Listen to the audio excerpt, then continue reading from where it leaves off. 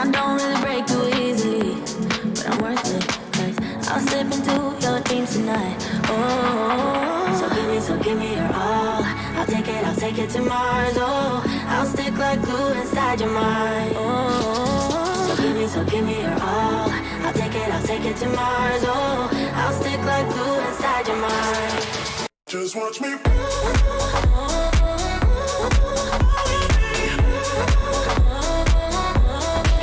Just watch me.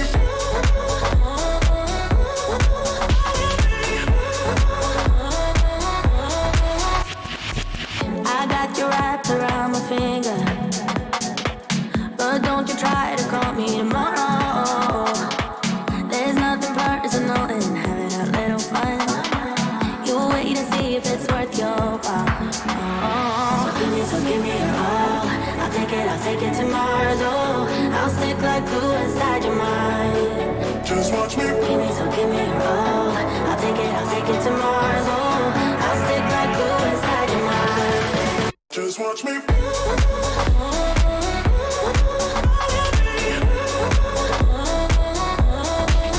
Just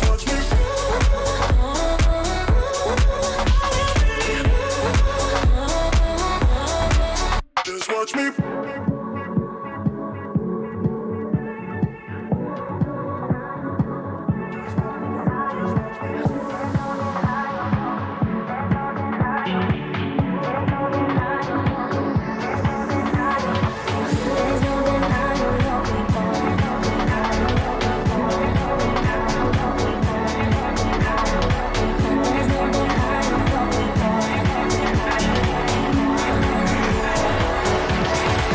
Just watch me.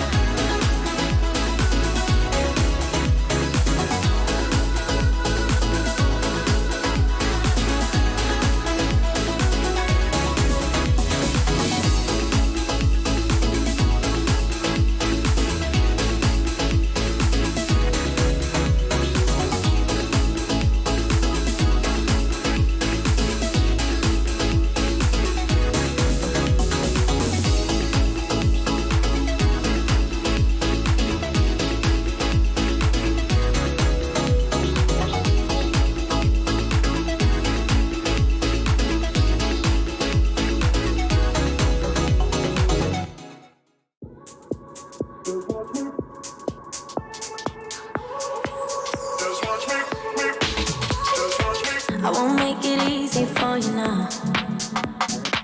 You got 2 minutes of my time, and I don't really break too easily, but I'm worth it, 'cause I'll slip into your dreams tonight. Oh, so give me your all. I'll take it to Mars. Oh, I'll stick like glue inside your mind. Oh, so give me your all. I'll take it to Mars. Oh, I'll stick like glue inside your mind. Just watch me.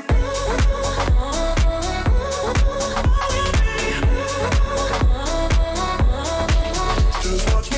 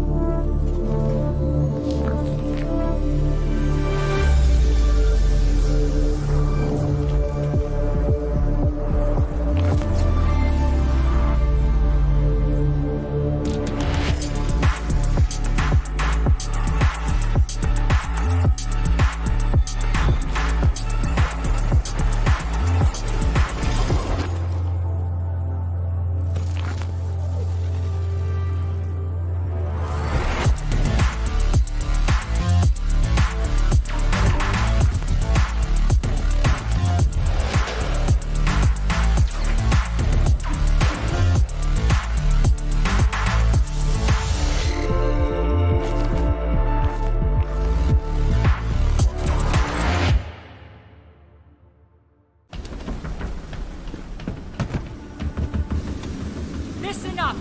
Nighthaven Ordnance was stolen. Target anyone using our gear and put them down. Now load it up, let's go! Are you deaf, soldier? I said move! Sorry, Gally. Orders are to keep you grounded. And whose orders might that be? Mine.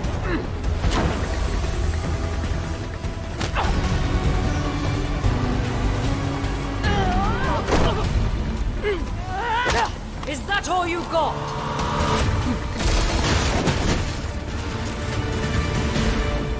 Damn it! I didn't kill Yahata! Someone stole Nighthaven Ordnance and is selling it, jeopardizing our operation. We know, but that doesn't mean you get to start a war over it. This is Rainbow's operation now. Not sure your butter knife will cut it, darling. You'll be up against very loud guns. We have a squad for that. Red Hammer.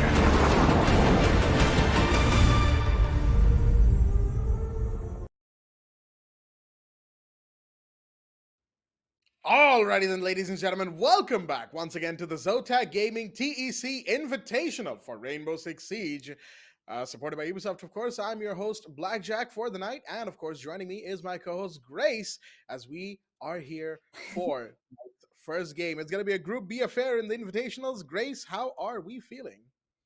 I am so excited, Blackjack. You have no idea. I'm so excited to get my teeth into this. Again, we've got some amazing teams from the South Asia region and the MENA region as well in this TEC Zotac Invitational. It's going to be super spicy. I think it's going to be a good one. And especially today, you know, we've arguably got a little bit of a fun group here today, which we'll touch on very shortly. But it's going to be a nice one. We're starting with that kind of MENA head-to-head followed by a kind of India head-to-head. So that's going to be very exciting indeed.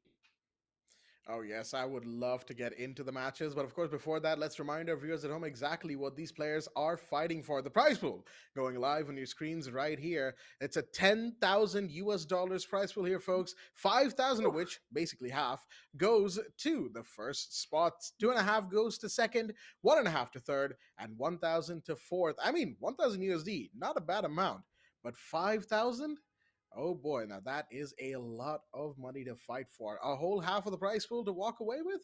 I'm sure that the teams are going to be giving it their absolute all here tonight to get this, get the wins under their belts. After all, it is group stages, and groups are divided into teams of 4. So each team only gets 3 matches to prove themselves. Let us remind our viewers here. And there are only so many chances before you will find yourself, unfortunately, bowing out of the competition. So, the stakes are high, and of course, time is of the essence here for our teams in this 8-team invitational. 100%. And again, only 8 teams. So a kind of, you can get a lot of good data there as time goes on. I'm sure the support staff behind the teams will be absolutely going in on this. Again, every day it's kind of just working out what your potential opponents are going to do. It's the thing, it's the foresight. You got to work out, okay, we get to those playoff stages. Who will be most likely to go up against? What kind of data can we get on them as time goes by? So I think it is going to be a pretty nice one with this lot. I like to use the term barn burner, but I think that is going to be the case throughout the next 2 weeks. I fully agree with that one. So let's run through the tournament format once again for those who might be just joining us right now. We're going to be going through group stages, 2 groups with a mix of South Asian and MENA teams, which will then go into a playoffs. Top 4 teams, 2 from each group, go into a double elimination bracket, which they will fight through to end up in the grand finals once again for that grand prize of 5,000 US dollars. A long time to go from here, since it's only day 2 after all. We've got like 8-9 days more of play to go through, and a lot of BO3s in there, and of course a BO5 grand finals. Who could forget? It's gonna be a hell of a couple weeks here, and I am, for one, very excited to see even the group stages. Right, sure, some matches might be things we've seen before. There will be the SASA match, the MENA match, as it were, but other than that, the interregional matches, oh, those are going to be something to watch out for. 100%. That's where things really start to come through in terms of, glorious little plays, glorious little counter strategies. Again, in my opinion, 2 regions, but in the global stage are very, very overlooked at times. And I think that's why I'm mostly so excited to get my teeth into this, so we can showcase and highlight the quality of these players, the quality of these teams. And again, it's an amazing prize pool that they're fighting for. So we know they're going to be throwing everything at it. Absolutely. So the groups in front of our viewers right now, like we did say, it is a mix. 2 teams from the MENA region and 2 teams from the South Asian region. GK Esports, Take Charge Esports, Shaheens, and Triple Esports will form Group A, while Group B, which we'll be setting our sights on for tonight, is comprised of 25 Esports, NOBELS, Mercenariez, and Kira Esports. Interestingly enough, both 25 Esports and NOBELS and Mercenariez and Kira Esports are longtime rivals of each other, and the matches tonight will be another instance of them really going on any sort of revenge tour, rivalry matches. It's all going to be in there, player to player, head to head, grudge matches. Tonight is going to be filled with that. We'll get into the schedule in just a bit, but 25 Esports and NOBELS, of course, they fought each other before, and again, we'll get into the whole, what they've done against each other, the experience and all that in just a moment. But let's have a look at the schedule, exactly what and when we can expect tonight. So again, we're going to start off things with the nice little MENA head-to-head. I think this one is going to be a pretty interesting one. We have touched on this a few times where we want to try and, build up the hype, so to speak, but it is for a reason. The last time these 2 went head-to-head, it was in the Saudi League in October, and it was a little bit of a, I'm not going to say a steamroll, but it was a 2-0 to 25. So if you're NOBELS right now, eyes on the prize. You don't just want this dub today to boost you up those standings. You want the dub to be like, okay, we saw you did that in autumn, but we're here to make our mark now, and we want to get a little bit of revenge here.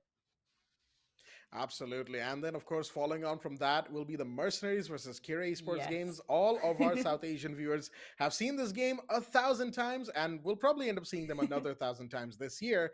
They are very old rivals of each other. Two rosters that have been here for so long. And once again, we'll be fighting it out here at the Invitationals. The last time they met, of course, was in the South Asian Nationals, where Mercenaries, if I recall correctly, claimed victory over Kira Esports. So similar to Nobles, Kira Esports have a bit of a grudge right now that they are probably holding Yeah. on to, the chip on their shoulder, as it were. So we'll have to see how they Day of conduct revenge, themselves in tonight's match. potentially. Yes, absolutely. They very well could, knowing that Mercenaries' recent form also could be called into question, some would say. But anyhow, let's have a look at the Mm. group standings. This is day two after all. One day's matches have already been taken care of, and that is Group A, where you can see the two MENA teams actually are leading the charge as GK and Triple won their respective first games. Yeah, I think this is it. If you're very familiar with the Saudi circuit, you will recognize a lot of the MENA teams that we have here. Am I surprised by the standings from yesterday? Kind of no, because again, Geek and Triple, especially Geek can just come in sometimes and absolutely just show up to Oh, an yeah. entirely different level. Like it gets so That so clubhouse nasty on their match. Oh, side. my goodness. Yeah. Well, this is it. And, well, speaking of Clubhouse, I think, it is the beginning of this group stage. And I think that's something we're going to Hmm. touch on probably a bit more in a bit. But we are probably expecting a lot more Clubhouse. And Oh, again, yeah. when you have the combination of potential revenge tours and then those even Stevens playing fields, that's where the magic can really start to come through in terms of that map control, in terms of that aggression. So much can happen in the next few weeks. And I'm 100% here for it. Oh yeah, absolutely. And as we go into the lineups of the two teams that'll be fighting here in the first game, 25 Esports versus Nobles, let's have a look at the 25 Esports roster. Mhm. Of course, there are some names here from rosters that you might recognize for those who are following the Saudi League. Of course, Falcon, Zoldyck, Omer, Mad Legend, and Mager coming in for the game tonight, looking strong and looking determined to get their first win Mhm. on board. Like we said before, only three chances, three matches, and that's all you get in the group stages. So you got to make every single one count.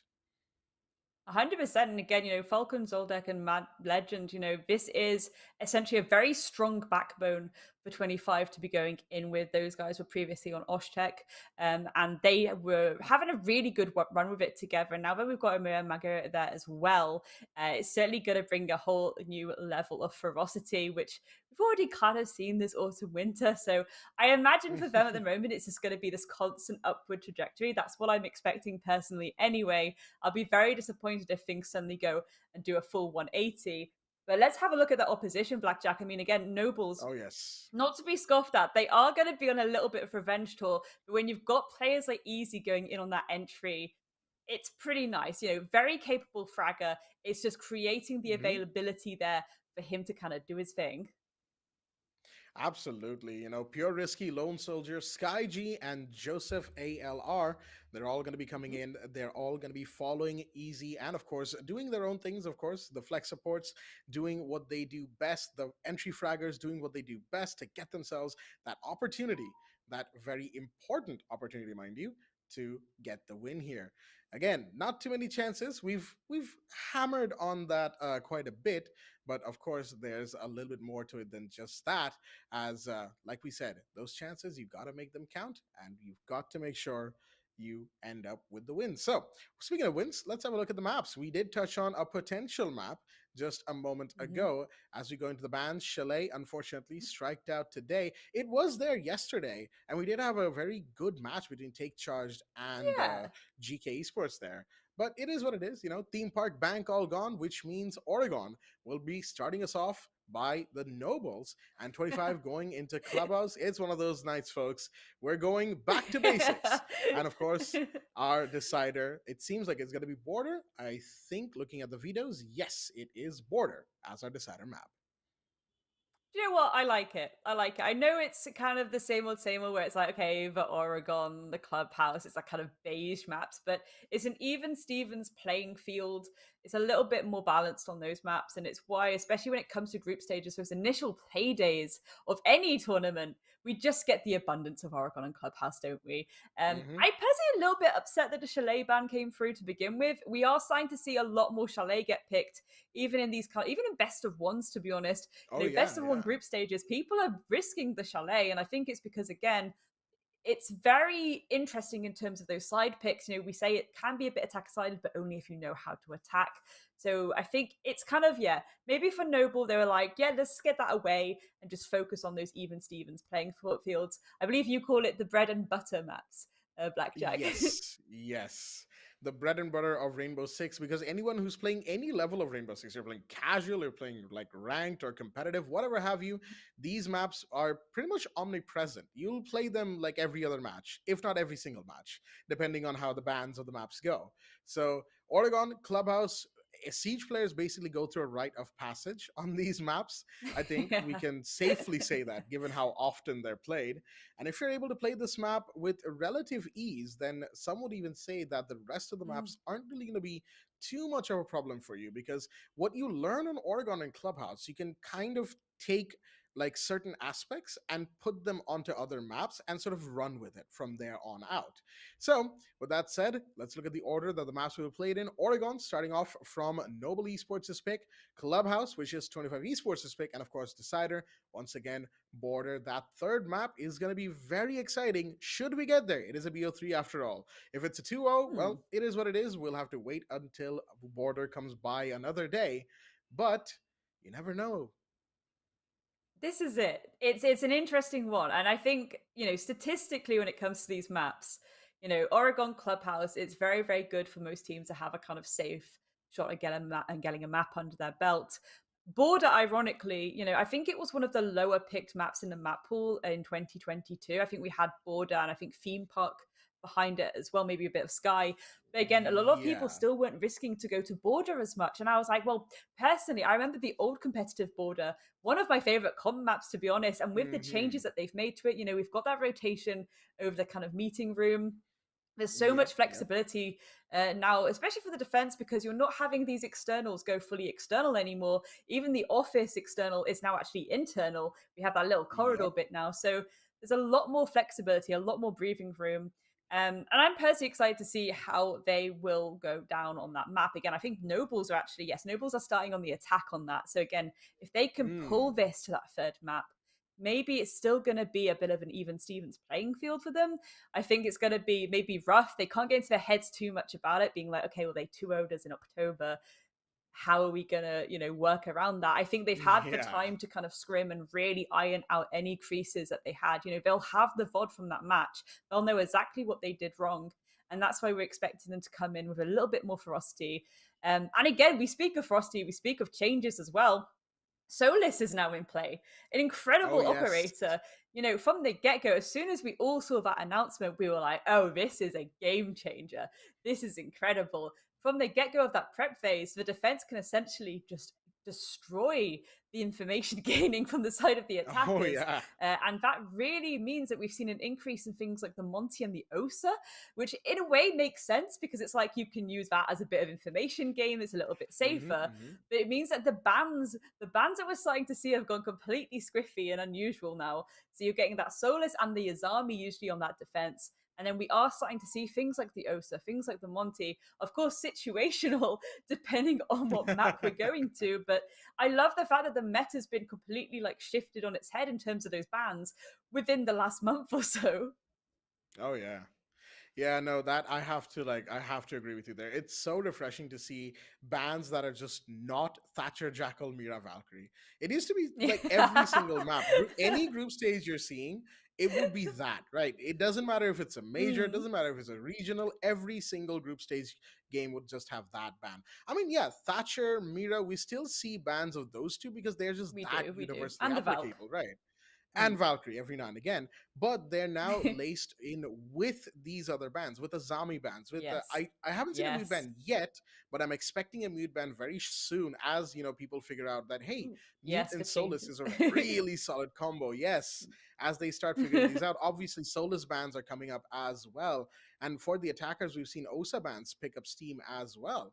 So there's a lot more variety and a lot more to look forward to. It makes things a lot more spicy, as well, because if you 100%. say leave someone like Thatcher in, then your hard breach and all that, your utility coverage will be far less. But you can take that risk if you're feeling comfortable and you just take out someone like Osa and a hard breacher or something along those lines. Secondary EMP gadgets, of course, are also a thing now. So that's something to watch out for. As this is so much to, worry about. But with all that said, folks, we've got a couple things to worry about ourselves, and I think we'll need some time to iron them out. So until then, a really short break. Stay tuned.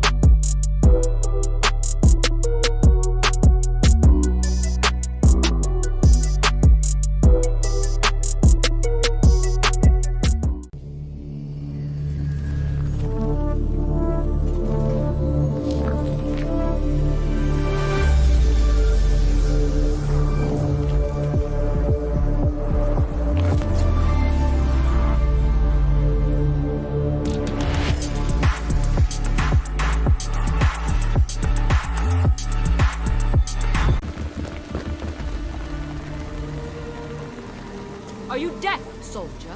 I said move. Sorry, Callie. Orders are to keep you grounded. And whose orders might that be? Mine.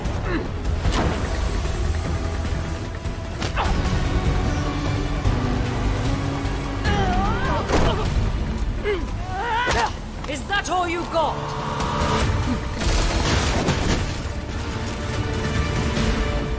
Damn it! I didn't kill Yahata!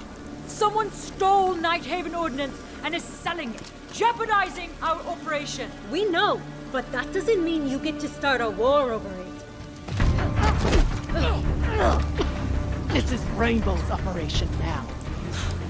Not sure your butter knife will cut it, darling. You'll be up against very loud guns. We have a squad for that.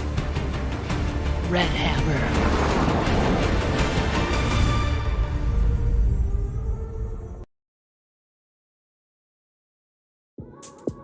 Just watch me. Just watch me. I won't make it easy for you now. You got 2 minutes of my time, and I don't really break too easily, but I'm worth it, 'cause I'll slip into your dreams tonight. Oh, so give me your all. I'll take it to Mars. Oh, I'll stick like glue inside your mind. Oh, so give me your all. I'll take it to Mars. Oh, I'll stick like glue inside your mind. Just watch me.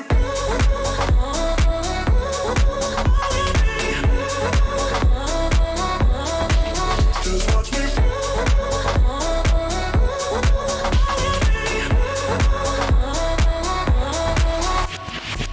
I got you wrapped around my finger, but don't you try to call me tomorrow.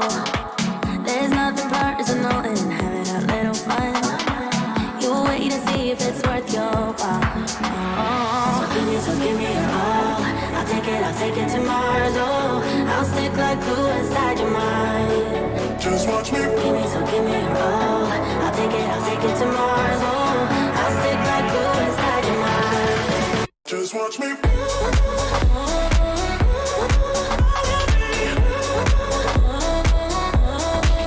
Just watch me.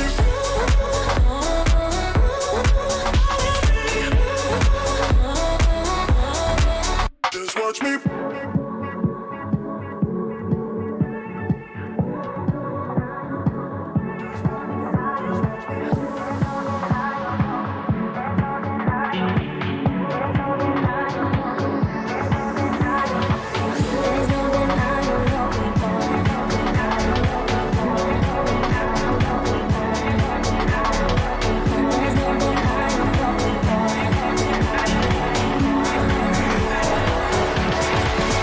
Just watch me.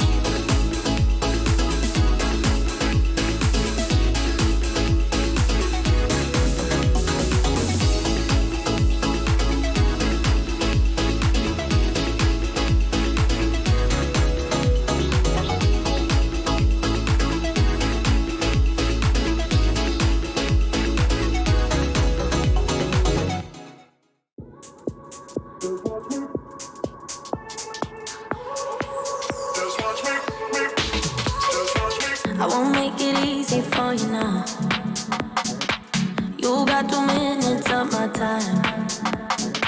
And I don't really break too easily, but I'm worth it, cause I'll slip into your dreams tonight. Oh, so give me your all.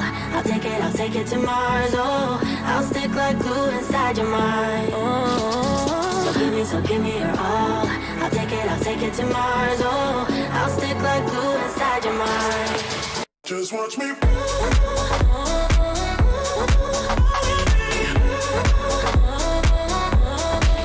Just watch me.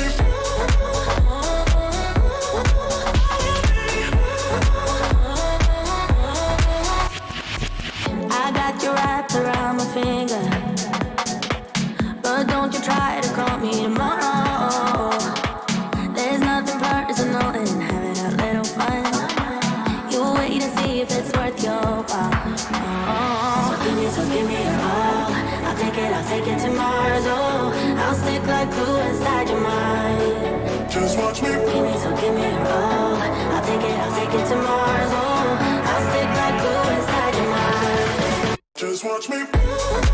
Alrighty then, ladies and gentlemen, welcome back once again to the Zotac Gaming TEC Invitational for Rainbow Six Siege, supported by Ubisoft. I'm your host, Blackjack. Joining me once again is Grace, my co-host for the night, and we are back after what is, I think, a bit of a break that we just had right now. Technical difficulties and so on and so forth, as it were, but not to worry. We're almost pretty much set for the game, and we'll be going in very shortly indeed. Just to remind our viewers, for those who might be joining us right now, it is NOBELS versus 25 Esports, a grudge match from their earlier meet in October for the Saudi E-League.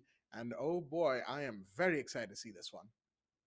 I'm super excited for it. I really, really hope that Nobles, they've done their homework, they've ironed out the creases a little bit, and they can try and. I think that's mostly like, even if they don't win, I want to see them at least get a map on the table. It was a 2-0 defeat in that Saudi E League, so I think that can sometimes even be a little bit worse for wear. But again, it's all about getting back up again. Again, if you're 25, though, that is a Saudi powerhouse, let's be honest. Oh, yeah. That is an incredibly strong team. Again, a lot of those players previously in Tec Warriors, and that was a very, very capable roster in its own right. A lot of really nice, standings that they ended up in various tournaments, again, Saudi E-League mostly. But there was just so it's a scary force to be reckoned with. This is the thing. It's a scary force to be reckoned with. We're kind of like, okay, maybe they're a bit of the big dogs, and we're kind of like trying to get on that same level, but at the same time, you've got easy on that entry.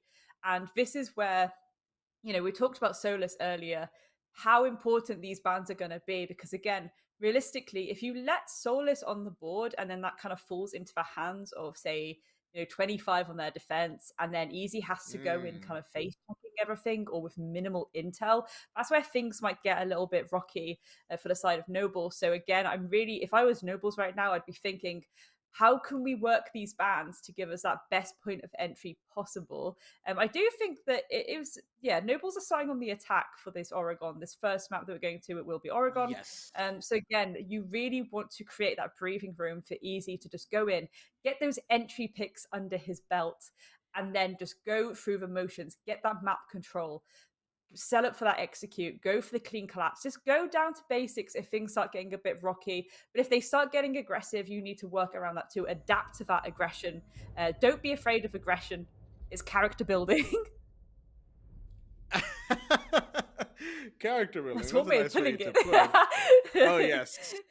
I'm pretty sure a fair number of our SA teams would love a little bit of that character building. Okay, no shade to anyone, but, just got to put that out there. With all that said, folks, let's head in. As you can see, we're going right into the ban phase for Map 1 Oregon, with 25 Esports is there on the defense. They have the first ban, and there you have it. We were talking about this before the break, Grace. We are seeing that Osa ban. She's become so much more, so much more popular, and the ban has since also become so much more popular. I love seeing these. So now we're going to be going into the second ban, Nobles. Let's see what they're going to bring up.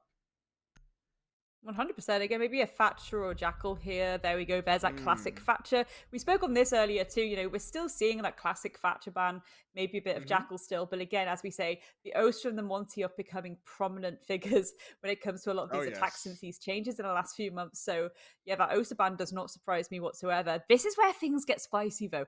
Are we going to see that Solus ban start to come through? Or maybe a bit of Azami Mm. action? There we Oh, go. there she There's that is. Azami. So again, bit of a classico here from the side of Nobles. How will 25 react? They have the power now. They're starting on that defense. They could keep the Solus in pocket for themselves. So let's see how this goes.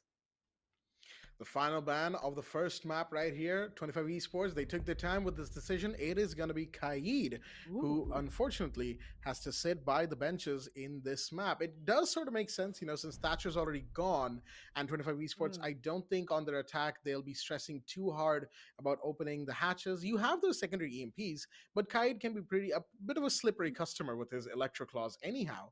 So why not just mm. not deal with them and keep, like you said, keep the Solus in pocket. So that is the bans Ooh. taken care of. The Thatcher, the Osa, the Azami, and the Kaid.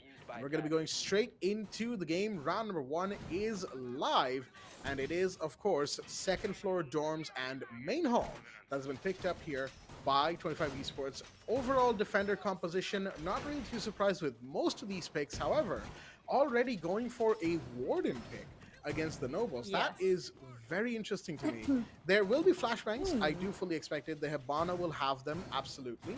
So Warden will still see probably some use. At the same time, it's just kind of a hard read. You're expecting Ying if you're going to bring up a Warden. You're expecting smokes and so on and so forth, right? Unfortunately, nothing of the same sort from the Noble side. We were seeing a Grim in that, attacker roster for a long time, but has been repicked out for the Ash. Fozzy bringing in that operator. And with that, action phase is a go. This is it, right? We are seeing a resurgence of that Warden utility. Again, you do get the extra shield, and it can be useful if people are going for that flash dump, as you say. Even we have seen the resurgence of more and more Ying, especially Yes. recently across different national leagues. And well, already things are getting Okay, then. nice and tasty for the side of Nobles. The opening kill going in their favor, and that's getting rid of Magira of all people. Remember, those Valk cams will still be in play, though, so he can just casually flick through, feed that information to his teammates. Yes, those are Valkyrie cams, passive information constantly streaming it to the attackers as, ooh, I'm not exactly sure about Valentino's peek from inside of Attic here. That bedroom door can be a little bit awkward to try and take a fight on. Omer taking a bit of damage. Ooh, that's a grenade, and that is one more down. 2 defenders on the floor. We just passed the 2-minute mark. 100%. It's interesting. We're seeing the Verti players come through. Oh, this could be massive. Voldic ready and waiting, looking for that hunt. Going on a little bit of a roam towards Zulu. Will they hit him, or is this going to be massive? There we go. There's one. Can he get the second? Over C4 comes through as well. wow. Valentino with another pick down to Sky Guardian. A 2 versus 2. It's all kind of falling apart on both sides a little bit. But here we go. Zoltik is very hungry for it. Valentino falls, but there we go. The ace from Pure Risky. And what a way for Nobles to start this potential revenge tour. That is a statement and a half right there from Pure Risky, I believe it was, on the Iana. Very, very well done, especially on white stairs, because, Risky was closed off, right? There was one player top of white, one player coming bottom. Of course, they had the idea that the alibi was behind them because of the kill that happened earlier, and they were actively contesting white stairs at the same time, so it really took a lot of doing to get those 2 kills in quick succession, and yet on for the ace. Pure Risky manages to bring it home. Round number 1 going to the Nobles, and that is quite the way to start. And like you said, Grace, this is a revenge tour for 25 for Nobles actually against 25 Esports, so they will take every win they can possibly get here. They are attacked on Oregon as well, so they will need to be on their toes. They won 1 round, but there's 5 more to go in this first half. This is the interesting thing that we're seeing from 25. Again, they've kind of changed up. They decided to go for the same site twice, so it's this idea of, okay, we think this went a little bit squiffy. We didn't really get much use out of that Warden. So what can we bring here to just slow down that delay? Potentially they're about to play a bit of a, batten down the hatches, so to speak, strategy, especially with those Vulcans in play again. Just delaying that timer as long as possible. Again, potentially a bit of a roam presence there towards that kind of kitchen dining area, because that can really slow down any approach when it comes to that white stairs pressure. Absolutely. As interestingly enough, Nobles have gone for that Amaru pick from Lone Soldier. Speaking of whom, she's coming down the attic, Big Tower stairs right there. Secondary hard breach in tow, which means that getting the attic wall open won't be too much of a hassle. However, the Mute Jammer is in play. Gotta find it, gotta take it out as soon as possible. There is no IQ, so it's gonna have to be a little bit more manual work than Nobles might have initially liked. But it is what it is. That's what you get when a mute is in play. Mind you, there's also a Goyo from Valentino once again. No Warden, unfortunately, this time around, because we do love ourselves a bit of Warden play, but it's also understandable. Sometimes that operator just doesn't work out. But a lot more reserved this time from 25 Esports. You can see they're far more willing to just hang back and not really face check as many times as they were doing in the first round. Smart play, a little bit of a adaptation as it were. There's somebody coming up Armory Corridor. The Ashes there, shots fired, position given away. Mager solo, but gets one and gets traded. Sky Guardian comes in. The immediate trade, it's a 4v4. 4v4 indeed, and rightfully so. 25 battening down the hatches as predicted. Falcon, beautiful shot down to Lone Soldier. Valentino, full zone retaliation. Sky Guardian with a second for this round, a 3 versus 3. And look how tagged up Fozy and Falcon are. If you tickle Fozy, he may fall down. This is where that entry has to play a little bit safer, a little bit tidier. Sky Guardian going a little bit aggressive there, though. Going for some little warning shots there towards that attic area. Sack starts to make their way up that armory stairs, and again, this is where those Selmas need to go down, but they are blocked currently by that Mute Jammer, so someone may need to go below and do a little bit of nade action. But again, you've only got that Ash, and they do have one breaching charge left, but it's going to be a little bit of a time waste here. That is something to be concerned about 100%. Claymore's out from Sky Guardian as he knows, they know full well, that the breach could also be a two-way street. Someone could decide to just jump out from these Selma charges, but someone's going to peek them first. That looks like it's the Mute. Yes, but unfortunately caught on the reload. Falcon does trade Sky Guardian in instantly, and that's Diffuser dropped as well. Fozy and Turkey now have to try and get themselves into the site, get the Diffuser planted as Fozy finds one. That's Zotac gone. However, Falcon 1v2, it is very possible. 8 seconds on the clock. The Ash is running in. Will they find this Valkyrie in time? Not quite, but Fozy does make the play just at the right time. Teammate went down, and Fozy had to just swing. There was no other way to do it right there. And managing to get that kill. Again, a very close round, down to a 1v2 for the second time in a row. As we've seen the replay, very back and forth between the teams. Nobody really getting solid control one way or the other. And it really came down to those final few seconds of gunfights. Yeah, 100%. I mean, Fozy did a really good job of staying alive, despite the fact that he was on the tiniest bit of health for most of that round. Again, just taking significant damage. Love how aggressive and punchy these two teams are being with each other already.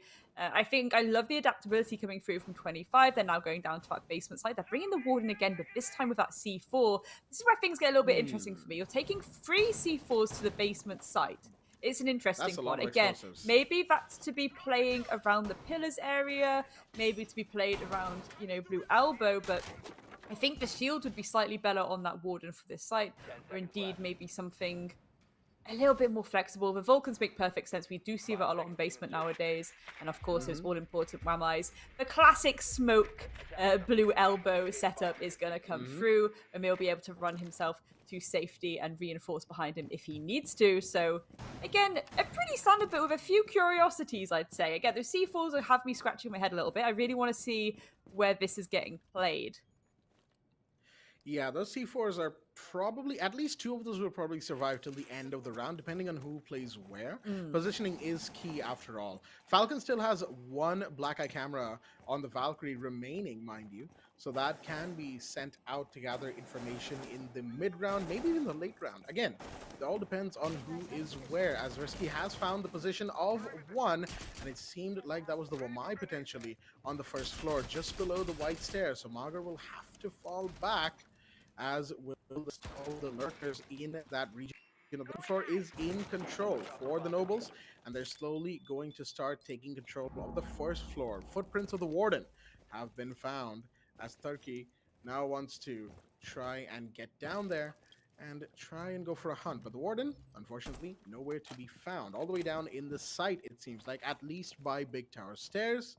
So just gonna have to take control, get the hatches open, get the setup done, and as they do that, they will find themselves closer and closer to the site. The big thing is, though, there haven't been any entry kills for either side just yet. Valentino's actually come up to the second floor of tower, preparing to open a mid-game rotate that could potentially really sway the course of this round.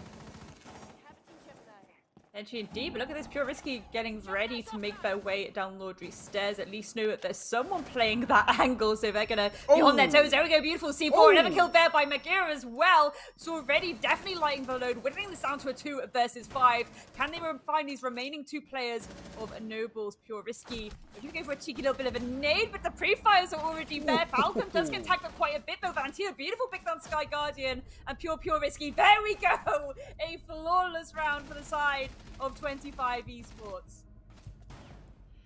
Wonderfully done from the side of 25 Esports, really just falling away as soon as there was, any excessive pressure coming towards them, because we saw a little bit of a presence on second floor.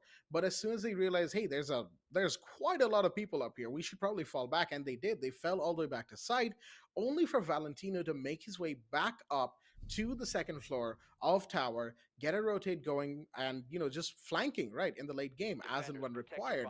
And the remaining team members, sure, they'd fallen back to site, but that doesn't mean that they were just gonna let Nobles walk all over them, as they simply had to get themselves in position, get themselves ready, and give themselves this round win. They put themselves on the board. That's what really matters here. The first round that 25 Esports has won so far, Nobles still have the early lead. We're back to dorms. Unfortunately, dorms so far have not been that great for 25. So it's going to be interesting to see how they change things up. And immediately there's 2 picks that are different from the last round. The Oryx from Zotac, of course, that's one we'll be touching on very shortly, but I think the one that we're very excited to talk about, there is that Solus running around all over the map, hunting for drones right this moment. 100%, again, all important to shut down that early round intel, but also to really give you a bit of information. It's kind of almost, people saying it's like an IQ on defense, aren't they? It gives you a lot of information as to the setups, but rightfully so. A slight counter-wissing nowadays to that Solus is this Monty, so it's really interesting that Nobles have chosen to bring that for this round. And again, the Oryx as well, this is where I kind of get a bit because my preference really is when teams bring utility where if they fall, their teammates can still use it. It's very risky to bring that Solus and that Oryx together, because really what is left if they fall, maybe some procs alarms on that Oryx, but again, it's risky stuff, especially when you see this. Look, Sax Turkey just getting rid of those mute jammers. That is a freebie for Sky Guardian right now. He can go up and open those walls swift and fast. And look at this, Lone Soldier just really trying to apply pressure here to this trophy area with that Monty. Little bit of nade action in retaliation there from, I believe, Valentino it was. But again, look at this live information. Actually, it was Maguire. And there we go. Sky Guardian is going to follow up. Beautiful pick. Beautiful live pings coming through from Lone Soldier there just to enable his teammates. A lovely little entry kill. Absolutely beautiful one there. They get the Y out of the way in the minute 40 mark as well, which means that there's at least 2 and or 3 discs that they no longer have to worry about. So the utility denial game from 25 Esports' end, is unfortunately going to be a little hampered going into the late round. There's still those discs that they have to worry about that have already been put out, of course. One of them just shot out by Sky Guardian, as we saw. And there you go, the black eye camera goes as well. They're finding utilities, they're finding operators, and they're shutting things down as and when they can. Risky jumping down onto this balcony outside of Attic. Has to be careful. Did see the window in Big Tower get broken open. But Sky Guardian gets a second one.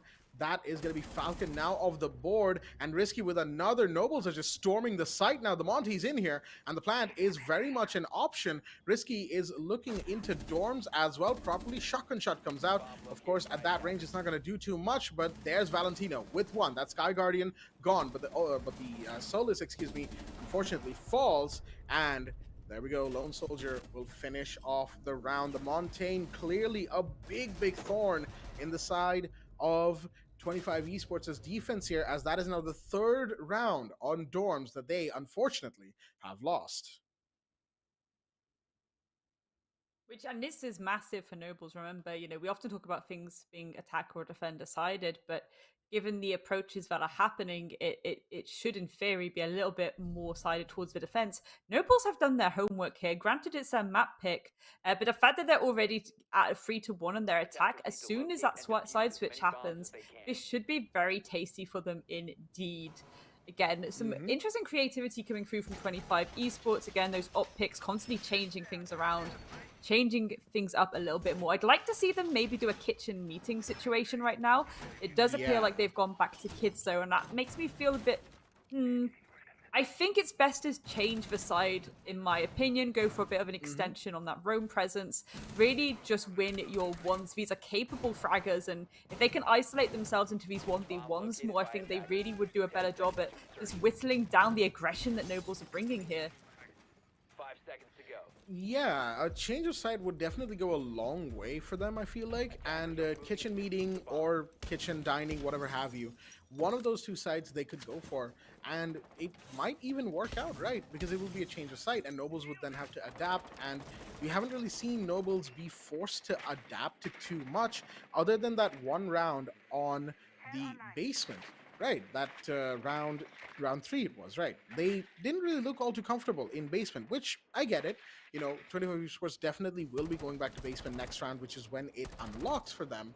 However, other than basement, finding another site that Nobles may potentially be uncomfortable in would be a good idea. Meanwhile, we've got a big peek happening, or at least an attempt at a peek, on that bedroom door there. The defender really trying to find a kill early, but again, no dice, as Sky Guardian and Sax Turkey have just been more than happy to just safely, get a couple bullets in there and get themselves a bit of a clearance. Unfortunately, the drone, not quite. The Mozzie Pest will find its mark. That's a little bit more intel denied, a little bit more information taken away. Shots fired. Sky Guardian now has to be a lot more careful with where he goes. Omer, watch out for those Vulcans. You have to mind your proximity to them. They do not care if you're a defender, friendly, or an attacker, whatever have you.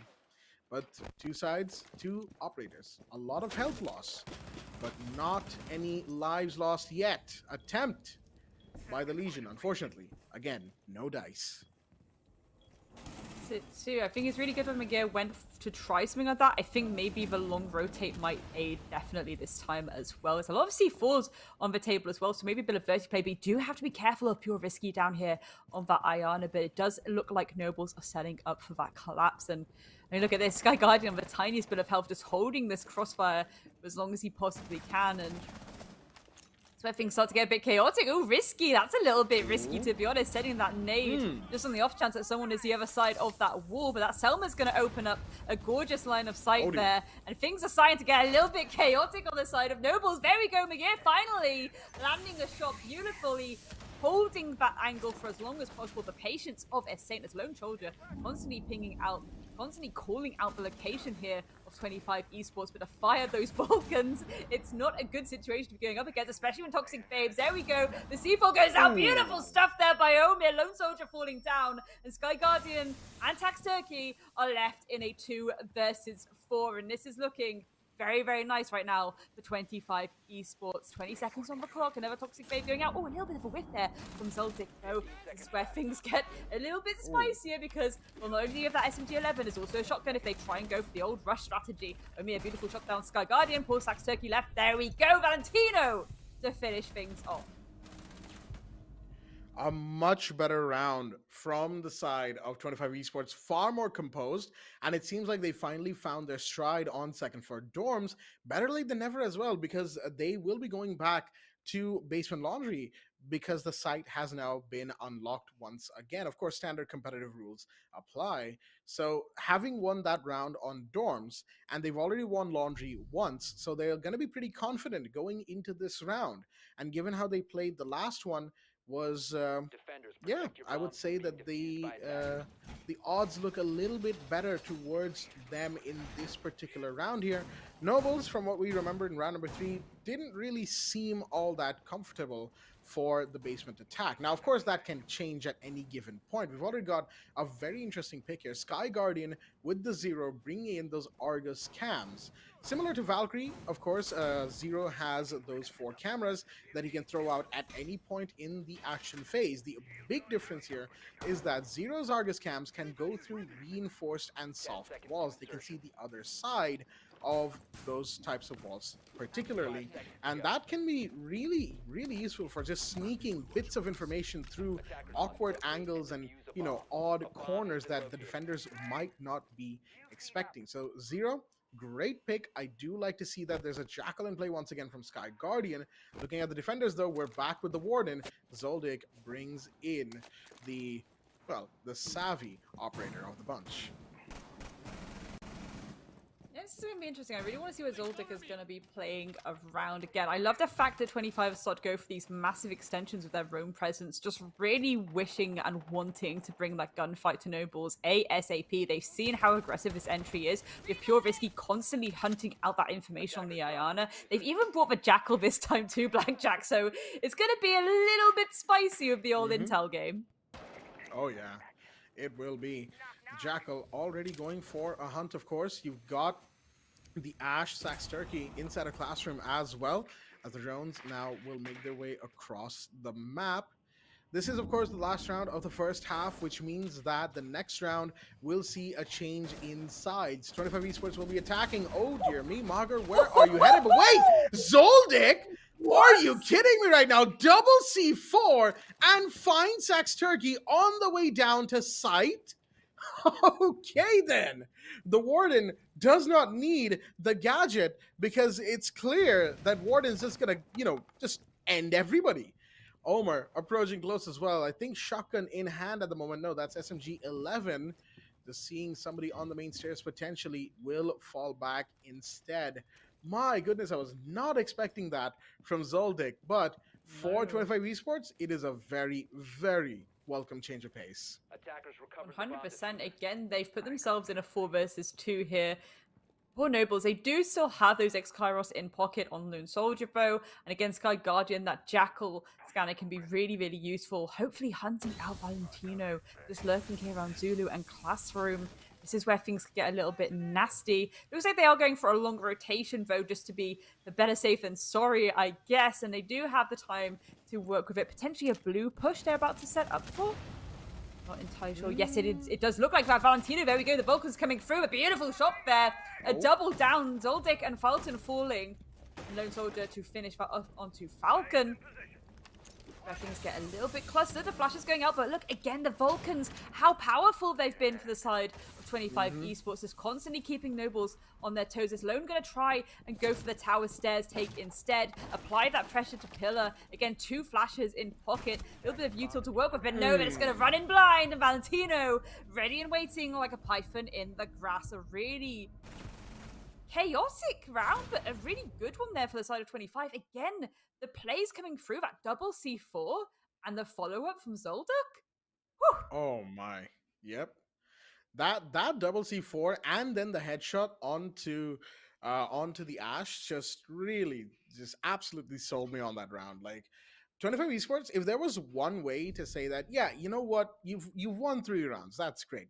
How about we bring it back? It's 3-3 now, and we're going into the second half. Now, this is where things get really, really spicy, because 25 Esports, for however their fortunes may have been on the defense, are now going to be resetting to attempt attacking onto the sites that have been picked by Nobles, who are now on the defense. So this first round, round 7, is kind of like a soft reset of things, as both teams once again will try and figure out what the other will be up to. Immediately, though, we're seeing a little bit more, a little bit more willingness to play the Solus here, as Fozy has picked up that operator already on a drone hunt. I think a couple drones have already met the wrath of the Solus here.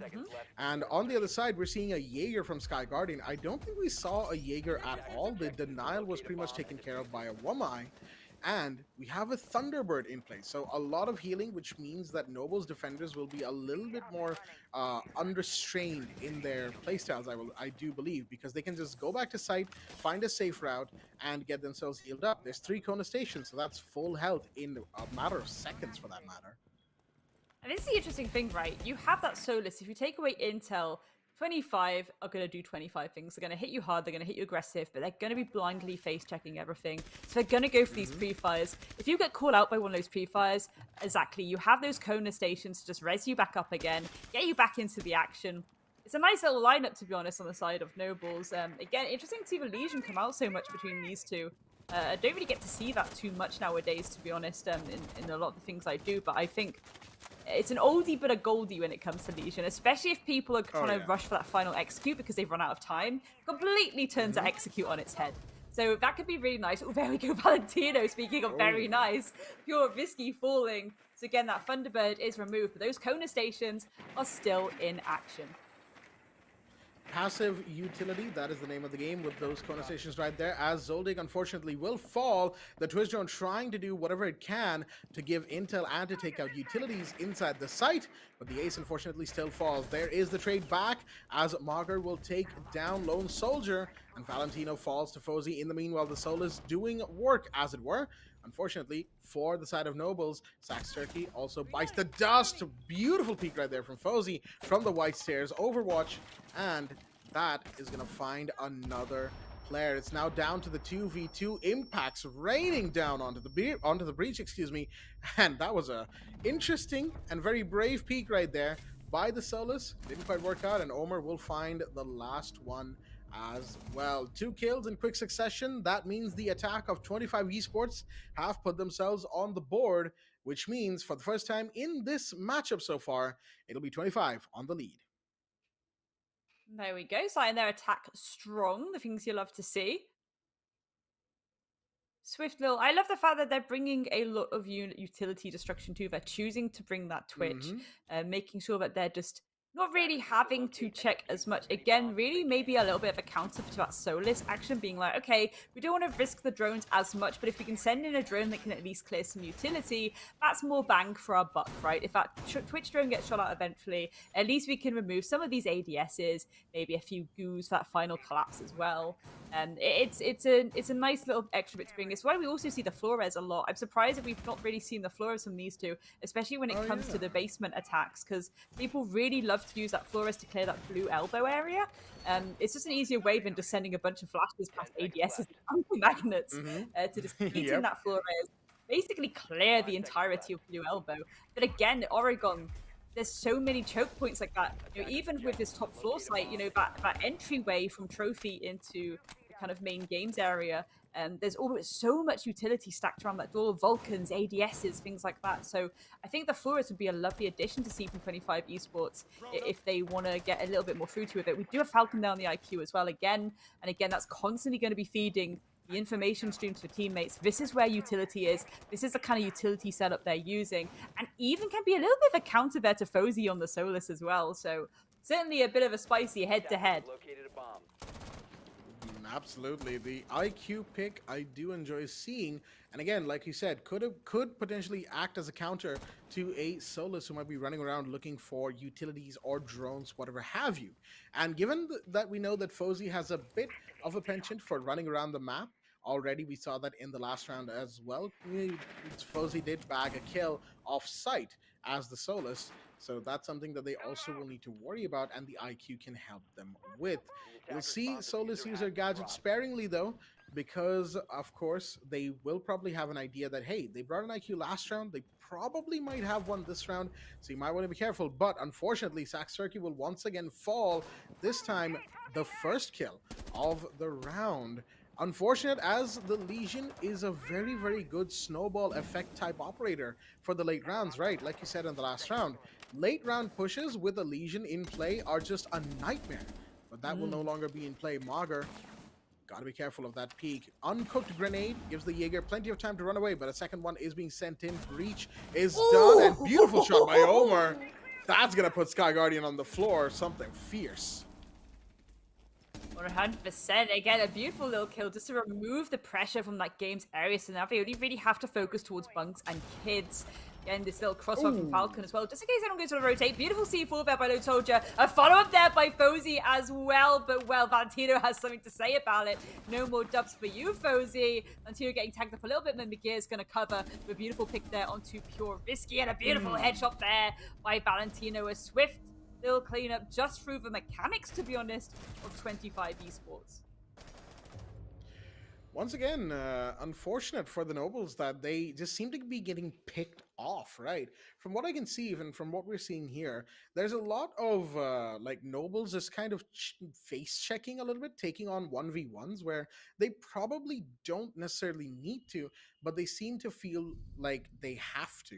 And that's something that we've seen time and time again with many teams across the years of Siege history, where they feel like face checking and actively pre-firing angles is probably going to net them kills. It's more of a coin toss, as Aggressive likes to call it, right? Where if you're going to do that, it's either you're going to get away with the kill or you're going to end up falling to the floor, right? And more often than not, the more you do it, the more you lose that chance of walking away with a kill. And it is what it is for the Nobles. They will have to reel themselves in a little bit and try not to go for so many peaks and so many angles constantly, because yes, 25 Esports are being very aggressive for that matter. Yes, their takes are quick and you should have a lurk presence, but that lurk presence doesn't need to actively peek.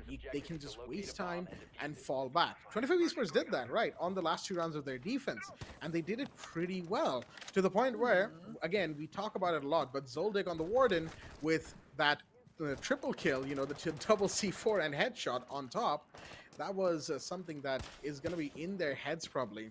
And the way it's going, I feel like 25 Esports are getting in under like Nobles' skin a little bit, the way that they've been playing. And Nobles seem like they're almost reacting to 25 Esports' play instead of preemptively making plays of their own.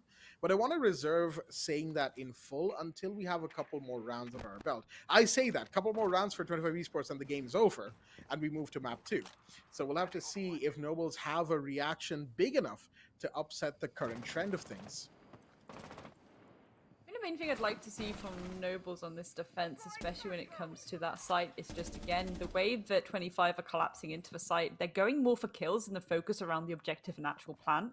So it's kind of like, okay, break out that hatch into kitchen and then just play super passively, play into that timer. If they want to keep chasing you, let them. But kind of, as you say, just don't go and try and swing for those gunfights. Just keep very passive with it. I think that would have been really nice, and hopefully something we're about to see. But as I say that, we're already seeing Sky Guardian get down there, Omer to finish it off, and already 25 once again are getting stuck in. It's an aggressive lineup, and they're playing beautifully into that. They have the Habana there as well to make sure they can open all of these hatches. So that freezer hatch is going to get open nice and early, potentially the frontal hatch. Yep, there we go. Valentino is going to start to prep his team for what's going to be a little bit of a spicy pinch. Well, as I say that, we're going to see the C4 kill come through from Magir there, and that's going to yeet and delete members of 25 off the board. And this is where things get interesting, Blackjack, because we're at a 3 versus 4. Could this be Noble's chance to get a little bit of a round back on the table here?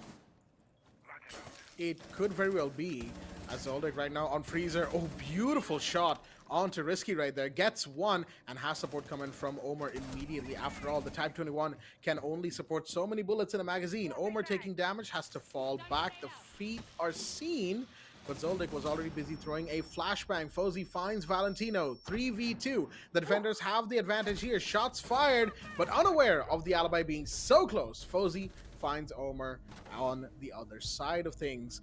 This time, Noble's playing far better, and yeah, they still definitely gave away a lot of those, I wouldn't say gave away, but they still attempted a lot of those, you know, face checks and peeks and so on and so forth. But as soon as Sky Guardian went down, you could almost see them, you know, you could almost see like an invisible hand just pull them back, you know?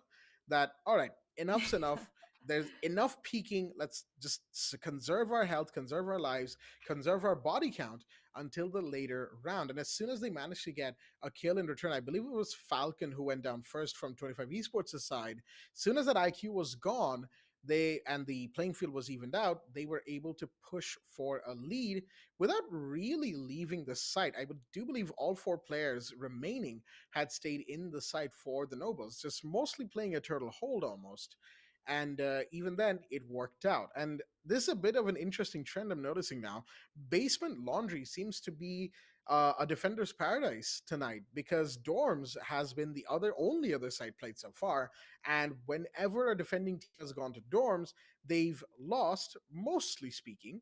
The only time a defending team has won there is 25 Esports on round 5. So will Nobles be able to break the trend, because they won Basement Laundry and they've taken this time out, so they could go back to dorms with, fresher minds, fresher strategies, some sort of new playstyle, or at least a improvised playstyle. That's the word I'm looking for, going into this post timeout around here.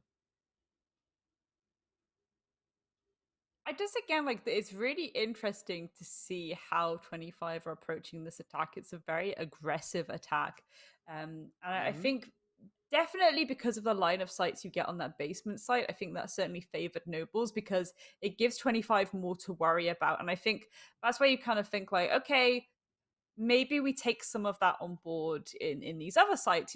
With the kids hold as an example, of course you have that rotation to attic, but you can also do a lot when it comes to that wall between attic and trophy. There's some really nasty setups. You have someone play top of armory, you have someone maybe playing a trophy quite aggressively, but you have a long line of sight as well between that trophy and attic, and whoever's playing attic then has the crossfire to kind of armory or trophy themselves, and they also have the players in trophy have that crossfire into attic. So it kind of works in this weird triangle of death, I suppose, on two different approaches towards the site. And then you only really have to worry about the window plays that may or may not come through, and of course the classic white stairs push. So if I was Nobles, I'd be thinking, how can we completely refurb these sites to give us that aggressive edge and essentially give 25 a sense of, hair of the dog that bit them, so to speak.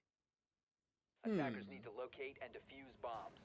Well, for the time being, let's find out how Nobles are going to be approaching. They have gone back to second floor dorms and main hall once again, and 25 Esports will be looking at this thinking, okay, they've gone back here, we had the timeout just now, so what are they bringing? Curiously enough, we've got a castle in play from Lone Soldier this time around. So it's going to be a lot of reconstruction, a lot of that refurbishing that you were saying, right? Where they're going to be making rotates, they're going to be making lines of sights. Yes. Putting this is those it, right? into play.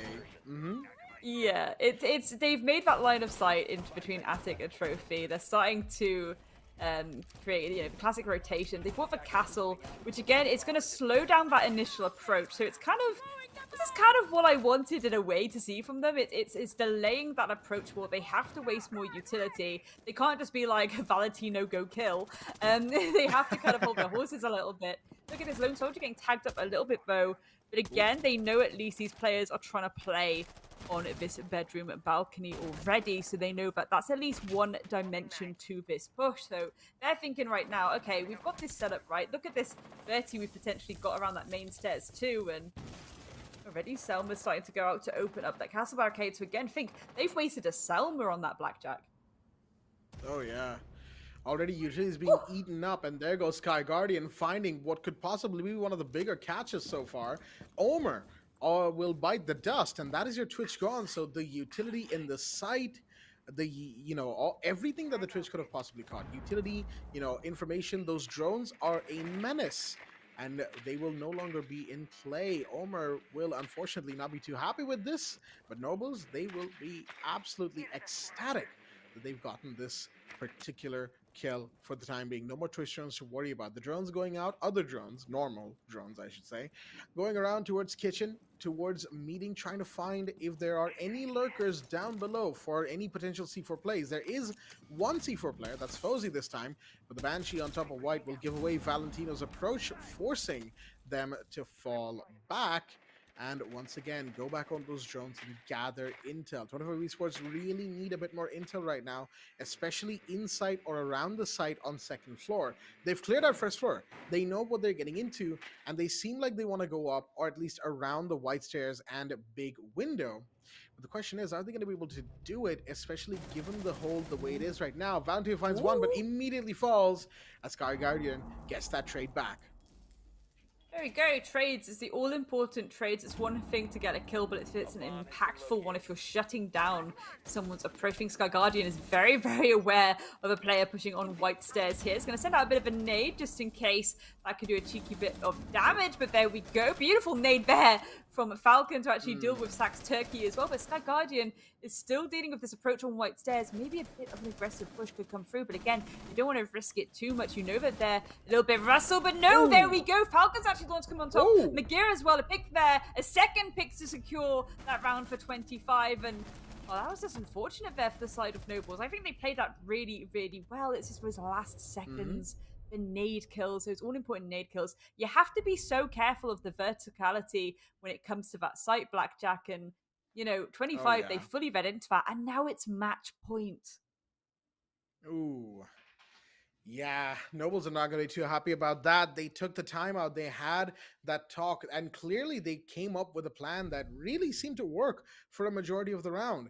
They held an advantage, at the very least, not an advantage, but an equal footing with 25 Esports. The same number of bodies on both sides, the same number of active players, and even then, it wasn't enough. 25 Esports finding that grenade kill very late in the round, but absolutely welcome for them.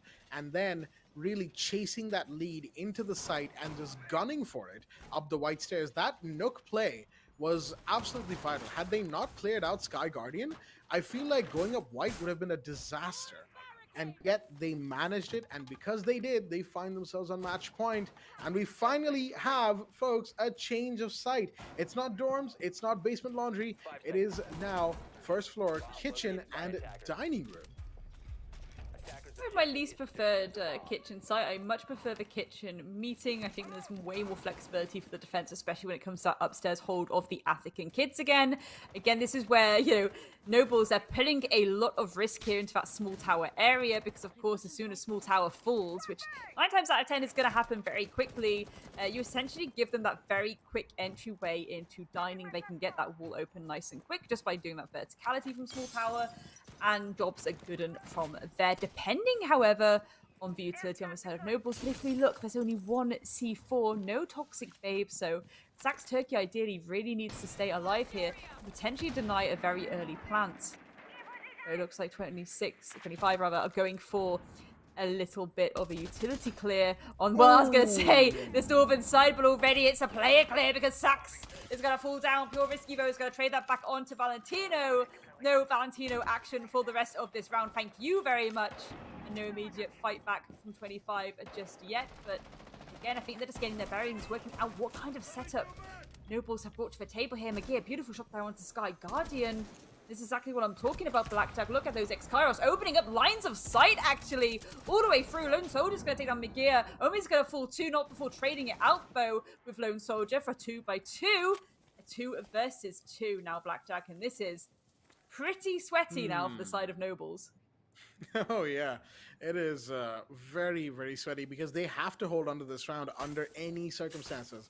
And it's very much showing that, you know, that air of we gotta win this. It's our map pick. We can't afford to lose this. If we do, then we're going into 25 Esports' pick, and that is not going to go too well. They do not want to be low on morale or on reserves here, as they're throwing everything they possibly have at their opponents to see what works. Right now, one drone, and that is Zoldic's drone that went in to try and find wherever the Oryx and the Alibi could be hiding. I do feel like they know Risky's position to an approximate length, at least. As far as Fozy goes, that's the one that you really want to worry about. The wild card currently on second floor, as we have Zoldyck pushing into the hallway outside of security, probably coming in from the back to try and get Risky out from inside of the site, but the ping comes out immediately, and they know that the Nomad's here, but it doesn't matter. Zoldyck gets that, and that's an LMG you're contesting, Fozy. Unfortunately, the 50-round drum mag wins out. purely because it has more bullets. 25 Esports will win yet another attack round, and folks, that is gonna be 25 Esports taking another. Well, I say another. Their first map win in this BO3, and yet again, Nobles unfortunately falling short in this matchup. I think this is a thing though, Blackjack. It's again like it was a 7-4, right? That is Hmm. not bad going. That is not bad going. At the It's same not, time, yeah. it was Noble's map pick, and that's where it gets a little bit like ooh, because Nobles in theory should have Yeah. won that. They came in and it was looking really, really strong for them the get go. Got to like that fourth round, it was a 3-1, and I was like, okay, this is going okay for Nobles. You know, could this be the revenge arc, the start of the revenge arc? And then towards the end, 25, as soon as they went onto that attacking half, they just hit them so hard. We saw it constantly as well. As I Oh, was yeah. mentioning, they weren't really focusing the plants so much. They were just going for the jugular. They were going for those kills. And that's where it was kind of like on the side of Nobles. You need to read into that a little bit and be like, okay, they are not really focusing objective. They're winning this by killing us. So why don't we pull back a bit? We're the defenders. Time is the sixth defender. If you complain to that time a little bit more, the jobs are good. And then we saw them kind of mix up a little bit, bring out the castles as an example. And that was kind of a good sign, in my opinion. It showed that they knew, okay, we need to delay this more. Again, working with the timer, because that's where we can potentially start to get the upper hand on them. But I think it was just too late, really, at that point.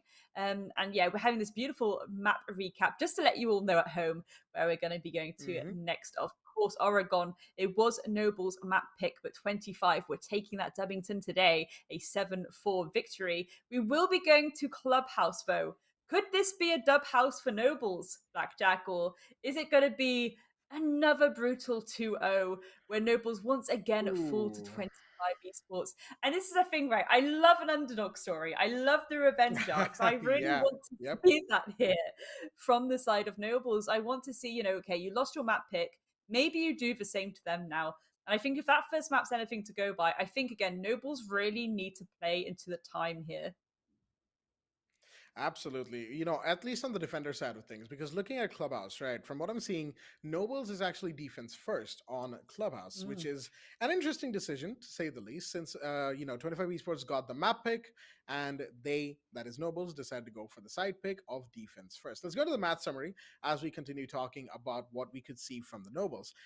Could it be a revenge story for them starting from Clubhouse? I, again, like you, I'm quite the fan of underdog stories, but as we can see from this math scorecard right here, it hasn't been the best night so far for the Nobles. Some good performances in there, 100% easy, playing to their strengths, 10 and 10, 55%, breaking even on most counts for that matter, and a pretty good rating overall. Lone Soldier and Pure Risky and Sky for that matter, Sky Guardian, that is, tying for 7 kills each. Lone Soldier really doing a lot of utility work with that 64 cost percentage score as well.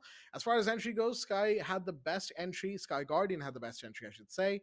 2-1 going in, but Risky, Sky Guardian, and Sax Turkey with only 27% cost. Sax Turkey, in particular, had probably of one of their quietest nights in recent memory, I think, which unfortunately is not going to bode all too well for the Nobles. They will have to pick themselves up for map number 2. As far as 25 Esports goes, though, it is going to be all smiles in that camp. I am sure of it. This is the thing though, Blackjack. So again, if you remember me saying they weren't focusing the plants so much on their attack 25 weren't, but those costs are Yeah. still high. We have the 464s. We always say you Mm, want to be 60 upwards. Valentino on the yep. 82, we knew that he was going to pop off, and he did. So again, it's this idea of not only are they able to get those kills, they're able to make the impactful ones, those trades. And that's the important thing here, because, Nobles, they can get kills on the table. That's one thing. Their costs were so low in that last game. And that really indicates to me that, we need to focus more on how these trades are coming through. If they're getting a kill, are we immediately fighting back? How is our positioning looking? Do we need to reposition? It is difficult when you're against 25 esports, given again with those attacks how aggressive they can be. But think about how you can counteract that. Even, they were bringing the Legion as an example. That can be really decent, but again, easily spotted out at times, especially if you are having players bring like Twitch to the table, things like that. IQs as well. 25 were bringing a lot of IQ just to give an overall view from the external on how those site setups were looking, which again is a really nice bit of utility. Again, going into Clubhouse, I just really want Nobles to just really play into that time. As you say, they're starting on the defense, so time is the sixth defender. Remember that, please, Nobles. Yep. We'll have to see if they do. Time is on their side, whoever's the defense, and in this case it will be Nobles first. So we'll see that. We'll see how Nobles respond in map number 2, but before that, a quick little break to get ourselves back on track. Stay tuned, folks.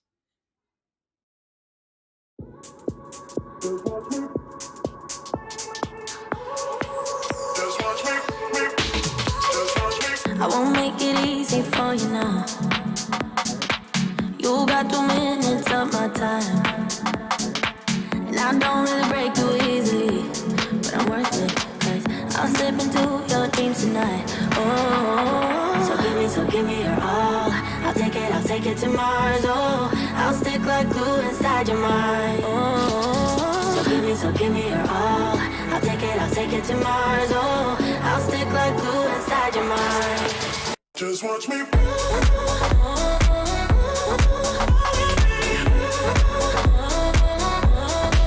Just watch me.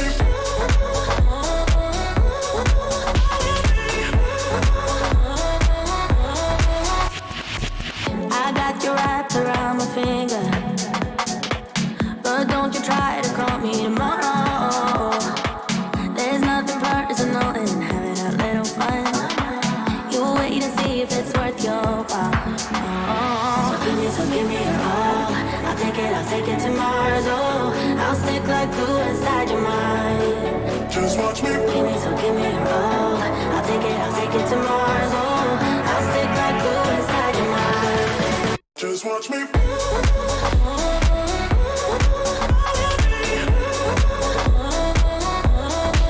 Just watch me.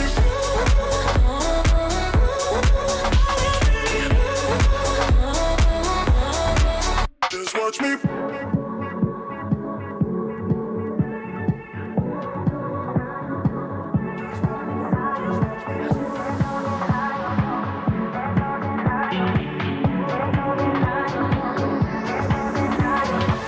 There's no denying what we want.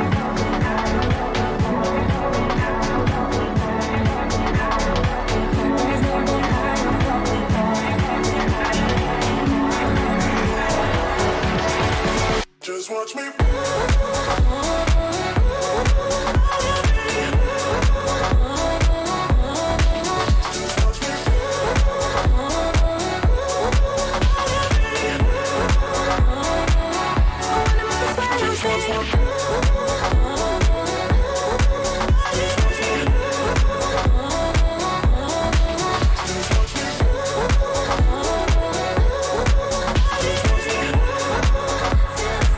I wanna make it sweat.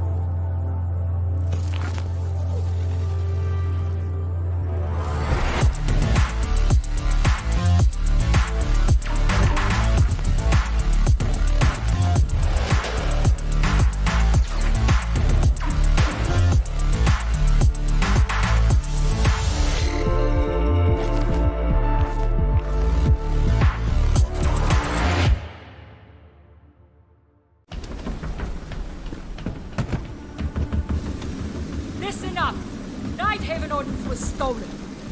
Target anyone using our gear and put them down. Now load it up, let's go!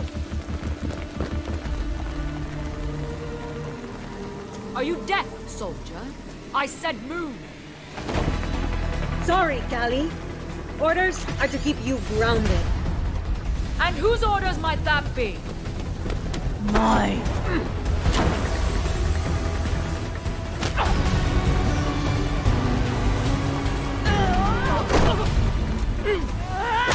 Is that all you got?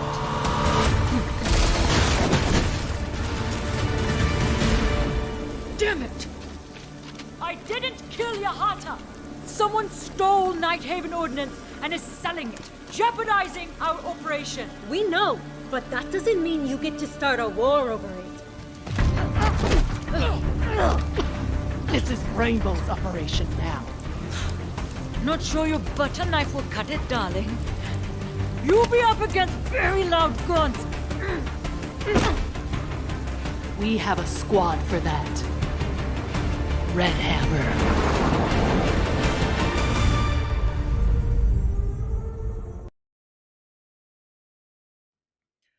All right, then, ladies and gentlemen, welcome back once again to the Zotac Gaming presents the Esports Club Rainbow Six Siege Invitational, supported by Ubisoft. Here with their hosts Blackjack and Grace, as we're back once again for the first game of Group B tonight. As we've just had map number 1 between Noble and 25 Esports. Noble started off strong with a 3-1 in the first half, unfortunately fell apart way too quickly. 25 Esports taking what was Noble's map pick of Oregon. Now we'll be moving into map number 2 very shortly indeed, which is Clubhouse. I mean, it's El Clasico Siege, as they say. And we'll be seeing Clubhouse come in from 25 Esports, who are on attack first. Grace, how are we feeling? Is there the possibility of an underdog story here? I was almost going to say underground for some reason. Underdog story? The underground story. Yes. The dark and misty underground story. This is the thing, right? 25 Esports, their attacks, going off how Oregon was, are just so hard hitting. Granted, you know, especially with Clubhouse, 2 of the main site picks, right? We have these external walls. They're often open very quickly. So this is where those shields are very useful via Zarmies. And we're going into game and we're looking at this ban screen. And my thought is, surely the Azami ban comes through. But at the same time, Nobles have to be careful with these bans because they want to try and shut down this attack as much as possible. And well, already banning out the Ying, Blackjack, that implies a lot, in my opinion. They were expecting a fast and furious utility dump from 25 Esports here. Absolutely. The Ying has seen a rise in popularity on maps like Oregon and Clubhouse as of late, especially when it comes to the basement take or even second for CCTV. So that's a very good ban, and a second one as well. Monty, all right. We are completely diverging from what we normally see here, folks. Montaigne is, well, most of what we've seen Montaigne be used for is second for CCTV, especially with the garage catwalk take, right? However, it's not quite going to be that tonight, it seems. Monty is banned out, and Mira, a little bit more return to form, as it were, in terms of who gets banned here. Mira on Clubhouse, exceptionally strong across all 3 sites, will find herself in the ban wave. Final ban for this particular map, what could potentially be the last map of the night as well for these 2 teams, depending on how the results go. Timer's done. Nobles have made their decision. It is a Zami. No real surprises there, all things considered, but a welcome ban nonetheless. 100%. Again, you know, that Monty really plays into this idea of how the meta has changed since that Solus release has gone down. We're seeing more Monty bans. We're seeing more Osa bans. Especially given, you know, Monty can be pretty powerful when attacking CCTV. You know, you get the breach wall open nice and quick, and then you kind of shimmy your way up to rafters. You have a little shimmy down rafters, hope the C4 doesn't come flying towards your head. But yeah, I think that ban's pretty smart, to be honest. I'm wondering if we'll see a little bit of Osa action as time progresses. 25 for now, though. They're going, once again, pretty aggressive. They have that hard breach in the classic Thatcher combo. But then they're taking the Ayana and Ashe again. Lots of soft destructibility on Valentino. We've seen how Valentino can be on the Ashe too. But we're also getting that buck on Falcon. And that's really interesting to me because, again, you know, Kaid is in play. So typically you'd use that verticality to try and go underneath and maybe shoot out something that's preventing the hard breach from happening, right? The Kaid is still in action. Nobles have fully decided we're taking that Kaid. It's a nicer way to secure this breach. So potentially what we might see is, well, I was going to say more EMPs being brought to the table, but actually they're just going to swap out that Thatcher for that Dokubi. They still have those 2 EMP grenades in pocket, but however, this gives them more diversity of utility too. They now have those logic bombs in pocket to hunt out the players of Nobles, lest they do an extension to this roam. Yep, that is going to be a very good pick, I feel like, especially when it comes to the roam clear. That'll be very prevalent for second floor and first floor, for that matter. Right now, we're just going to get the basics of the map underway. A little bit of peek into Garage here from Falcon. Just being wary of any potential position that the defenders of Nobles could be taking. There's an Oryx in play. There is, of course, Fozy with the Solus as well. 2 operators who already roam a lot. As, speaking of, Fozy is going to impact away Zoldyck, and Risky is going to find a second kill. That is the Oryx in play now, and that's 2. Could have gotten a third potentially, but had to fall back very, very quickly. That's a C4. But Lone Soldier not going to blow that one up just yet, waiting for the right time, waiting for the call to come in. Joseph has fallen back in from inside of dirt as well. They're back in the site. They're not going to waste any more time out of it. But wait, there's a player already down main. That is Buck, waiting for such a long time for a peek. Joseph did give himself away a little bit, but not enough. C4, I think, just got blown up, but to no avail still. 2 bodies down. 25 Esports already in a bit of a situation here.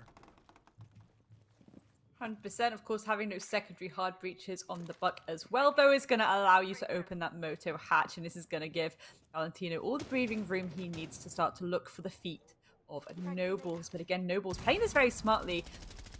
You'll notice they got those dubs to begin with, and then they kind of pull back into these more passive positions. They're letting 25 push them, and again, it's this idea of battening down the hatches, so to speak. This is exactly what Nobles need to be doing at this point. Holding on, burning out that timer longer and longer. Valentino destroying the rush wall just to make sure that there's that potential entryway into site, potential little pinch that can come through from Amir and himself.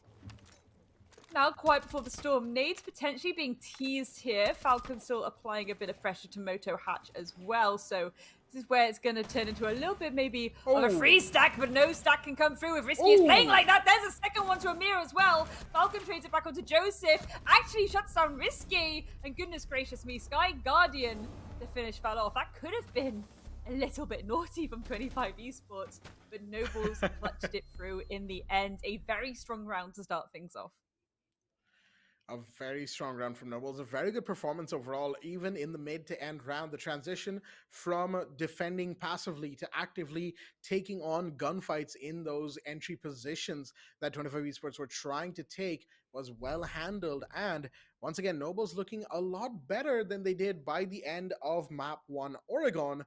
But if we're talking about Oregon, we need to talk about the fact that they looked so good on the defense, on the attack in the first half as well. The first 2 rounds, Nobles really looked like they were going to just storm the castle and walk away with multiple round wins, if not a quick, clean game. It was a 3-1. Again, if need I remind our viewers, 3-1 in the 5th round before 25 Esports started mounting a little bit of a mini comeback, after which they themselves became unstoppable. So unfortunately for Nobles, the first round is theirs. Yes, that's a good big step forward, but it is not even close to being the end of it. They need to make sure that they see that victory screen come up and, you know, the MVP being shown with all their glory before they can finally rest after this match. They can finally say that, yeah, we won a map against, 25 Esports. And again, all of this comes from that bit of history that they have from October in the Saudi League, where they, again, we've talked about it before, they lost that game, unfortunately. It was a 2-0 to 25. Now going on 3-0 if you're counting maps as well.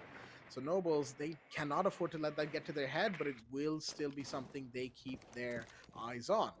As we have the drones spotting the first defender, the Mozzie. Rosie will need to fall back nice and quickly. Sight, mind you, is on Gym Bedroom, as we have the CCTV breach taken care of.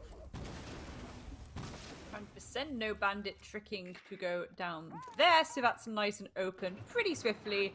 Again, Valentino already able to apply this pressure around rafters as well. So making good legway at starting to gain some of this map control. It's just, again, I wonder if they'll be able to spot out the fact that there are indeed fog mats in play. We've seen how nasty the frost mats can be on this site in particular. Look at this Lone Soldier getting very, very spicy with it. The wall has opened to Spa, and they're looking for those jiggle peaks. Pure Risky taking out Falcon, so all of that IQ utility off the table. Beautiful shot there from Valentino, shutting down Pure Risky. Additional nades coming through to the top of Red. Can they deal with Fozy? Takes a lot of damage off him, but again, no immediate pick just yet. The second nade to go out is going to try and get rid of this shield, so Valentino can enable his teammate to start to help him pinch the player at the top of Red. McGee, a beautiful pick there onto Lone Soldier.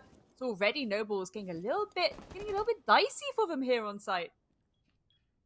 Yeah, those two bodies lost, Risky and Lone Soldier, definitely will be helping the cause for this time being, but Fozy fires back, Valentino falls, and that's going to be your Iana all the way in cash taken care of. However, Fozy gets traded back. That DMR on the Twitch, mind you, not a common pick, but Twitch DMR and Lion DMR have been getting pretty popular lately, is going to now fire off. So, 3v2, body count advantage is in 25 Esports' favor at the moment, as Nobles will now have to retreat a little bit, try to fall back into a comfortable-ish position wherever they can. Omer with a high angle onto that shield in the hallway. Maugre taking damage. That's going to be one down. Sky Guardian getting a beautiful kill. Joseph, position given away. Can't exactly fall away from inside a gym. The attacker gets in, but oh, there's a Pogmat in play as Joseph finds the final kill. Oh, no. The kill cam, too. Oh, our poor Ace here. Not going to be feeling too good about that one. No. It's always the sound that gets me, to be honest. But that's the second round on the trot for Nobles. Again, just really falling into that idea that I was saying before, battening down the hatches. We even saw that in the early round. You know, Valentino was doing a really good job of keeping Fozy on his toes, I believe it was. Nades just absolutely flying towards him constantly on that Mozzie on the top of Red. And, you know, Fozy was like, I'm not even going to come to you. I'm not going to peek. I'm not going to go into cash. I'm not changing my position. I'm going to hold on. I'm going to make you push me. And we saw that all the way through from Nobles. We saw a few spicy moments where that spell wall was open. I was like, ooh, is this going to get potentially a little bit too face checky? But no, it went really well for Nobles the moment that they were like, let's play a bit more passive here. And just do our thing. Again, just making sure you delay that timer, burn out the timer. If 25 suddenly get that call of like, oh guys, you're running out of time, that's when people panic, especially even aggressive teams. And 25, in my opinion, are a very aggressive team with how they're approaching the kind of util that they want to bring, especially. 5 seconds to go. It's really good stuff. And again, with the Thermite Ace combo we're about to see this time. So it's again this idea of if the Selmas can do one job, the Thermite can do the other, but when you're attacking that upstairs, it allows you additional dimensions to how you want to approach this map. Of course, 9 times out of 10, you are going to open that CCTV wall nice and swiftly, but of course you can open a construction wall. You can go for a bit of spa if you want to, if it's not already soft. So assuming here that we are going to maybe see Falcon go to that construction wall, they go for a little bit of a pinch push, even using the Selmas on that cash wall from construction, to be honest, Blackjack as well. So yep, they have a plan here on 25. They have a good plan. They know the standard approaches here with Clubhouse. And this is the beauty, again, of those even Stevens playing fields. It gives you a lot of flexibility to work with in terms of, okay, the main strategy here is to focus on our aggression and our map Bomb control. located by attackers. as for the time being, we're going to have the breach coming in. There we go. Omer gets that done thanks to Thatcher in tow. Maugre finding a first kill, and that's Joseph. The Jaeger gone. There goes Sky Guardian. Maugre's really going off right now. 2 dead in very quick succession, and that too at the CCTV window. Valentino now chimes in. That's one. And a trade between Risky and Valentino will leave, unfortunately for Nobles, Lone Soldier. As, well, true to his name, the Lone Soldier for the round. Shots fired through breach, gets one on the window. Has to be careful from the big open wall behind him now. Jumps in to CCTV, tries to contest the Thatcher, but Zotac will get that kill nonetheless. It was a good attempt, an earnest attempt at that, but Lone Soldier could only do so much. 25 Esports, once again, in the third round, will get themselves on the board. So far, we're looking at pretty similar in terms of rounds won and lost for both sides to map one. In that, going into the fourth round, it is 2-1 to Nobles yet again, as they will move back to Basement Church and Arsenal Room. This is it, right? It's really interesting as well because the kind of lineup that we're seeing from Nobles, it's not too typical for the standard that we see of that basement there. Again, they're bringing that Oryx again. Of course, they're taking the Solis, but we noticed before they're using the Melusi to hold dirt, and I'm wondering if they were to start to take things like that smoke, even if later on they realize, okay, dirt's not being pushed, you can reposition that shield. You can pop that down, you can waddle back to site, you can plonk it back up. You still have those toxic babes in pocket to delay that timer. Again, that's really where the focus needs to be for Nobles. And where it kind of has been the last few rounds, is delaying that timer as long as possible. I just think now's the time to start to bring that extra little bit of utility, a little bit more standard utility to deal with those approaches from 25. We saw how flustered 25 got on the final approach last time on this site as well. They were, I think it was just one of them kind of running, it was Falcon, I believe, running in blind almost. So again, if you're able to kind of have those toxic babes in pocket, I think that could be quite nice. Of course, they do have the C4s, but you'd reserve that mostly for kitchen. And even then, Fozy, yeah, unfortunately, caught between a rock and a hard place there.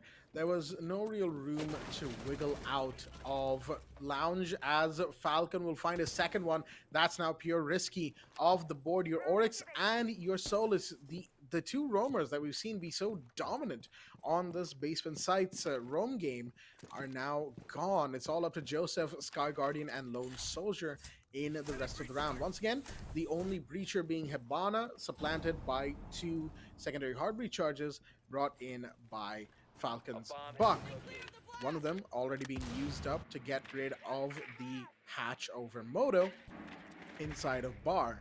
So that's one down, but Joseph will fire back. That's her Iana gone, as Zoldyck will bite the dust, and here comes a Lion scan, but the quick peeks from Joseph are really putting a lot of work in right now. That's two. Pistols out. That's a third. Can he get a fourth? Not quite. Takes a ton of damage, falls back, decides, yeah, okay, I've got three. I don't need to, try my luck anymore.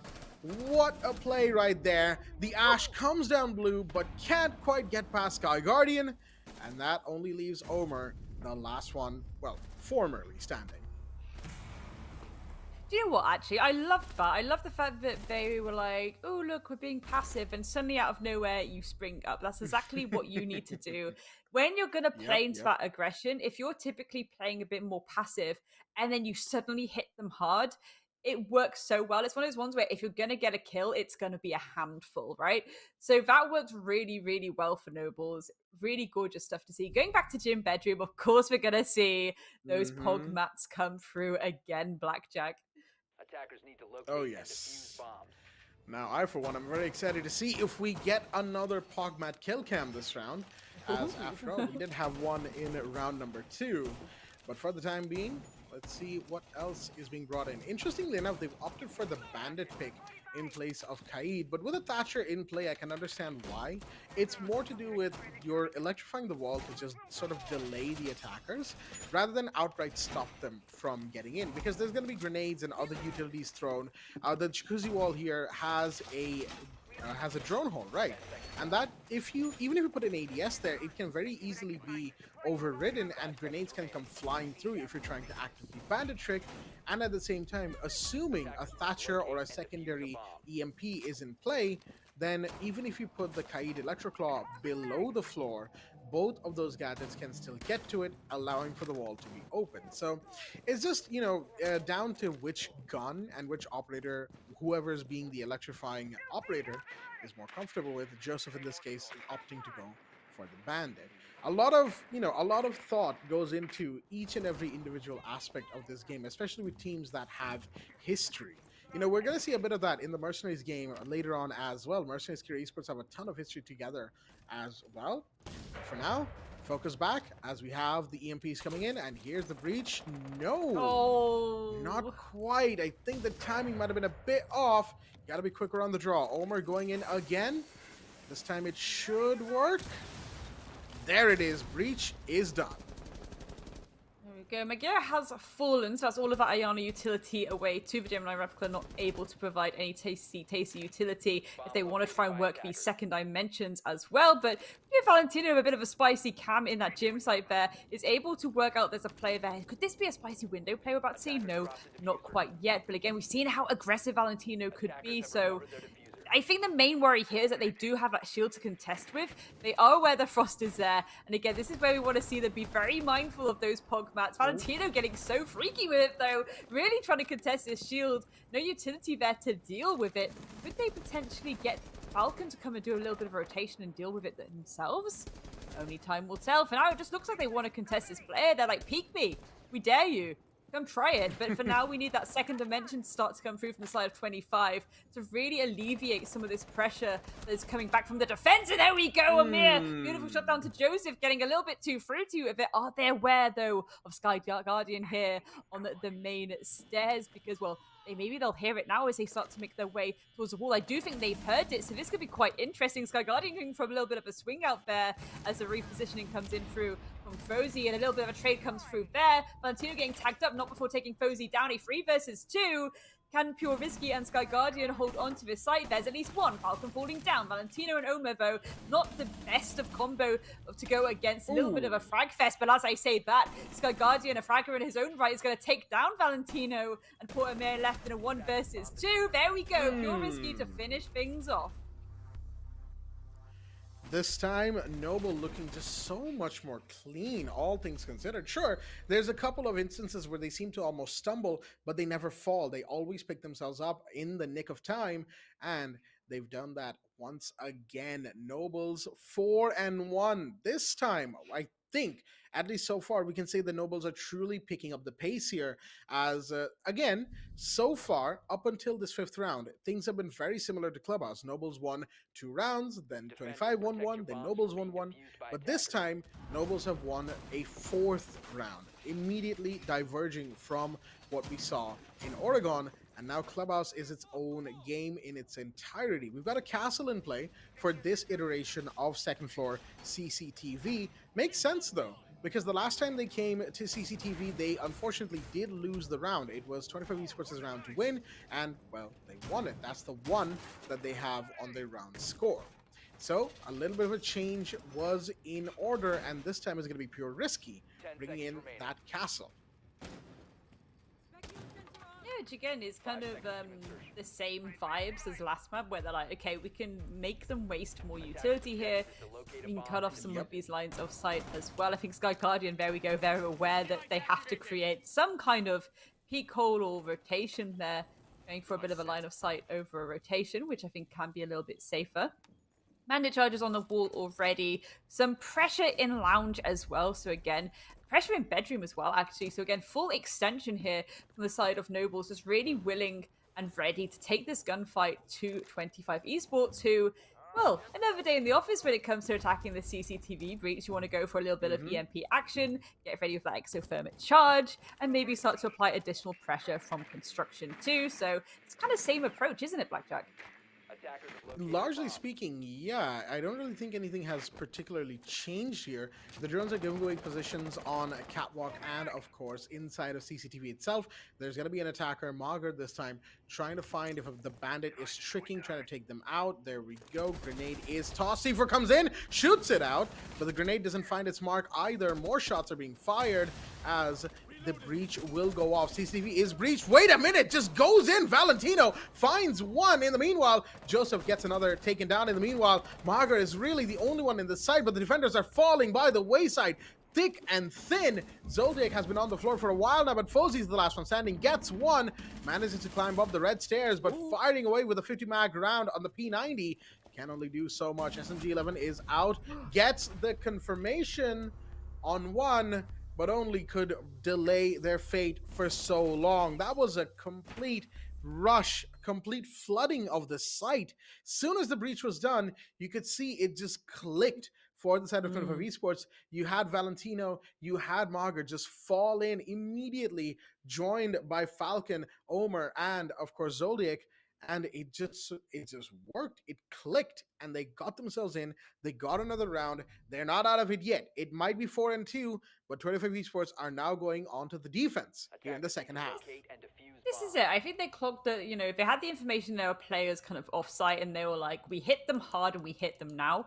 And it worked. And I think a 4-2 split is really good going, to be honest, with them going into their defense now. Again, defense being the more favorable position, so to speak. I love the fact that Nobles already are bringing the Nomad to the table. They're expecting, again, aggression from 25.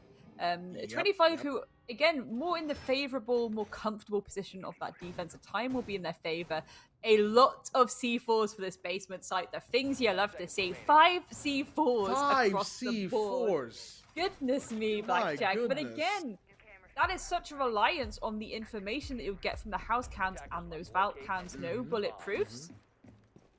Not really much to use for those rotations either, unless you've got the shotgun on the mute too. So again, just a little bit resource-wise, really focusing on the fact, okay, we want to play that verticality. We want to make sure we can kind of rain fire upon them from beneath if we have to. Vulcan as well going out, and again we saw how powerful that was on that map of Oregon for the side of 25 Esports, really giving Nobles the old razzle dazzle, putting a dampener in their work, so to speak. Every time they try and approach, they were just getting constantly set on fire. Yeah, that goal is going to be quite the point of contention going forward into this round, as we've already had 1 C4, now 2 expended, as Zotac and Mahagar have used up their C4s respectively. Not exactly sure for what. I know one of them was absolutely to try and catch a kill. Might the second one have been the same? I guess we won't really know for the time being. Omer on dirt, just kind of making sure nobody gets the bright idea to go through dirt quickly, holding it on in the early round and then falling away as the site is reinforced and barricaded off from those points of entry. There's a C4 kill. 1 of the 5 has clicked, and Magar will find Fozy to start things off as the grenade just barely misses the Valkyrie. This is it. I think we maybe had a bit of a pre-play situation there from McGear. I think Zoldix was either a pre-play or hasn't been popped yet. Valentino's just thrown his out. I think it was popped immediately after too. So again, 25 really wanting to take this gunfight using utility. That was a bit nasty from McGear. Pure risky falling down, and McGear holding this very, very aggressive angle here. Needs to be careful of above there. Again, the angle being there. Sky Guardian is going to punish him for, again, that verticality. It works both ways. Flash is coming through. Valentino has to get into a bit of a safer position here, just in case the rush comes through from the side of Nobles.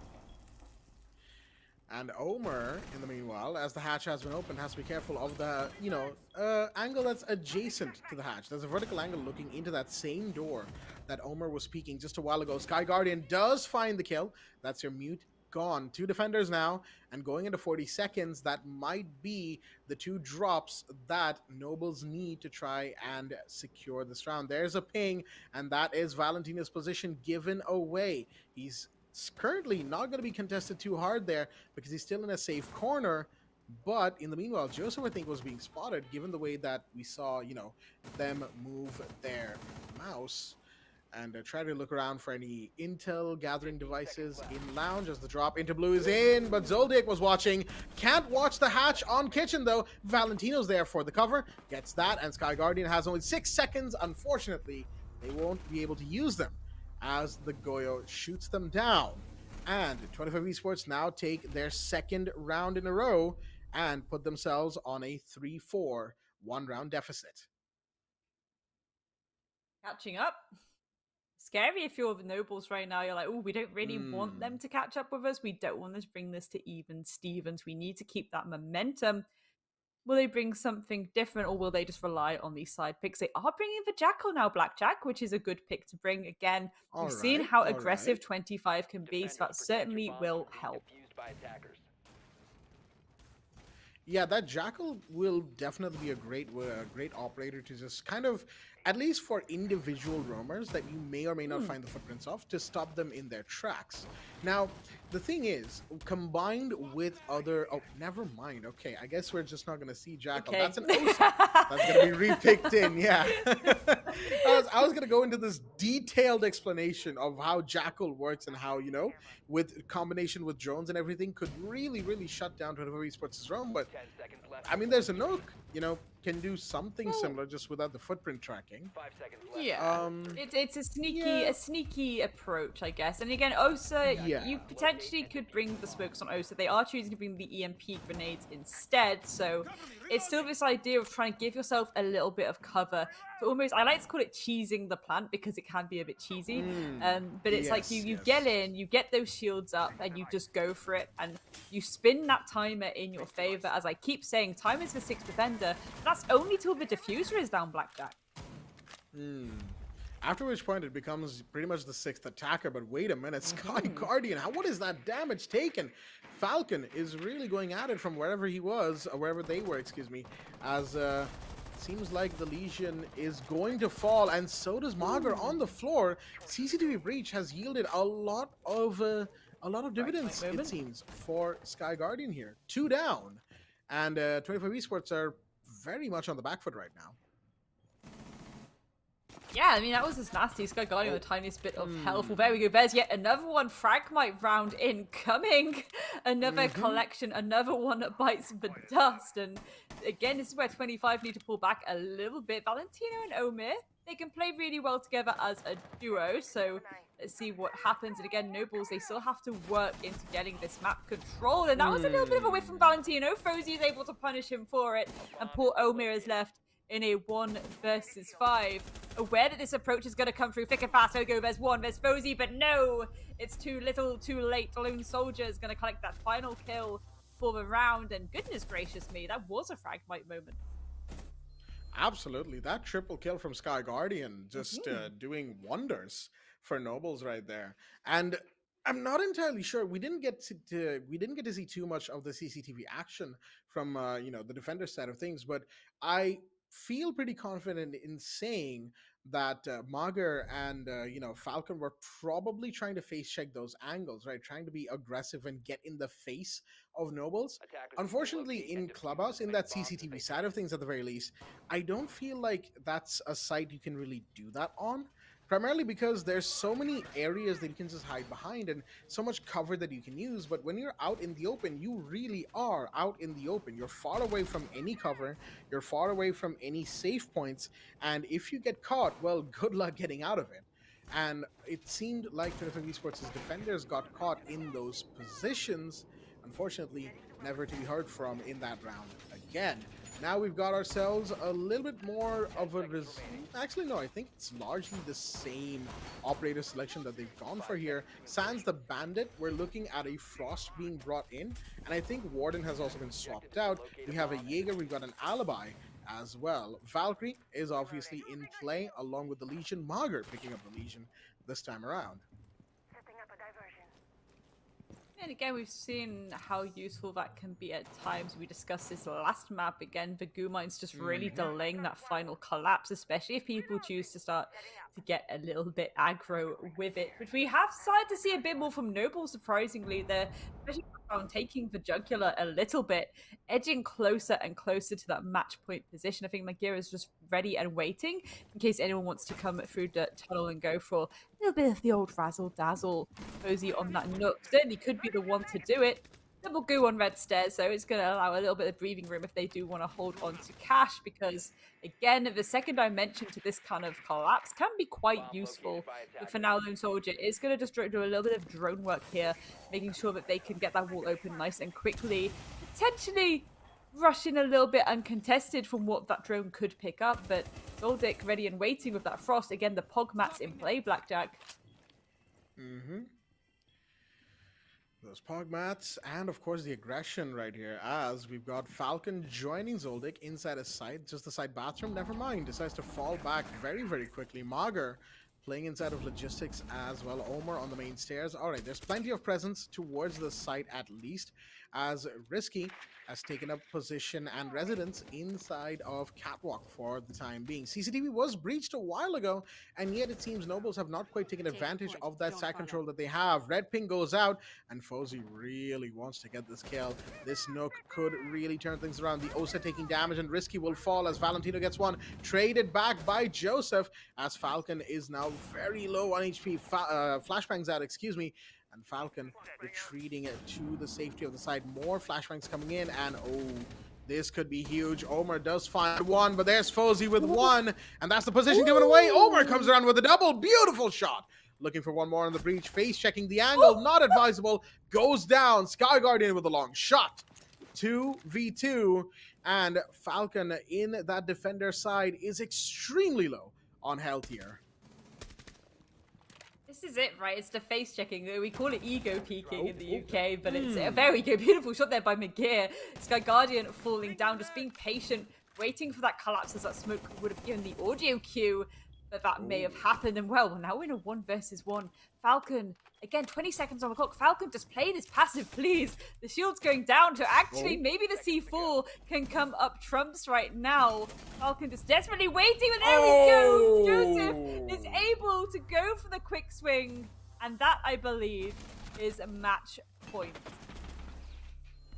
It is indeed. It is now match point for the Nobles this time, as they will be more than happy to have gotten so far, and they'll be looking for even more. One more round, and they will find themselves going to map number 3, Border, which will be, I will say, the spiciest of the 3 maps. Again, should we go there? It is a game of Rainbow Six after all, and it's not quite over until that victory screen pops up. It might be 6-3 now, but 25 Esports, we know they have it in them to mount a big, big comeback. They are a powerhouse of a team, as discussed before, and we will simply have to see how they deal with the situation that they have found themselves in.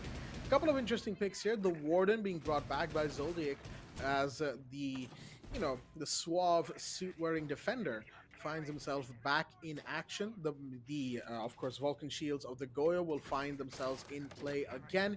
We've got the Legion. 25 Esports have really been reliant on the Legion this time around, and it's worked to a certain degree, but it seems like not quite to the same amount or to the same heights that 25 Esports might have been hoping for. The Valkyrie, of course, a mainstay, and this time a Kaid for the basement site. That is your defender lineup already taken care of. In terms of Nobles, we're seeing one change. I do want to say potentially one change at least, as Fozy will be bringing in the Thatcher for the basement site, which is not something we have seen too much of. Most players in this matchup have just been happy to use the secondary EMP and be done with it. But the Thatcher's brought in. Pretty good gun, pretty good operator, all things considered. One of the OGs of the game. So we'll have to see how 25 Esports now responds. They need to pick themselves up a little bit, as the last couple rounds, I want to admit, have been a little lackluster from them. And this is the thing, right? It's really interesting how much things have spun on their head. And I'm not sure how much of that is just maybe Noble starting on their defense and they were able to get their bearings a bit more. Very strong defense from them. But again, 25 Esports, very aggressive team, and the aggression's kind of not working in their favor. They keep peeking things when they really don't have to. Again, play into that time. Let them burn it out. Get into these more favorable positions. Especially if you're in like a, 2v1 or something like that. You really don't have to peek, really. Let them try and stick that plant. There's then 2 of you to deal with them. It's easy winnings. And 25 really is going to be down to the psychology now of them maintaining their composure. They know it's on match point. They have to get 3 rounds in a row to bring this to that also glorious overtime. Overtime is always a possibility right now. It's the only way that Nobles may not win this map, and it all depends on if 25 Esports are able to play things to the way that they need to. One C4 gone, that's from Valentino right there, and another C4 being used up, as Mager will unfortunately only find the bullets reaching a Gemini.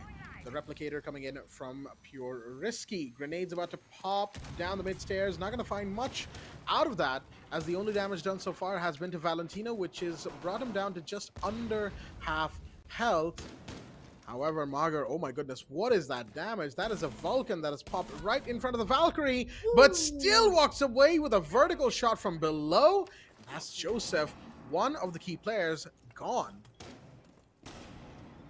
That flash should let Omin know that potentially a push towards this blue area is about to come through. That call out needs to come through to the rest of 25 Esports for nades coming out. Is it going to land on anyone? Not quite yet. Those goos, those all important goos. This is what I was talking about. 20 seconds on the clock, and the goos could come in clutch. Trades across the board already. Rosie taking down Amir, so that's lighting the load around this blue area, but the goos may still be there. Zotac taking on Sky Guardian, a little bit flustered there, but Pure Risky gets the dub there. Fozy as well to McGee. Valentino trades it back a 1 versus 1.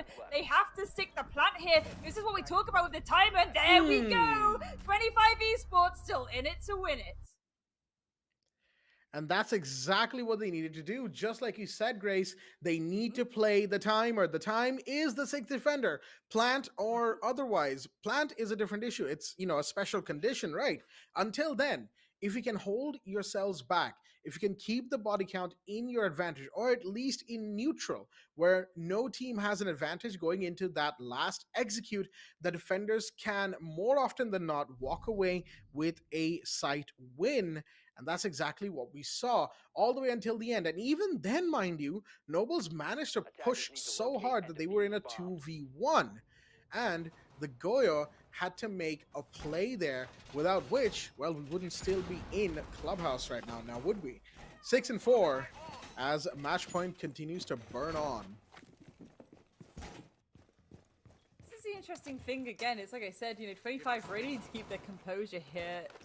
Typically, we'd consider that, 25, they could bring this to match point, but we need to understand the mental implications on the pressure that if you are kind of having this kind of match point situation, you don't kind of lose yourself in it. You forget about the silly mistakes. I love the way that 25 did exactly what I wanted them to do that last round, of course. The goos coming out and really just delaying that approach for as long as possible. I think maybe in the same sense, we could have a little bit of mental pressure being applied to Nobles too. They're like, okay, we need to secure this now. We can't let this slip away from us. It would be gutting not only to, let this fall away from you, but also especially given this is hopefully the revenge tour for Nobles. They've already lost their own map pick. They need this map win. Well, that's going to be another loss against 25. And that's so unfortunate. Absolutely. Nobles, from what we've seen so far, I will say that they are a pretty solid team, right? And it's very clear that their coordination, communication, it's all on point. And from what we've seen, even in the Saudi League, right? Sure, Nobles might not have had the best finish in the Saudi League. Even then, they are a solid team. They're really giving it their all. 25 Esports, map number 1, really, they just showed that, yeah, okay, we're also a really good team. They proved it to us, for that matter. I mean, not that it needed proving given that roster, but hey, it is what it is, right? And now, here, unfortunately for them, things haven't quite panned out the same way. CCTV breach taken care of, and that means that part of the map is about to undergo a lot of, a lot of repainting. Most of the walls are going to just end up being red, but it is what it is. Oh, the drone work and the response. Marga goes down as the drone gave away their position, and the Maverick was all too happy to claim that kill. And that kill was on those all-important goo mines as well. The Legion for a second one there onto Valentino of all people. Falcon does trade it back onto Lone Soldier Bow, so that's at least 25 trying to bite back just a little bit. But look at this, the IQ scan is going to give away so much information for the side of Nobles, especially when they're trying to make this approach. The Osa leading the way, and something we do see a lot more of nowadays. But 25, they have to batten down the hatches. Look like that's exactly what they're going to do. We do see one player playing underneath as well, so there's always a potential of a cheeky little rotate. They do kind of have the time for it, but if that's going to happen, it needs to come through fast. I reckon that's going to be more of a play around those main stairs. Most likely, and Fozy's anticipating that, actually. A smart move right there from the Nook, going down below to try and find any late stragglers on the first floor. Risky, taking that risk of running across this balcony here, and just about manages to do it safely. Half health, or a little under, as Sky Guardian approaching the construction door into sight. It's about to go down right now as these defenders are in these very key positions. The thermite unfortunately falls, and Zoldyck is watching every single angle they possibly can. Where is the bandit in all of this? Falcon is going to be watching inside the site, sees the legs, can't quite do so, and Risky gets that kill. Joseph with another. 4 seconds remaining. There's a goo mine in the shins of one. Joseph has to go for the plant and is going to do so. Where is Omer in all of this? Comes through construction, and Risky gets that kill. The flank that should have happened, I would say, like 10 seconds ago, maybe, and it would have worked. Unfortunately, way too late to do so for Omer. And Nobles will pull back. They will fight back. This game is not over. If anything, it just got spicier, folks. As with Nobles taking a 7-4 on map 2, we will be going to map 3 border. And oh boy, you know, we say it a lot, right? We've seen a lot of clubhouse in Oregon. Border, though, now that is going to be exciting. Especially given that, like, again, this is potentially Noble's revenge tour against 25. And I love the fact that, you know, okay, we can now safely say the matchup between these two, it's not going to be a 2-0. It is going to be a 2-1 to one of these teams. And that already has really shifted the dynamic. The pressure is on both sides. Will Nobles get their revenge here? That's the question on my lips, to be honest. Like, will they be able to secure this? As I say, border, it's a little bit of a fruity one. A very low pick rate last year, even with those changes, to be honest. And yeah, we're just going to get the maps below us right now to show you. Nobles, unfortunately, you know, they lost that first map of Oregon. It was a 7-4, but then they brought it back with a 7-4 of their own on that clubhouse. Border, it's a little bit of an ambiguity right now. Again, I think Nobles will be starting on the attack there. And I would consider that, you know how you have the momentum on Clubhouse where you have those external walls. So 9 times out of 10, especially now we've got those secondary EMPs in pocket, you can get those external walls open nice and quickly. We still kind of have that vibe with that armory wall on border, okay? That's one wall that still remains external. Yes, you have that pressure from CC, so that's still a really important place where you want to apply your pressure as the attack from the get-go.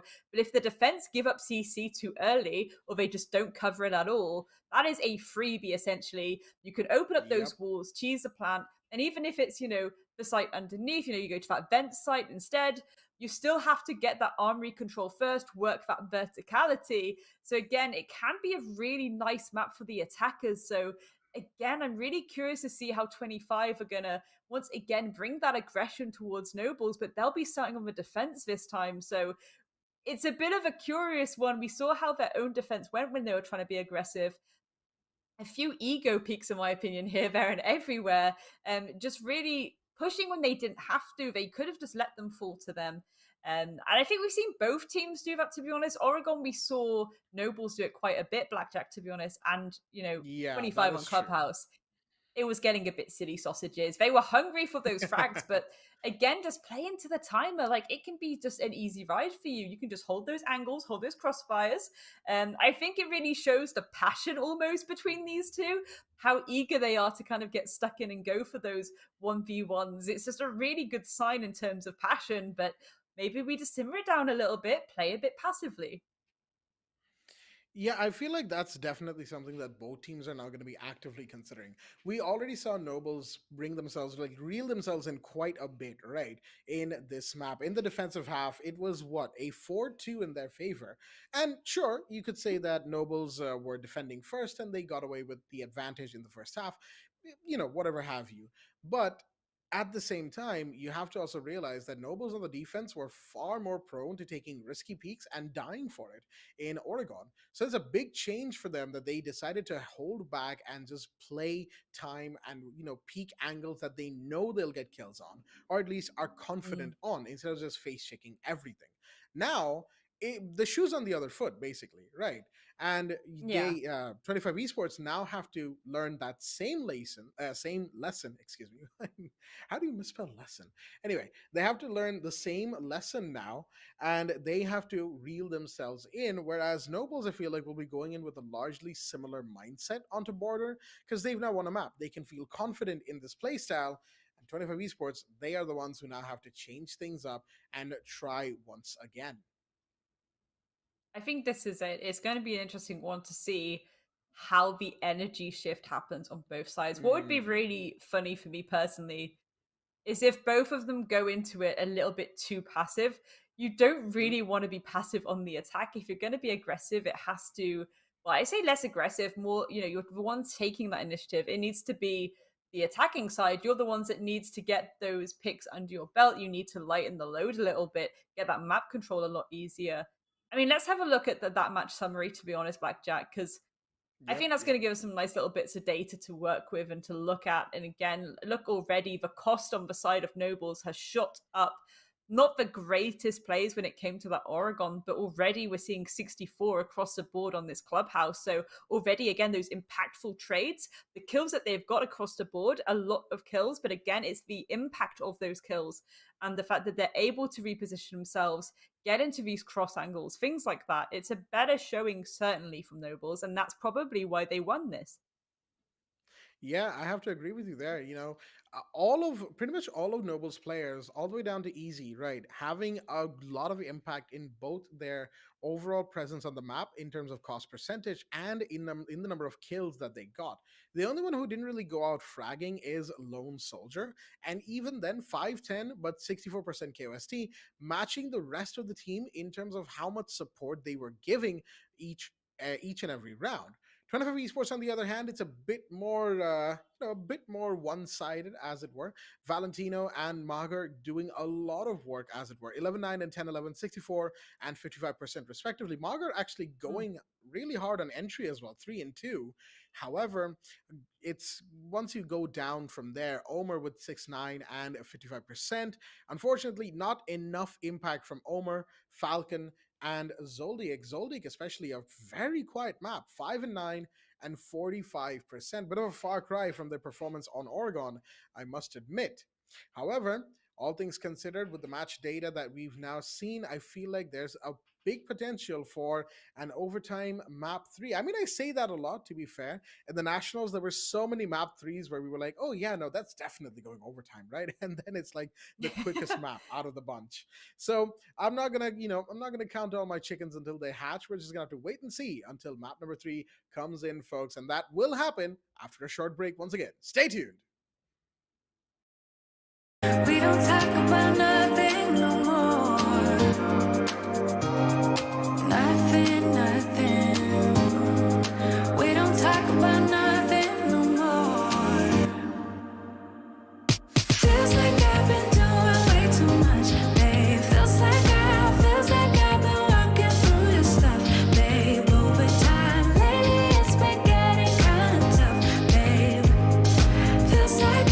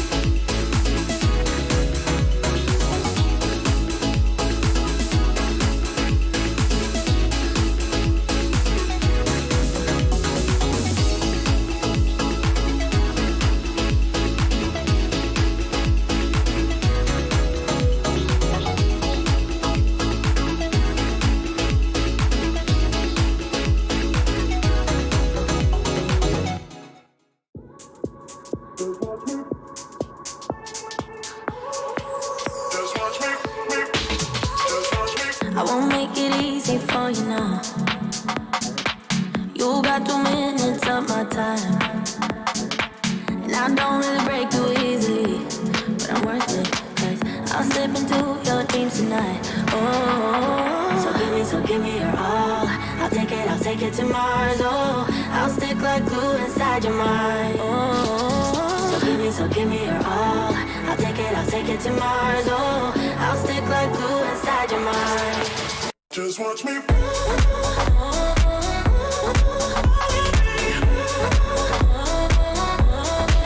Just watch me.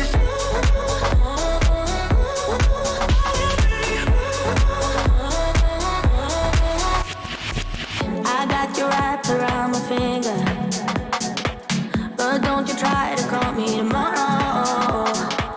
There's nothing personal in having a little fun. You wait and see if it's worth your while. Oh, so give me your all. I'll take it to Mars. Oh, I'll stick like glue inside your mind. Just watch me. Give me your all. I'll take it to Mars. Oh, I'll stick like glue inside your mind. Just watch me.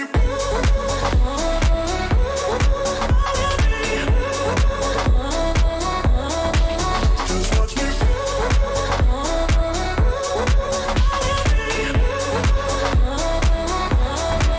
Just watch me.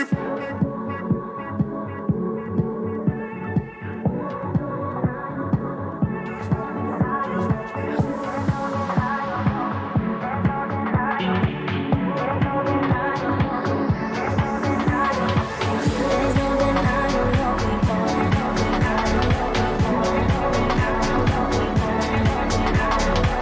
There's no denying what we want. Just watch me.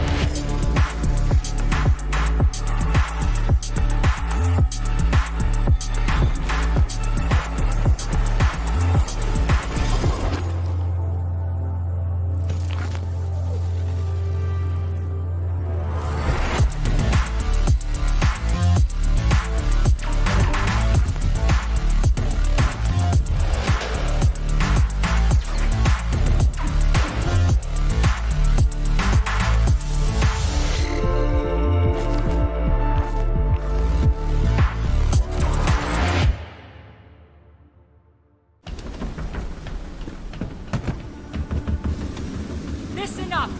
Nighthaven Ordnance was stolen. Target anyone using our gear and put them down. Now load it up, let's go! Are you deaf, soldier? I said move! Sorry, Callie. Orders are to keep you grounded. And whose orders might that be? Mine.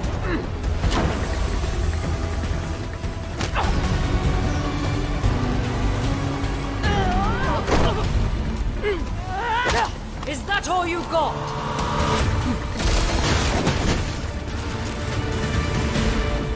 Damn it! I didn't kill Yahata! Someone stole Nighthaven Ordnance and is selling it, jeopardizing our operation. We know, but that doesn't mean you get to start a war over it. This is Rainbow's operation now. Not sure your butter knife will cut it, darling. You'll be up against very loud grunts.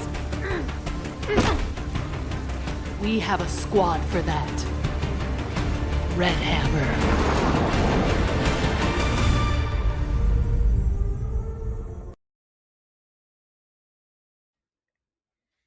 Alrighty then, ladies and gentlemen, welcome back once again to the Zotac Gaming presents the Esports Club Rainbow Six Siege Invitational, supported by Ubisoft. I'm your host, Blackjack. Joining me once again is my co-host, Grace, for the night, as we are here for what is now the third map in this best of three between NOBELS and 25 Esports. They've been going at it for a while, and there's only one more map between a victor and an unfortunate loser.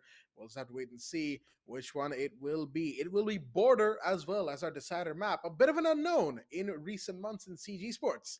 So, Grace, what are we thinking? How far is this game going to go? I think this is the interesting thing, it's like I say, when we think about how Clubhouse went, you've got all of that external flexibility, unless people are going for spawn peaks, which they weren't.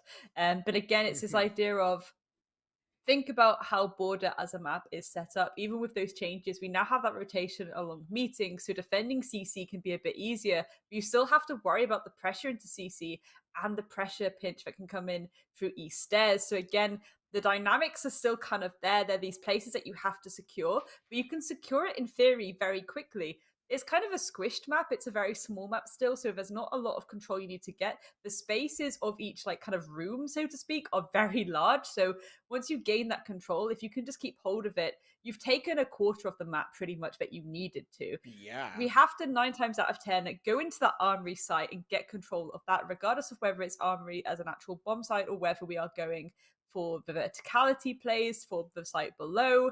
Even when we're going to tellers at this point, you have to get that office control. There's still a lot of verticality. We've seen some hilarious plays when people do go to that border pick.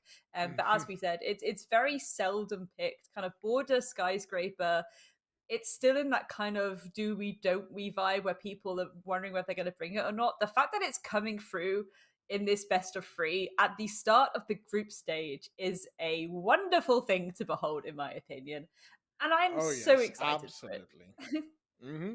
I mirrored that feeling right there. The excitement is real, folks. So let's not waste any more time. Let's get into the match. Back into the match, into this final map. As the first ban comes out from 25 Esports, it is going to be the Montaigne who finds himself on the bench. Monty, of course, we've seen it before, time and time again. One of the most common strats for attackers, or at least one of the most common surprise strats, and I say surprise with big air quotes, is to do an archives rush when the site is on second floor CCTV archives. An archives rush, plant on the door, smoke everything off, and boom, the round is yours. Now, that second ban is one that I don't think I've seen in years at this point. That's a Valentino target ban right there. Oh dear me. Azami, in the meanwhile, a mainstay at this point for the ban phase, and the final ban will be coming up by 25 Esports very shortly. I think that's the issue, right? It's either Nobles are really reading into this where they're like, Valentino, they're essentially accusing Valentino right now of being a one trick, right? When you do a target ban like that, because maybe Valentino can just go on the Zofia.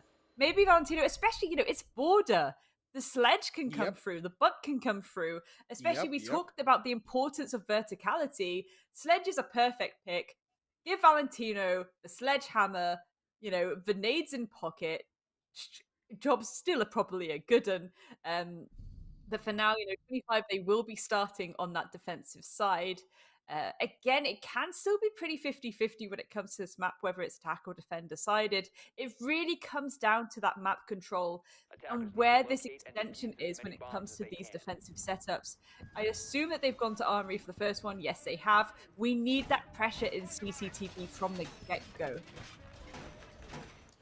Yeah, CCTV pressure and then, extending that pressure into 90 hallway and fountain and office is going to be exceptionally important for the Nobles here on the attacking side of things. And as far as the breach of that main wall inside of Armory goes, I don't think we're going to see too much of it. Primarily, I say that even though there is a breacher in play, that balcony is kind of vulnerable to anyone playing in CCTV. So until CCTV is done, there's not going to be a breach. There's not going to be even an attempt at a breach. After that, it's up to the attacking team to decide. But first, they got to clear CCTV. And mind you, that's notwithstanding the fact that there are 5 C4s, once again, from the 25 Esports' defense, which means there's going to be a couple of players down below, right? I think we can safely say that a couple of stragglers are going to be on the bottom floor looking to C4. We did hear one just go off right now, and that was from Mad Legend. Might have been to make a rotate because they have like 0 rotation utility right now.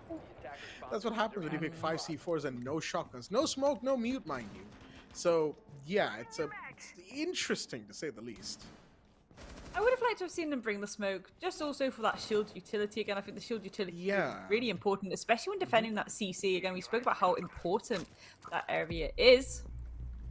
Lion Scanner going out. I don't think anyone's pinged just yet, but they are aware of a little bit of a situation happening there. Well, there you go. Fozy taking out Falcons. That Capcan's going to go down, but the Capcan traps will still be in play. Remember how much damage those do nowadays and how important that could be. If 25 can delay that time as long as possible and Nobles rush towards the end on limited information, that could be a massive, beautiful shot there by Valentino. Valentino doing Valentino things.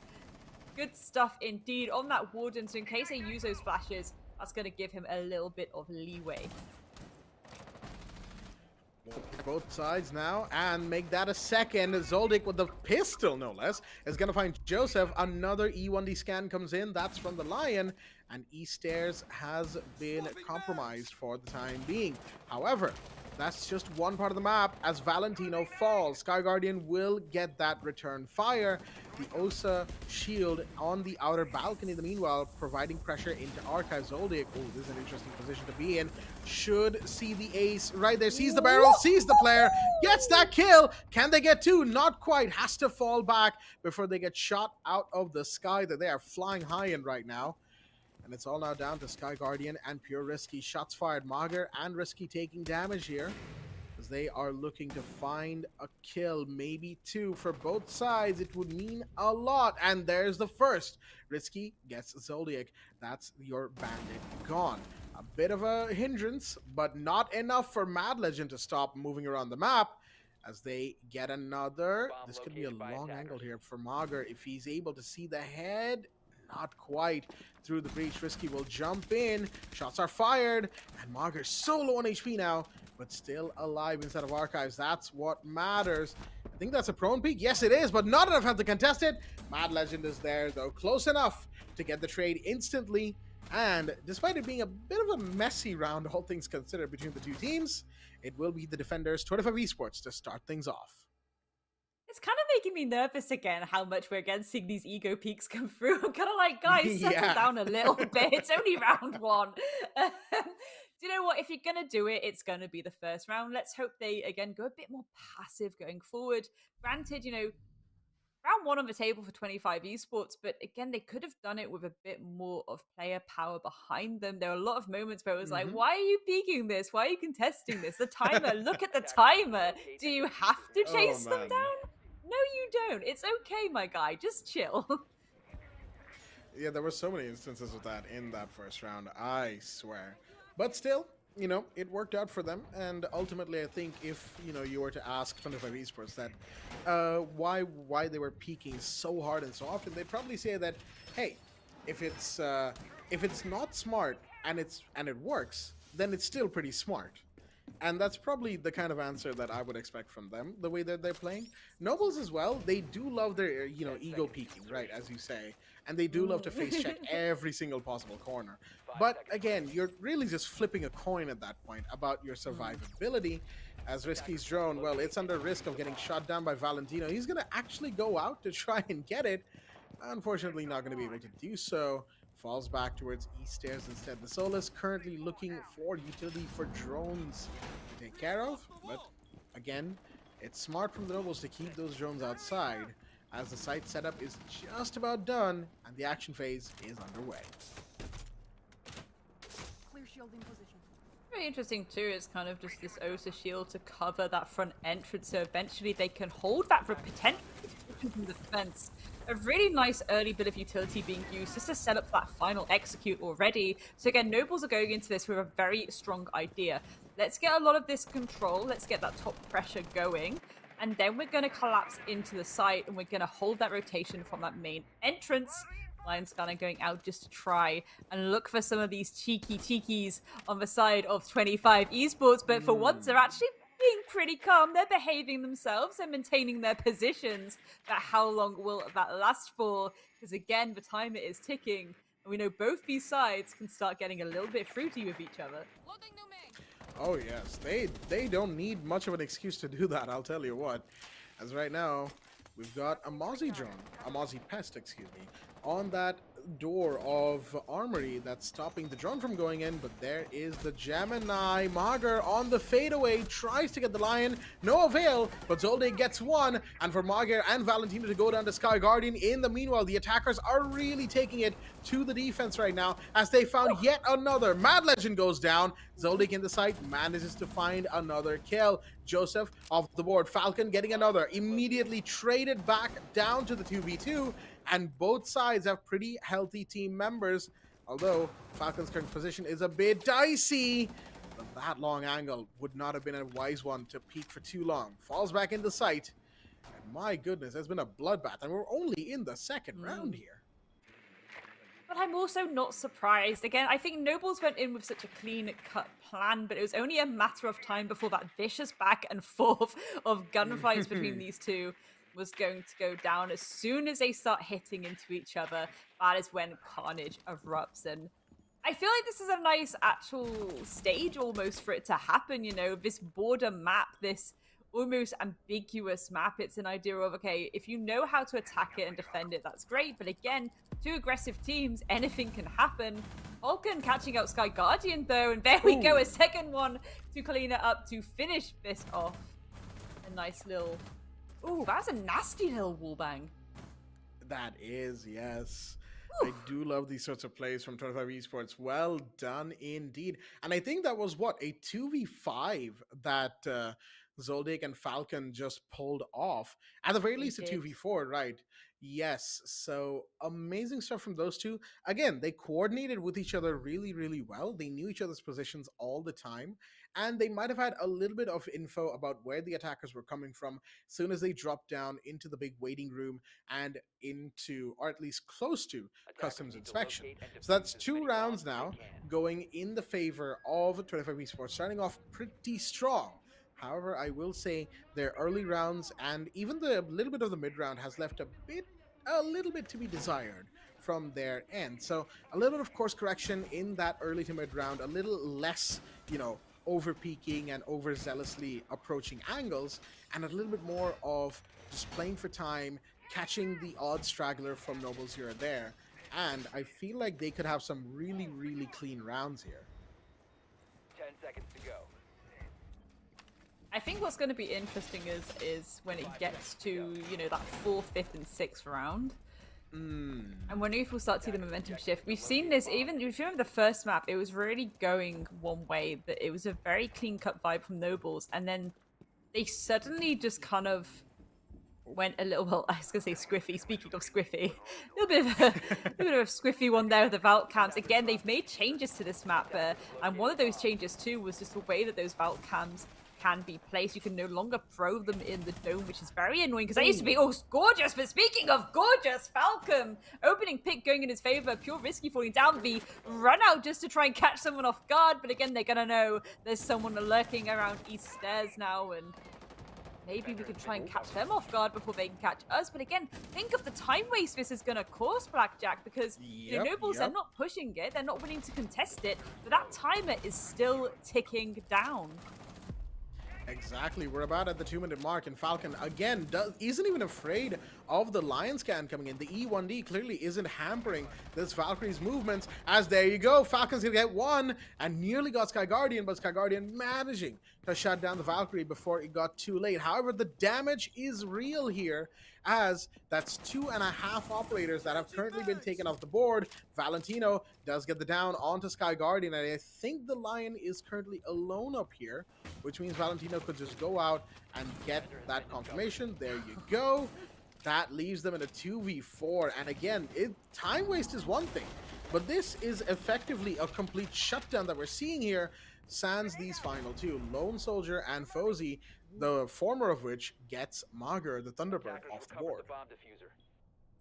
This is it. Valentino used their C4 to try and get that vertical peak, but the nade came up in retaliation from Fozy. Didn't quite land though. And speaking of Fozy, they're going to fall down as Zotac's going to secure themselves that nice little dub. Valentino goes down, but Lone Soldier, 2 more to take down. 1 minute to work with though. A lot of time to work with, to be honest. Bring the Rosie around the corner. There we go. Mad Legend falls down. A 1 versus 1. All to play for. Try and make their way into this bathroom. So they're going to throw those Selmas down. Try and open up a line of sight. There we go, the wall bang from Zotac, but that's going to let Lone Soldier know exactly where you are now, and this is where things start to get a little bit risky biscuits. You have a C4 in pocket, but the timer is, oh, there we go, beautiful stuff. Another cheeky shot there from Zotac, and that's going to secure that win, but a little bit scrappy there from 25. Yeah, I have to agree. That late round there, where they were in that 4v2, that could have been handled far, far better. Lone Soldier was just kind of given away 1v1s, right? And this is a bit of a long-standing problem for both of these teams, where they really just peak and try to contest everything. They get any scrap of info about someone's coming from this angle or this angle, and you'll have like 2-3 people try to peek it just for the sake of getting that kill. Sure, it does waste time by keeping the attackers at bay for longer, but if the attackers end up with a couple of headshots or just a couple of kills here, that it can really derail the entire defending operation. Something that 25 Esports have come onto the edge, the very precipice of falling into, but always managing to keep themselves away from too much danger. And I want to say too much danger, not all the danger, because, well, that last round got pretty dicey, and Lone Soldier could have pulled it out. Unfortunately, that final cheeky angle really not letting them get the round secure. I think this is the the interesting thing as well from Nobles is that when we see them setting up, it's like they know exactly the strategy they have to take. We see the way that they're approaching these buildings, whether that's putting down external utility because they know that that's maybe a rotate they want to cut off in the late round, or whether it's just they know every time they want to approach, get that CCTV control and expand across the top floor, start to work that verticality of the sites underneath. But it's just, 25 keep doing these very aggressive plays. I think Nobles are aware of how aggressive they play, and they're holding back. But it's this idea, again, of time. You can't really hold back too much if you're attacking. Just try a different approach. Switch it up. Be like, okay, we can't deal with that, or we don't want to deal with that. Or do we indeed have flashes in our pockets, as an example, to deal with the potential of things like runouts? Do we want to bring in nomads to the table, to deal with the fact that they're starting to get a little bit freaky with it? Do we want to put those air jabs down so that's at least going to give us a bit of a safety cushion there, or at least the audio cue to know that that's going to come through so we can prepare for it and have those lineups ready? Yeah, there's a lot of back and forth that'll probably start happening as we end that little timeout taken by the Nobles. It was a good call, all things considered, because, well, they kind of need it. They're going down 0-3 right now. They haven't won a single round, even though they've come close so many times. they will need to buckle up Attackers need to and locate get and defuse themselves as a many round bombs win as they here can. and now. If not, then, well, it's just going to get worse and worse the more momentum 25 Esports steals away from them. Going into the fourth round, we're going back to the first site that we started everything off on, second floor armory and archives. And of course, as we've discussed before, CCTV room and break room going into that east balcony and east stairs are going to be exceptionally important for this part of the map. The map basically gets divided in half, right? You have the site and site adjacent rooms in armory, archives, fountain, and office, and then you have CCTV break room, east balcony, and east stairs. You can kind of lump the external hallway of office into that half as well, although it just starts to sort of cross over at that point, where Yeah. one side attackers are almost always going to take control of, and that is where these aggressive plays by 23 Esports comes in. They don't want to let anyone from Nobles have any control of the map. That's where they're being so aggressive, and that's where they're playing in such forward positions at the risk of losing a lot of defender bodies very quickly. Yeah, and that's the main thing, isn't it? It's making sure that you keep as many players alive as possible. Try and keep away from these 1v1s, to be honest. Again, we've seen how much Nobles can start to capitalize if you put them into these 1 versus 1s, and that's kind of, I guess, a slip up 25 have been making thus far, but it's difficult, really. You've got players like Valentino, who we're currently seeing on screen. He is just so hungry for it. He wants to get into these engagements as soon as possible. Speaking of which, the shotgun cheekiness, I thought that was going to be a shotgun swing around the corner then, but no, the SMG-11 trying to go for these cheeky pop shots as that wall starts to get open. Valentino with the C4 takes a lot of damage off Sky Guardian, but doesn't quite land that kill. Fozy taking down Falcon, though. That's at least 1 of 25 being punished. That Osa shield is going to go up nice and quick, just to give Nobles an extra line of defense. And in the meanwhile, oh dear me, Valentino trying so hard for a kill, unfortunately can't quite get it. Mad Legend does find one, and that's your Osa finally taken off the board. C4 goes out by Mager, but again, not much coming off of that, unless that Osa shield was taken care of, in which case that will have paid them quite a good bit of dividend, as Mad Legend is just waiting for potentially a hatch drop late flank. They're the only one with the C4 as Zoldyck, goes down. And that's your Legion of the board as well. There will be plenty of goo mines to worry about for the attackers. However, it's only 2 defenders versus 4 of the Nobles team still alive and kicking. Risky gets taken down as one of the casualties right now. Mager finding 1 kill. However, there's gonna have to be more. Mager's playing around that fountain side of things, on the door to fountain. C4 by Mad Legend, and an interesting couple of shots taken, but nothing coming off of that. Mager so low on HP, but they're still doing everything they can, and yet it doesn't seem to be enough. Sky Guardian finds Mad Legend, and it's all down to this Mozzie prone inside of the side, climbs onto the table. I don't think that was intentional. And Fozy will take advantage of that momentary lapse in judgment and put the first round on board for Nobles. I think this is a slightly confusing thing for me, right? 25 didn't really have CCTV control. They potentially could have tried to rotate to maintain that control. Instead, they chose to go hyper aggressive on the armory breach, and it just didn't really work out for them. The pressure was being applied so much that Nobles were like, bring the Osa here, we'll put that shield down.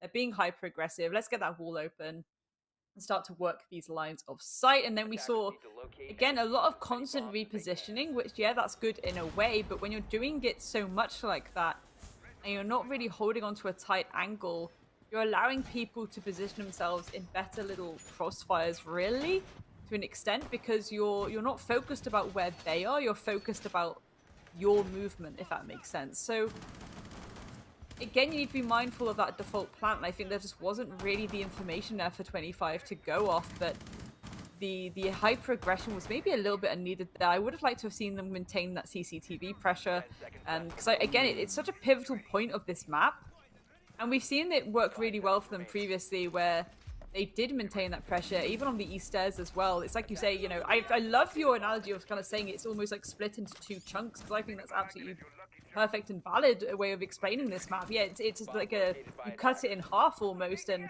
it's that first half you have to get first. But Nobles didn't really have to bother because there was no presence by 25. Yeah, they didn't even try in that in the CC side of things, and it's a bit of a shame because we've seen it work as well, right? Going back 2 rounds on Vents and Tellers, and even to round 1 on Armory, where they had strong presence on CCTV, and in the early round that would give them quite a bit of legroom to work with. Even though, you know, the mid rounds they would lose a lot of bodies and it would come down to the scrambles right at the end, it's still a better start than what they had in round 4, where they lost the first body, and it kind of just snowballed from there until they couldn't really hold it back anymore. Now, Nobles, they have a round under their belt, but they know that they can't afford to get confident just yet. They need another couple of rounds. They need to equalize it. 3-3, go into the defensive half with an equalized scoreboard, reset the count, and take it calmly from there. Nobles definitely seem to have, you know, pulled back quite a bit. They're not really giving away too many peaks. They're not going to peak everything that they were doing in round 1 or 2. It's more, you know, focused, more deliberate, what we're seeing here. But even as I say that, Valentino will still find a kill. That Sky Guardian gone. C4 shot out of the sky as Zoldyck has to hold an angle on the window. What is going on? Valentino is just going crazy on this breach here as Joseph shuts down Zoldyck, but Valentino doesn't quite get the 4th one. Unfortunate, as Risky will get that kill. That is the Solus now shut down. And this is again, there's just this constant point we keep making. You've whittled down the attack so much. Hold back, pull back at this point. You know, keep as many players as possible, so you have as many crossfires as possible, and then Nobles basically have to walk into just consistent lines of sight from all across everywhere. And it is an uncomfortable position to be in. Granted, Joseph does have this IQ scanner, so that's going to hopefully give them a little bit of overview if they want to use it to just look deep into sight, see what they're potentially going up against if they do try and contest this doorway. But I think they're very worried about the fountain rotate. It is an oldie but a goldie, and Mad Legend is just lurking ever so quietly behind it. 15 seconds to go, though. They really need to get a little bit of a move on. McGear taking a lot of damage. Finally finished off by Joseph. The trade comes through from Falcon, though, and Pure Risky needs to get a 2K within 6 seconds. I don't think it's going to happen realistically. Blackjack, there's one down, but Falcon with the cleanup. That's another round on the board for 25. Still a bit scrappy. Still a bit scrappy. Still a bit scrappy. A fair bit, I would say, because, again, Valentino was doing just an insane amount of work. It was a Herculean effort to stay alive, and not only stay alive, but get 1 or 2. You expect that, right, from someone like Valentino, but then a 3rd? That was insane. And I kind of see why Valentino would jump out the breach to try and get more, because you're at that point, you're like on cloud 9, right? You're trying to get more because you're on for the ace. You're like, oh yeah, this is it. This is the round where I do it. And then unfortunately you find yourself by 6 feet under, and you're just left thinking, why did I do that? But that's besides the point. However, while I can excuse Valentino's overall play in that round, I cannot say the same for the rest of 25 Esports, because their peeking and ego peeking and face checking was, again, we said it before, and it bears repeating because they keep doing it. It was entirely unnecessary. And to give away bodies in a situation where, like you said, right, Nobles just have to walk into consistent lines of sight. Nobles can't do much there. Joseph with the IQ and Risky with the Iana only had so much utility remaining in their pockets as well. It wasn't like either of them had a Gon 6 or 2 grenades. I think Risky had already used up their grenades, or at least one of them. So there's not much utility to worry about. There's not much presence on the map that the attackers have anymore.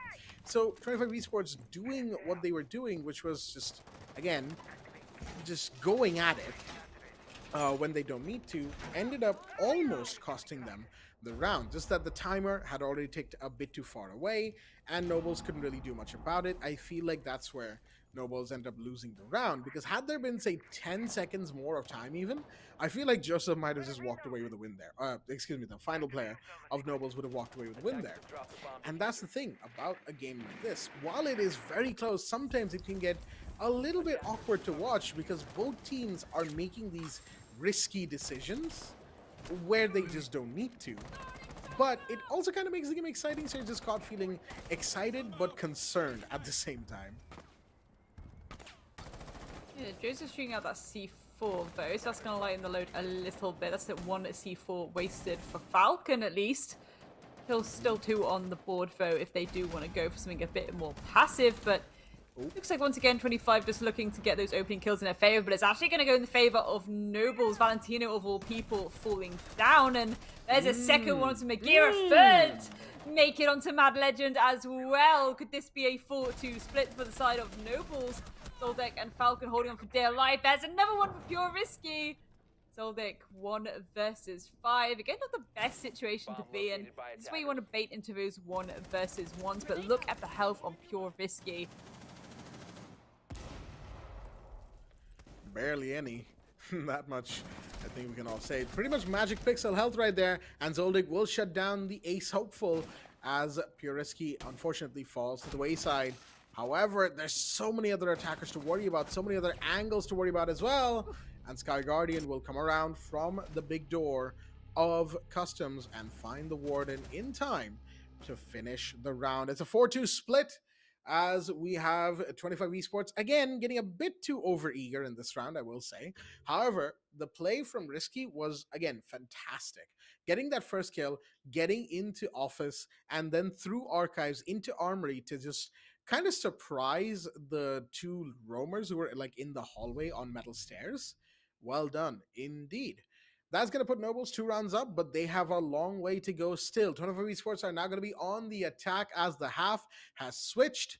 And let's see if this 4-2 can become an OT game, or we have a finish in the next few rounds. I think this is a, 25, the way that they've been playing, I'm curious as to how that will translate onto the attack. If they're going to be pretty punchy, pretty aggressive, that would imply to me, especially on a map like this, they are going to go direct for objective. Otherwise, we might see some pretty aggressive entry plays, into break room, into east stairs. It's going to be really interesting to see what they do. They do have a lot of nade action on the board if they want to have the nades on the Ayana, along with all that intel as well. Of course, they bring in the classic Dokubi. It's something we see all the time at the moment. And that IQ, which I think both sides have been using the IQ really well. It's again just to give you an overview in a safe way of what kind of util you have to go up against, and also to let you know if there's any cams just kind of staring directly at you. As we discussed previously, the rooms in this map, they're very large, but cams work so well because of that. You can have some really nice places where you just get such a large kind of vision, a long line of sight as to what kind of information you can collect. It's a really nice map, really, for the likes of vault cams, despite the fact that we can't have those external vault cams anymore. Yeah, external vault cams were just so powerful. Border was like fundamentally changed when external vault cams stopped being a thing. But I guess it is what it is, as we will have to simply take it in stride. Pure Risky is taking these kills in stride, mind you. Finds Falcon to start things off. That's your IQ gone as well. So those Valcams are going to be breathing easy for the rest of the round, even though Mad Legend Swiss Drone might have something to say about their current positions. Valentino, in the meanwhile, on Fountain. Wait a minute! That's a very aggressive Valkyrie right there. Valentino only barely surviving the encounter, still manages to find Lone Soldier. I think that was a wallbang as well onto their potential position, as that will be a trade back. Grenade goes out, no damage dealt off of it. And yet at the minute 35, we've had a lot of action on the Fountain and office side of things. There's a C4, and Fozy will find one. Zotac to fall. That's a diffuser dropped temporarily on the ground as well. This is already, Nobles have really maintained that CCTV pressure, but Valentino can just collect these kills to open up a bit of breathing space around this office area too. They're going to try and go for the collapse from office, but again, the rotation from CC could come through from Nobles and essentially shut it down if no one is holding their 6. Well, let's see if someone is. If that rotate even comes in, that is the question. There, I think somebody is on that rotate in the hallway, but Risky is just killing everybody right now. Finds Valentino, and that is going to put a lot of pressure onto this team as you have Mager taking a ton of damage, still alive, as Sky Guardian gets another. It's all down to Mad Legend, but they're facing a shotgun right in front of them. It's going to be very deadly. There you go. Fozy just holding back, waiting for the twist to turn around or peek her head through, and gets the shotgun shot, finishes the round. We're now up to a 4-3. Nobles with the third round on board and looking stronger by the minute. 100%. Again, it's something that we see a lot within kind of the way that a lot of T1 teams want to play border is they're kind of like, well, we know how important CCTV is, but if the very, very strong setup starts to come through there, we have to just immediately hyper focus onto that office. But again, the risk there is as soon as you start opening those office walls, there's a line of sight from the rotation from, CC, from the corridors. There's a potential of the long line of sight all the way across the site too. There's potentially someone lurking in Fountain. It's a bit of a nasty way to approach it, to be honest. And again, a lot harder now that that external wall is kind of inside this little corridor, which our lovely observer is now showing us. That wall used to be fully external, but now you kind of have to go into the building. And of course, we all know once you're in the building, that's when the danger really starts. Oh, yes. That internal corridor now has opened up so many defender positions, and even when that wall gets breached, it's not exactly an all safe bet, right? Because you could get shot from inside of Fountain, inside of Archives, even if the angle is long enough, and defenders could be playing on the east balcony, east stairs, and that hallway then becomes just a hallway of death. Attackers then end up being like rebels on a hallway facing Darth Vader down. Pardon the reference, but I just kind of had to get that out of my system.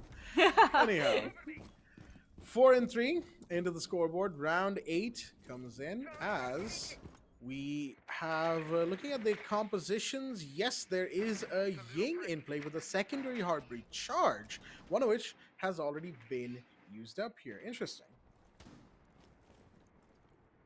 Yeah, and again, that could be an extra way to kind of open up some line of sight, or just open up some hatches. But again, the fact that we have the Kaid on the board could make this a lot trickier. At least the Candelas can provide a little bit of added chaos that 25 seem to thrive in.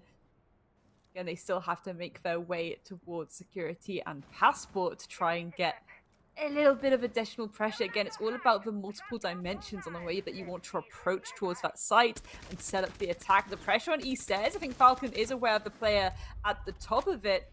Oh, There we go, a beautiful nade kill onto Pure Risky. But Falcon still has to worry a little bit about Joseph here. I believe it's Joseph on the stairs. Lone Soldier taking down Magievo. Again, all that intel removed from the hands of 25, and yeah, it's an awkward situation for Falcon to be in. They're just waiting for Nobles to peek them, but Nobles, but being sensible here, they're not willing to really go for it too much. yeah, it seems like Nobles once again are doing that thing, right, where they know full well that being over-aggressive is simply going to lead them down a path that they do not want, a path that they cannot win. And on the other side, you have 25 Esports, who also seem to be a little passive this round, at least. Not by much, mind you. It's 25 Esports we're talking about. However, it could still happen. Wait a minute, Candelas have been thrown in. I did hear that. However, Falcon finds Lone Soldier. That's their Valkyrie gone. And could there be a second? Yes, there is. Fozy falling to the wayside. Mad Legend has to be careful about the goo mines in the shins of the attackers right now as they try to find the player that's inside of vents. They do, and Joseph can only do so much as every single attacker falls in on their position, finishes the round. And that is going to be, once again, the lead extended as 25 Esports go 5-3 up. 25 really needed that too, because again, Nobles were kind of biting at their heels a little bit, really, really close to making this a bit more even Stevens. That was very chaotic though. Again, I feel like chaos is really the name of the game between these two. I think Nobles are trying to be very passive now, and that's really good to see. We've seen that a lot more as time has gone on in this best of 3, but it's again this idea that 25, they're just being so punchy with it. It's either working or it's not, but it's that kind of 50-50 chance. I don't think they can miss the play. They want to bring this to match point and eventually take this map win. At the same time, Nobles, the revenge tour. It's still, in theory, just in front of them. They just have to give themselves a little bit of push over the edge. Again, they got the ADSs, and maybe it's the repositioning of that. And with the Yin Candelas coming through, maybe they need to think more about removing some of this utility away from the attackers. So maybe you stack up, maybe you swap out that Oryx for something like the Wamai as an example. It's again, how much use are you actually going to get from that Oryx, to be honest? Outside of, yes, you know, he can jump up patches, but I think they need to focus on the fact that there's a lot of utility being sent towards us. If, say, for example, you know, you're being Dokkabeed and there's like Candelas in your face, like it's not a good situation to be in. If you can lighten the load a little bit, so you only have to deal with the fact that they roughly know your position and you can still see because you've got some magnets and, you know, ADS is defending you. I think that's a better position to be in. Double stack on that counter to that utility, in my opinion. On top of that, you could even, like, since the Ying already has been in play for a round, right, you could even go for a hard read and bring in the Warden, and at least, at the very least, try to keep the Warden away from the drone so that they don't re-pick out, right? Yeah. All things considered, there's a couple of things I feel like Nobles could have done in this round that we may see in the next round, depending on the outcome of round number 9 right now. As in the meanwhile, Falcon takes a bit of damage, so does Joseph. The DMR really trying to find its mark, not quite able to do so. The Jaeger falls away just about, still alive. The things are there, and Falcon has to be careful about this. The Jaeger is now solo on HP, trying to fall back into waiting room, first floor, but got shot out of the air. Clay Pigeon, as some would say. That is now one down. The DMR misses its mark again. Unfortunate for Valentino, but they're still here, and they're very close to side. Uncomfortably so, I feel like. And that's going to be a point of contention right now for Nobles. 100%. Zotac getting tagged up a little bit. But Mad Legend, I was going to say looking for the heads, but it's his head that's going to be found by Fozy. Can they find a second one? Lone Soldier will. Falcon falling down. McGear trades it back out. A 3 versus 3. McGear makes that 3 versus 2. Already Nobles, this is where you want to kind of get a little bit safer, get back to sight, and just hold those angles. We see a little crouch down the stairs. Fozy taking down McGear. Fozy was holding that position for a very, very long time, but this is where they need to try and make their way. That could be quite nice, but again, the audio cue could give it away. The long line of sight, looking into meeting, looking at that approach from East Stairs, and at least maybe contesting a little bit of sight. Depends on what kind of angle they can get at. Those angles are going to be exceptionally important here. Sky Guardian inside a bathroom, just, you know, playing around that rotate in and out of that vending machine corridor, almost you could call it, inside of Tellers. Oh my goodness, that is an escape and a half. That Kaid is somehow pulling this off. The Ying did find the Kaid, but, you know, there comes Fozy from the top rope. Gets one more kill, one more round to go the way of Nobles. They are keeping it close. They're keeping it very, very close. All the cards are on the deck right now, as both sides are just playing for picks in most situations. 5-4 into the 10th round. Nobles once again at the heels of 25. I mean, this has been so back and forth. I'm really curious again just how impactful just making that little rotate into meeting, being able to kind of hold more of a crossfire, dropping down, holding a bit from that meeting room. It's really quick thinking there, and I think it was really good that Fozy didn't try and continue to contest down that main stairs. I think it was good that they were like, you know, I've been lurking here a while, I've got a dub, and I've lightened the load a lot for my team. I'm going to go for this full rotate and wait for them to try and attempt to collapse, because that's where we'll get them. Again, a little bit scrappy on both sides, but ultimately Noble's pulling this forward, and now they get to go to probably, in my opinion, one of the more comfortable defensive sites, because again, you know exactly where they're going to be trying to hit you first, 9 times out of 10. 5 seconds to go. As all the, you know, reconstruction of the site comes into play, there is this mirror, right, that Joseph has brought in. Now that's going to be an interesting pick here. We haven't seen Mira at all tonight, I feel like, right, so far. So this is a pretty good pickup, I feel like, for the Nobles. It just depends on how effective the Mira is over the course of the round. There's that Ying again, and like you said, not much in terms of the denial against the Ying. I feel like Nobles feel confident that, okay, the Ying's not going to be too much of a problem if we're able to just, shut down the player before things get too dicey. However, there's only so much of that you can do in a given round, let alone in numerous rounds over the course of the game, as Mahagar is trying to get one. Wait a minute, there's Valentino chasing down a player here. SMG-12 in hand, will see the Oryx, and that is another kill. Joseph as well falls by the wayside as Mahagar gets that kill. 2 big drops right about now. And the only thing that Nobles have to show for it is less than half on Valentino. Yeah, it's kind of a little bit old school the way that McGee is just really applying pressure to the Vent's window. I'm kind of half expecting someone to rotate to Armory Breach and then someone hold Sandwich at this point, but it looks like they're going for that classic office take. So Selmas are going to go down and start to open, well, I was going to say not one, but actually the other Selma's going to be shot out by Falcon. So yeah, I just really think they're focusing on alleviating some of this pressure, creating additional lines of sight for themselves. Trade by Sky Guardian, though, holding on for dear life, but there we go. Mad Legend is going to take him down, and that is match point, ladies and gentlemen. Match point, and some would even say series point here, as one more round win and 25 Esports are done. They will have secured themselves a win and 2 points on the table. As far as Nobles go, they would in that instance have to unfortunately settle for simply 1 point. That's how the point system works, by the way, for those unaware. Winning a map constitutes 1 point. A win, of course, is 2-0 or 2-1, so that's 2 points, and a 1-2 loss means 1 point. If you don't win a map in a given game, you don't get any points, unfortunately. Similar to how Take Charge Esports in yesterday's match that they had against GK, they did still win map number 2 Chalet, and that afforded them 1 point on the table, even though they ultimately lost the match. Similar to here, whoever wins or loses, the losing team will still have 1 point, and that could be the difference, the tiebreaker between going to top 4 and losing out on that spot. But we'll have to wait and see, as right now it is 6-4.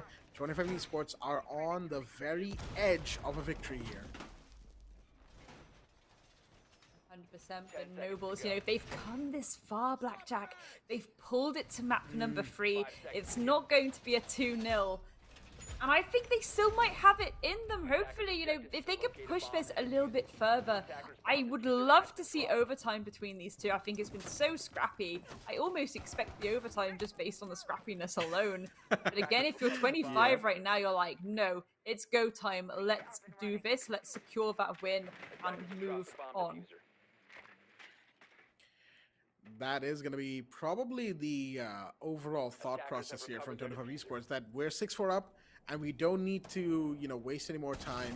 We don't need to dilly-dally around any longer. Let's get this done and finish off this match. It's been a fairly long match that they're going on to right now, so it will be interesting to see how they sort of perform from here on out. Once again, a Ying is in play, and this time we are seeing that Warden be brought in by Pure Risky. For now, though, that Valkyrie is going to be the one that's going to come under fire very, very soon.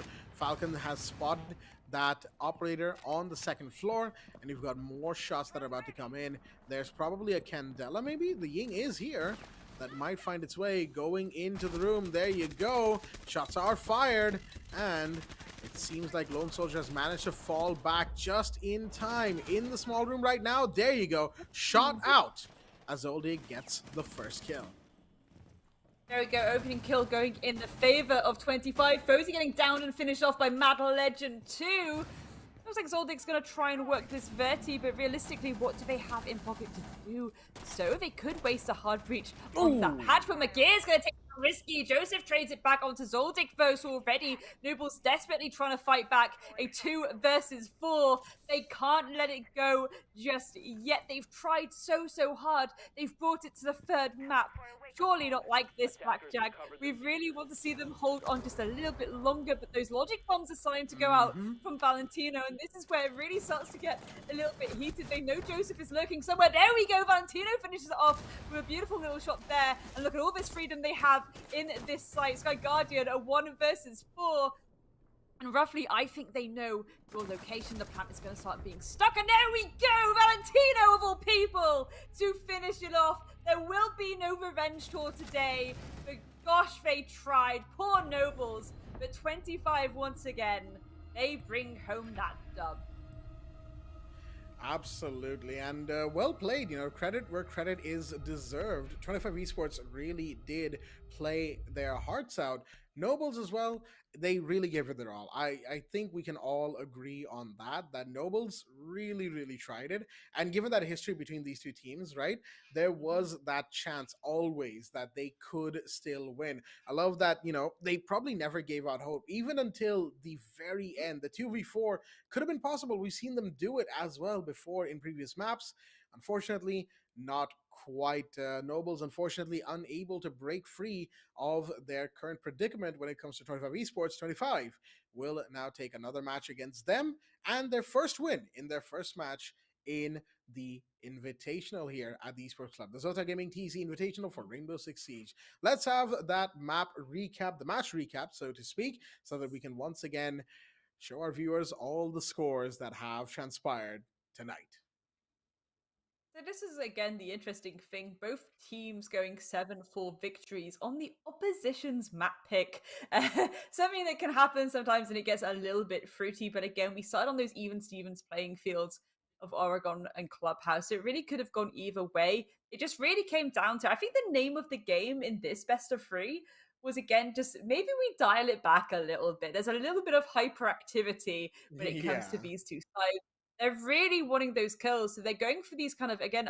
We just call them ego peaks, but it's how, which sounds kind of bad, but it's just because you're being really confident. You want to get those kills under your table. You're desperate to lighten the load for your teammates, but it's like again, realistically, a bit more passiveness would really work out well, and that's where Border kind of got a little bit interesting because I genuinely thought that Nobles had a chance here based on how aggressive and almost over aggressive at times 25 were being. Some of the rounds they were winning by the slightest margin. And I think if you go back to the Saudi E-League in October and you see that, yes, it was a 2-0 victory to 25, but I think this is a point where, Nobles, they've started to work out, okay, 25 have this really particular play style. How can we play into that? We saw constant adaptation from Nobles as well from the get-go. Even from Oregon, they were like, oh, we need to burn the timer more and just delay them a bit. So this aggression, we kind of hold back, we hold these angles, bring the castle barricades, which we saw across multiple maps, to be honest, Blackjack as well. So it's like, there's definitely progress there on the side of Nobles. And I think, yes, they've lost, but it was a 2-1. There's clear progress. And I think they just need to keep building into that. Absolutely, I agree with pretty much everything you said there. There's progress. Nobles are making progress. And I feel like given enough time, they could absolutely take the fight to 25 Esports, even win a couple of maps of their own. They did one tonight, right? They won a map tonight as well. So with all that said, let's have a look at the match summary, the map summary, I should say, get all the data that we have been collecting over the course of the night. And there you go. Looking at 25 Esports, overall, a pretty solid team performance from them. The only quiet one being Mager in terms of the utility support, but even then, 8 and 10. So you can't exactly say that Mager didn't do their job. Everyone did, for that matter. Mad Legend playing more on the support side, but got those impactful kills where and when necessary. Zoldyck and Falcon, 9 kills each, right? And Zoldyck really going all out. 9 and 7, okay, not the highest number of kills, but 73% cost percentage and a 2-0 on entry, tied with 3 other players from what I'm seeing in terms of entry kills. However, Falcon and Pure Risky were 2 and 3. Speaking of Pure Risky, let's have a look at the Noble side of things. Sky, excuse me, the Sky Guardian 9 and 10 and 73%. Again, by far the best all-round performance, as the rest of the team had good, killing performances like frag performances and all that. But the utility usage and overall impact on the rounds from Easy, Pure Risky, and Lone Soldier, not quite as much as they would have liked. I mean, to be fair though, Risky and Lone Soldier can be still pretty proud of how they played tonight. Joseph, unfortunately, having a very quiet final map. I think this is it too. 25 esports, they are a force to be reckoned with. We consider the history of some of these players in this roster. We know they're scary players. And again, Nobles did a really good job of keeping up with that, particularly in that last map. They were having Valentino on the ropes a little bit, and that certainly is a good thing. Valentino, a really insane fragger for the side of Oh, 25 yes. esports, just so hungry for it. But again, I mean, let's see, shall we? Our player spotlight. Valentino, of Hmm. course it's Valentino. I was just There you saying go. Yep. about It him, and has there to we be, go. right? Yeah. 100% it has to be. Good rating. The KD is absolutely insane. The cost of 70%, I often say each player needs to ideally, if you're winning, be at that 60% mark. That means those trades are coming through, Hmm. your positioning is good. Once you get to that 70% mark, it's like you are going above and beyond. Granted, Valentino is that main fragger for that team. He is on those entries 9 times out of 10. Of course, he had his Ash taken away from him in that last map, but he was still falling onto that Dokkaebi and making those initial engagements against the opposition. A really, really capable player, that's for sure. And I don't really think that the target ban worked too much. We saw some disgusting shots coming through from that Dokkaebi. It was Oh not boy. okay. Yep. Yeah, overall, I gotta say the performance from Valentino tonight. Sure, map three. Say what you will about the target ban.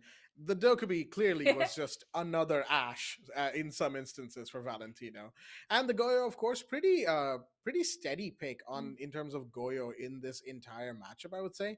And Goyo, given how just good that operator is, right, is it's an understandable pick, right? It's a pick that can give you a lot very easily as well. He's got those Vulcan canisters, will waste time, take away area, and just damage players as well if they get caught in it. And he's got that C4 for extra damage and a vector to boot. So why not? He's basically the damage Mm. dealer of this group, right? He's the DPS, if you will. But outside of all of that, and a headshot percent of 70 as well. So the shots, especially in that third map, oh boy, they were landing something fierce. Mm. So I have to say, Valentino, just hats off to this player. Fantastic play in this overall matchup. And again, 25 Esports definitely deserve this victory here. Noble, they came close, unfortunately, were never quite able to close the deal, especially early on in border. We could see them struggling to win a couple of rounds, where they probably should have, all things considered, right, bringing it down to that 1v1s and 2v1s, and yet they would just fall short by a hair sometimes. It is a little heartbreaking for them, but they still have two matches and they've got a point as well, so it's not all doom and gloom for them just yet. As far as 25 esports go, of course they'll be happy with their first win in their first match. I think this is it, right? It's they came in gearing to win. Again, we think about the Saudi circuit. The MENA teams are pretty dangerous at times. They have a Oh lot of yeah. aggression behind them. The fact that we are again looking at the headshot rating down Valentino, that's good work. That's accurate work as well. It's making sure that you're not just kind of wildly, wide swinging and just spray and praying. It's the accuracy of knowing this is where I exactly need to be positioning and going for it. And yeah, player comparison here. I hyped All up right then. Easy a lot because I do think Easy in his own right is a capable fragger. He is the entry for the side of Nobles, but we look at the kind of head to head here, especially when we look in terms of this cost. Granted, this is within that best of three that did ultimately go in the favor of 25, but it's this idea that, Valentino, not only were his kills coming through, they were very impactful throughout. He was able to make sure that, okay, if someone falls, I get that trade. I get that trade. And we saw multiple times, the kill Yep. feed with his name just lighting up. It was multiple kills in one go. If someone would fall, Valentino could instantly react to that, get that dub, move on. It was, yeah, really good going. Absolutely fantastic going, in fact, from Valentino. So, with all that said and the match taken care of, let's have a look at the group standings as they are going to be updated at Ooh, the end yes. of pretty much every BO3, folks. And here you go. 25 Esports will put themselves at the top of Group B that you can see on the right half of your screens there. And 2 points to them. Nobles get one for that one map that they won, map number 2, that is. Now, the only teams that haven't played so far are the 2 teams that will be playing in the next game soon after, actually. Mercenariez versus Kira Esports, an SA Classic showdown that will certainly be fairly exciting, I do feel like. But with that being said, I do have to say it's a strong start from both GK and 25 Esports, who have won their first games respectively. Now it's up to, we'll see which SA team will join that second place in Group B. Unfortunately, no SA team managed second place in Group A, but it is what it is. With all that said, folks, we hope you're excited for the Mercenariez and Kira Esports games, as that will be coming up very soon. But before that, we're going to be taking a quick break, and we'll be right back. Stay tuned. Just watch me. Just watch me. I won't make it easy for you now. You got 2 minutes of my time, and I don't really break too easily, but I'm worth it, cause I'll slip into your dreams tonight. Oh, so give me your all. I'll take it to Mars. Oh, I'll stick like glue inside your mind. Oh, so give me your all. I'll take it to Mars. Oh, I'll stick like glue inside your mind. Just watch me.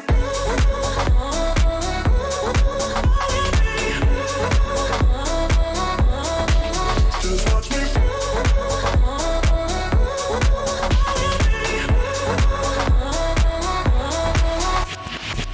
I got you wrapped around my finger, but don't you try to call me tomorrow. There's nothing personal in having a little fun. You wait to see if it's worth your while.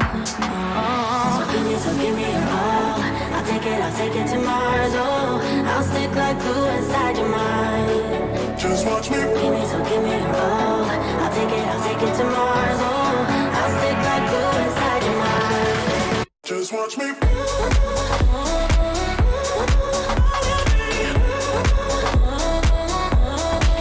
Just watch me.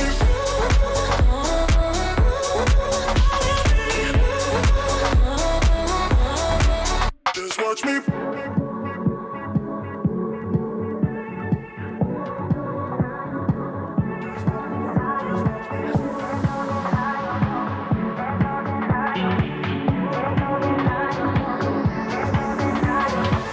There's no denying what we want.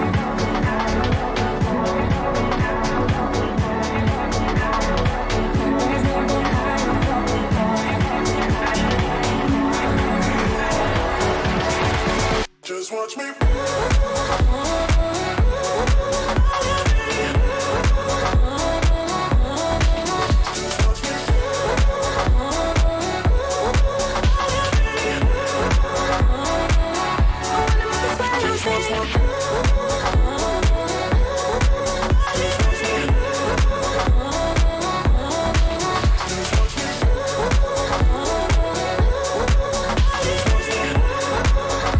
Feel free.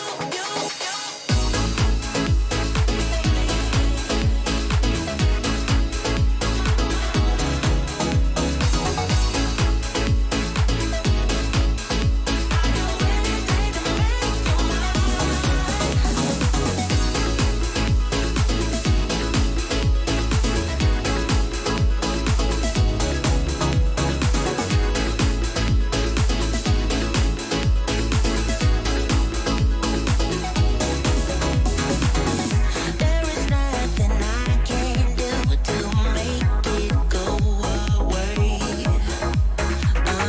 I'm in love with you, baby, and my love is here to stay. Love is a dangerous thing when my hands are trembling. Will you fall into me? It means more than anything.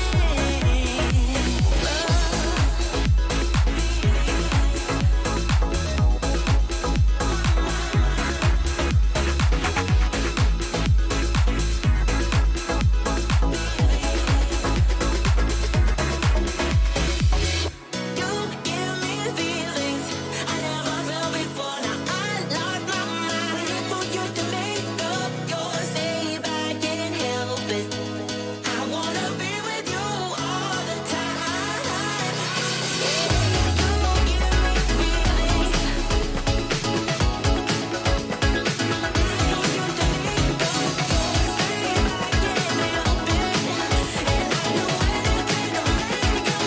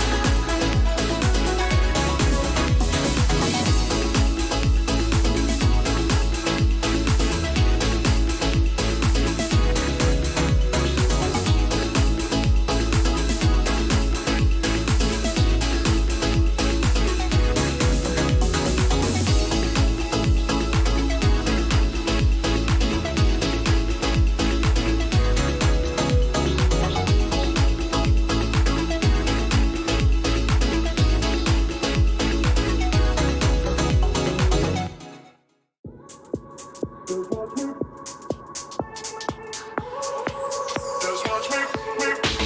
Just watch me. I won't make it easy for you now. You got 2 minutes of my time, and I don't really break too easily, but I'm worth it, 'cause I'll slip into your dreams tonight. Oh, so give me your all. I'll take it to Mars. Oh, I'll stick like glue inside your mind. Oh, so give me your all. I'll take it to Mars. Oh, I'll stick like glue inside your mind. Just watch me.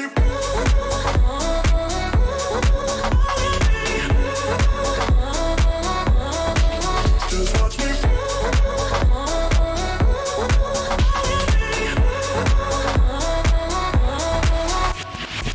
I got you wrapped around my finger, but don't you try to call me tomorrow. There's nothing personal in having a little fun. You wait and see if it's worth your while. So give me your all.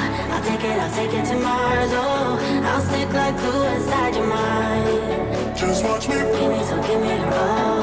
I'll take it to Mars. Oh, I'll stick like glue inside your mind. Just watch me.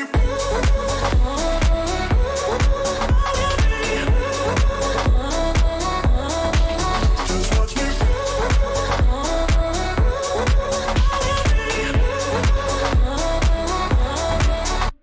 watch me. There's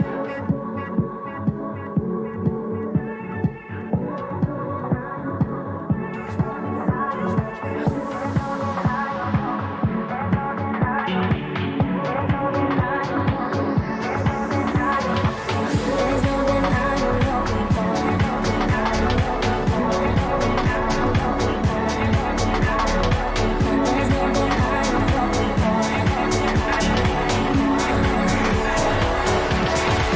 Just watch me.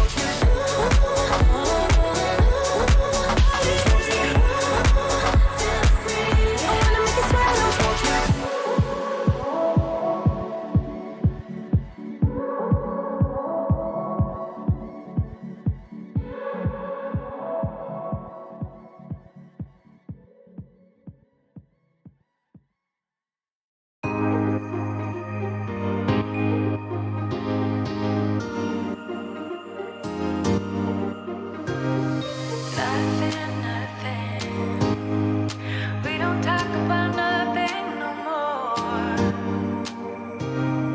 Nothing. We don't talk about nothing no more.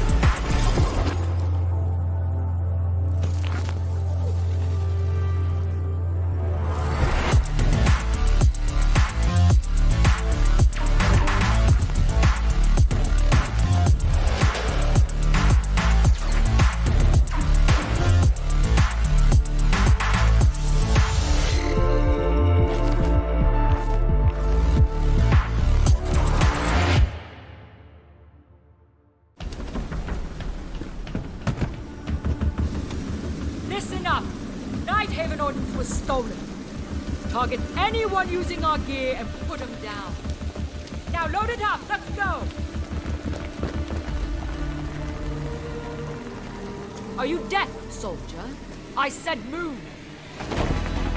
Sorry, Callie. Orders are to keep you grounded.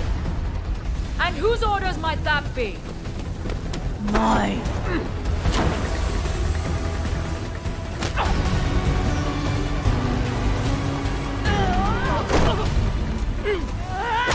Is that all you got?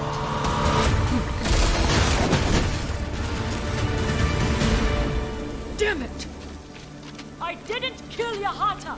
Someone stole Nighthaven Ordnance and is selling it, jeopardizing our operation. We know, but that doesn't mean you get to start a war over it. This is Rainbow's operation now. Not sure your butter knife will cut it, darling. You'll be up against very loud grunts. We have a squad for that. Red Hammer.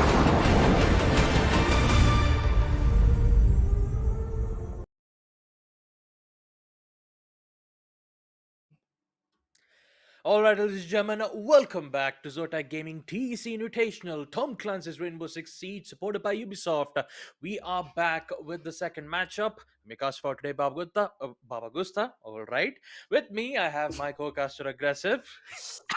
Not quite sure that this was a good intro, but yeah, all in all, I It can't believe I works. just It boosted works. my own name. But all in all, serious, you know, all in the seriousness, folks, we just had our first matchup between Team 25 esports going up against Nobles. It went all the way to map number 3, and it did ended up on a 7-4 scoreline. All of them, all 7-4 on Oregon, Clubhouse, and Border. But in the end, it will be 25 esports who will secure the win. But now, talk about the main important matchup that we're going to have as of now for day 2. It will be Team Mercenaries who will go up against Kira Esports. The another rivalry, as I'd like to call it. MRCZ and Kira Esports have been at it in the SA region for a very long time, and it's just we just have to figure out exactly who will get their first win and cement their spot in Group B stages. So aggressive. It's been a long time Yep. since I've cast along. It's been a long time since I've casted, man. How you been, and what do you think about this? Honestly, when it comes down to Siege, there's nothing like a good old classic. And Mercenaries versus Kira, that's a rivalry that has been going on for pretty much since the dawn of Siege when this rosters were formed. Both of these organizations have really talented players, but Mercenaries, they just had that, I would say, that slight edge in almost every single map that Kira were just not able to reach forward and finally be able to take down Mercenaries in some way, shape, or form. That's the historic nature of it. Kira, they just have such a rough time going up against Mercenaries that there are moments where Kira just kind of lost its footing. But now, with the stakes being this high, you just cannot be in that exact same position now, can you? We're going to be heading on down over into the lineups just to talk about the teams, and I'm really hoping that Kira, they're going to bring their A game here going up against Mercenaries, because this roster, they've gone through some rough patches. A couple of their players have been shifted in and out, but regardless of all of that, we know for a fact how incredible this team actually is. We know how strong they can be when you allow them to just completely run amok through the entire map. And if, of course, Mercenaries, they have even the slightest bit of control without any contention, they can easily take a map on a guaranteed 7-0 if you don't stop them early enough. Oh boy, 7-0 up against MRCZ. That's a good prediction coming in from your end, aggressive. And yeah, I gotta agree to it. MRCZ, when it comes to the best team in the standings of the South Asia region, the first is obviously Take Charge Esports, who is formerly known as Hunters LFO at that time, and the second place is always MRCZ. Now, granted, back in the Yep. SA Nationals and Mercenaries, they had a lot of ups and downs. The same thing can also be said for Kira Esports when Shaheens came into play. Now let's take a look at the rosters on the side of Kira Esports as we do, talk about them. Atharv, Death Amar, Shrisha, Avidvi, and Vortex. Last thing I remember on Kira Esports' side, Shindra used to be on Kira Esports, but instead he's been swapped out and brought Shrisha instead. Until then, Shrisha has been an effective player doing both the roles of he mainly plays as a flex role at this point, doing both support and frag role both at the same time. He's been consistent and he's been doing a very good job at it, and so does Death Hammer, who is so precise when it comes to getting those early picks while he plays on defense. So I'm definitely looking forward to it all in all, but it always depends on those map vetoes, right, aggressive? So we'll just take Yeah. a look at the map vetoes itself and see what kind of maps do we get to expect. Do we get to see the standard Oregon, Clubhouse, and Villa? I don't think so. Oregon has already been banned already from MRCZ's end, so I'm pretty sure Okay. Border might be in play. Villa's been picked by MRCZ. Clubhouse from Kira Esports, they love going Clubhouse. I mean, at this point, Kira Esports, they you could say that despite having a lot of problems from their end, Clubhouse is like a go-to place for Really? them. It looks Chalet like is they will open be going versus on defense. MRCC? You Okay, what? that is deciders. Kira, Aggressive. That is deciders. Kira, no. Kira, no. Oh boy. You can't. Are you serious? Are you expecting to take this on a 2-0? No I way. No, no, no, guess Baba. I feel like they're taunting them. It's like, I know that you guys have been great on Chalet, but you can't say the same thing when they went up against Take Charge Esports, right? Take Charge Esports, when they went up against Mercenaries on map Chalet, sure, they had Take Charge Esports won, so maybe Kira Esports might have done their homework. So I'm thinking that the decider itself, maybe Kira Esports have some tricks up their sleeves, and maybe they've decided to let it be on the open. But talk about the standard ones, Clubhouse and Villa, both of them on defense. I mean, these first two maps carry a lot of weight for Kira. Kira could not let this go down to the third map. I'm speaking purely based on statistical data that Mercenaries and Yeah, absolutely. Yeah, Chalet, yeah. they're match made in heaven. That's the thing. You don't want to go to that third map. If Kira is not able to close out that first map and also the second one in a good contestation, doesn't matter if it goes on to overtime, they need to expect a 2-0. Mercenaries taking one map alone is pretty much solidifying a guaranteed victory in a way.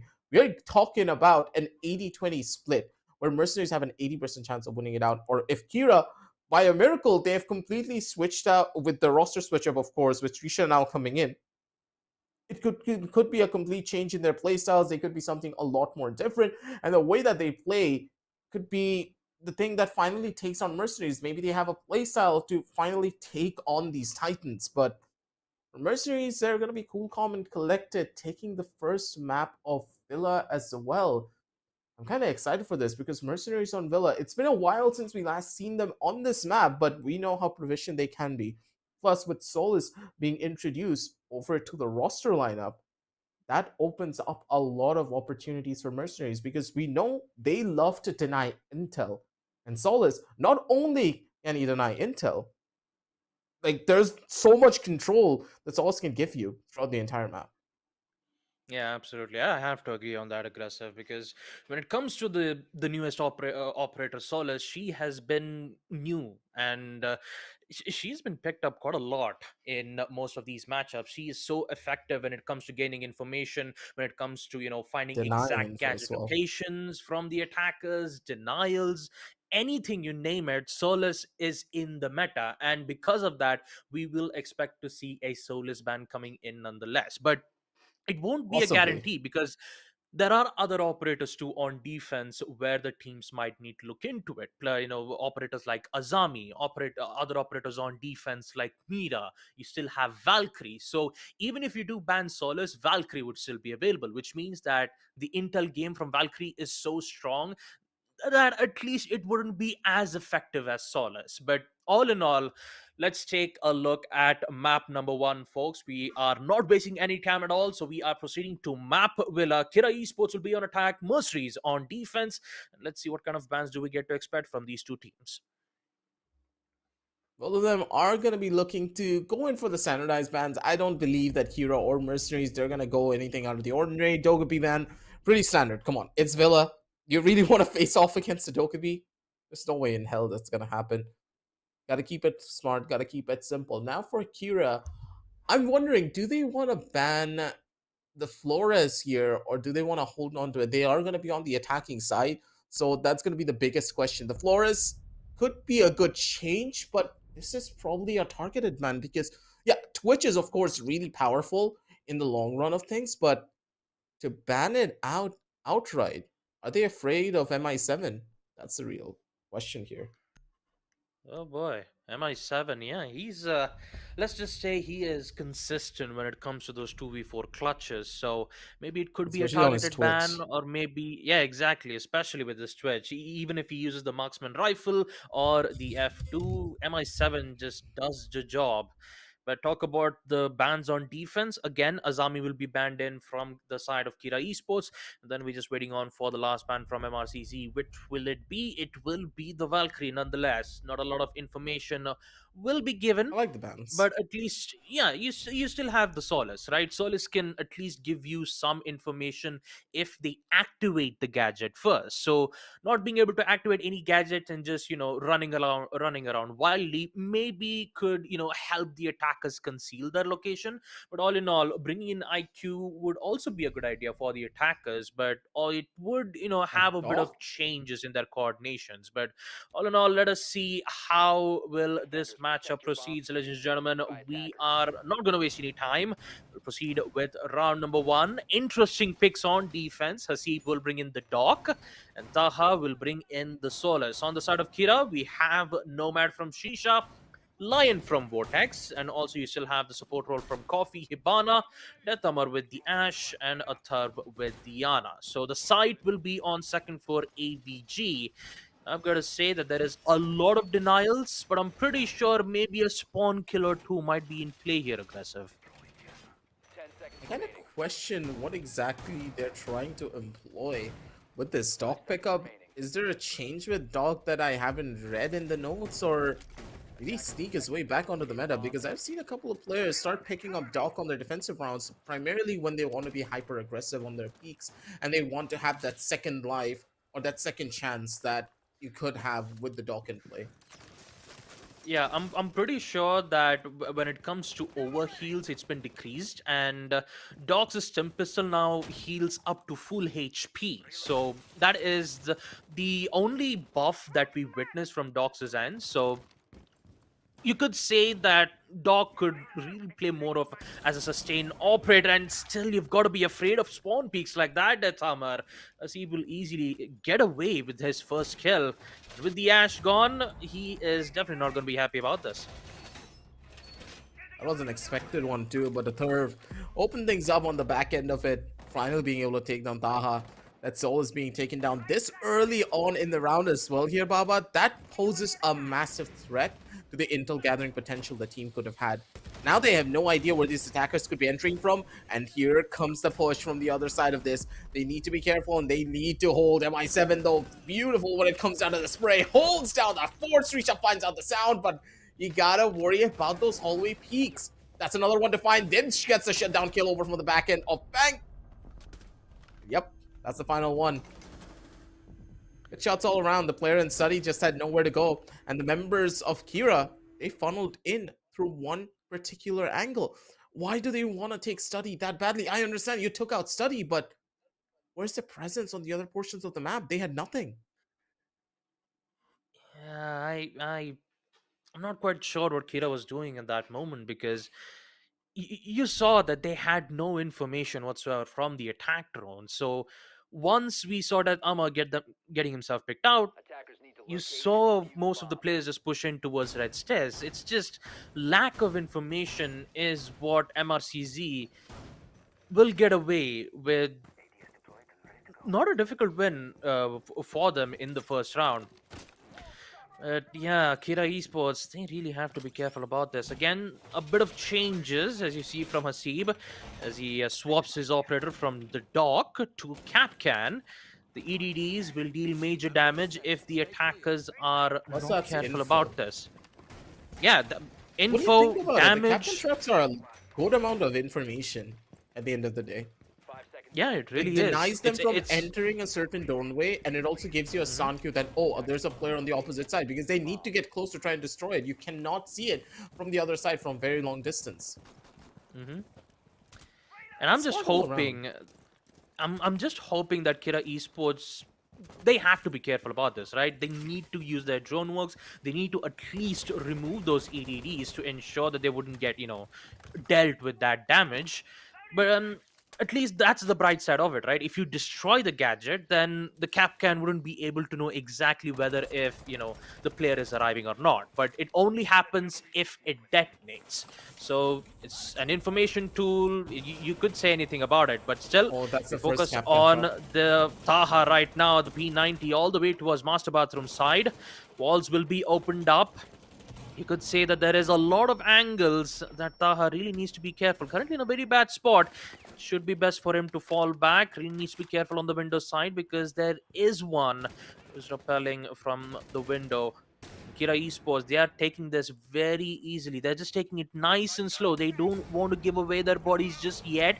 They just want to clear the place once and for all. But What? turns out Taha will just Ow. get away with a kill and fall back without a hitch. How even? It doesn't make sense sometimes how Taha even does any of this. Now, with that amount of information, they already know they don't have really much to worry about. That Amara throws in a couple of those fights, and look at the beautiful way that Kaid's now bandit tricking all of this. No, sorry, not bandit tricking. Kaid tricking all of this. I do forget sometimes. Like, come on, it's Kaid, it's bandit. Same thing. They both do the same job. Just Kaid does it slightly better when it comes down to the holds. That's all. The Thatcher grenades now gone. They have nothing to try and break into this wall. That's going to be the first initial peek. A lot of information being given out as well. Seam on the top end is going to be able to find one, but Vortex finally gets the trade. Oh, no. The grenade's not going to be able to cook down to perfection. They still have one of the players in towards Astronomy to worry about. And Taha, even though he is down, he's not out yet. For one particular reason, he is giving all the information to his teammates that there is no one pushing into Astronomy yet. They don't need to worry about that angle. He's going to get picked up. They have the corners to fight for. And now it's just about the defensive hold. 35 seconds left on the clock. The attackers, they have their work cut out for them to try and break in towards the side. Here comes the push. And Death Amar, he's opening things up with a shebang. That's the first. And possibly one more from the side if Taha does not equalize things out. Yeah, well, now it's 1v1. It's a Seeb versus Deathamar. Deathamar has made tremendous work, and he will do so by removing the final one as well. Kira Esports will finally fling back by making sure that they won't make that mistake twice. They will secure round number 2 without facing any issues whatsoever. Taha, on the other hand, how does he get away with a shot like that with the P90? Man. But all in all, I've got to say that Amar, great stuff. He did eventually got the opening to all the way towards Astro.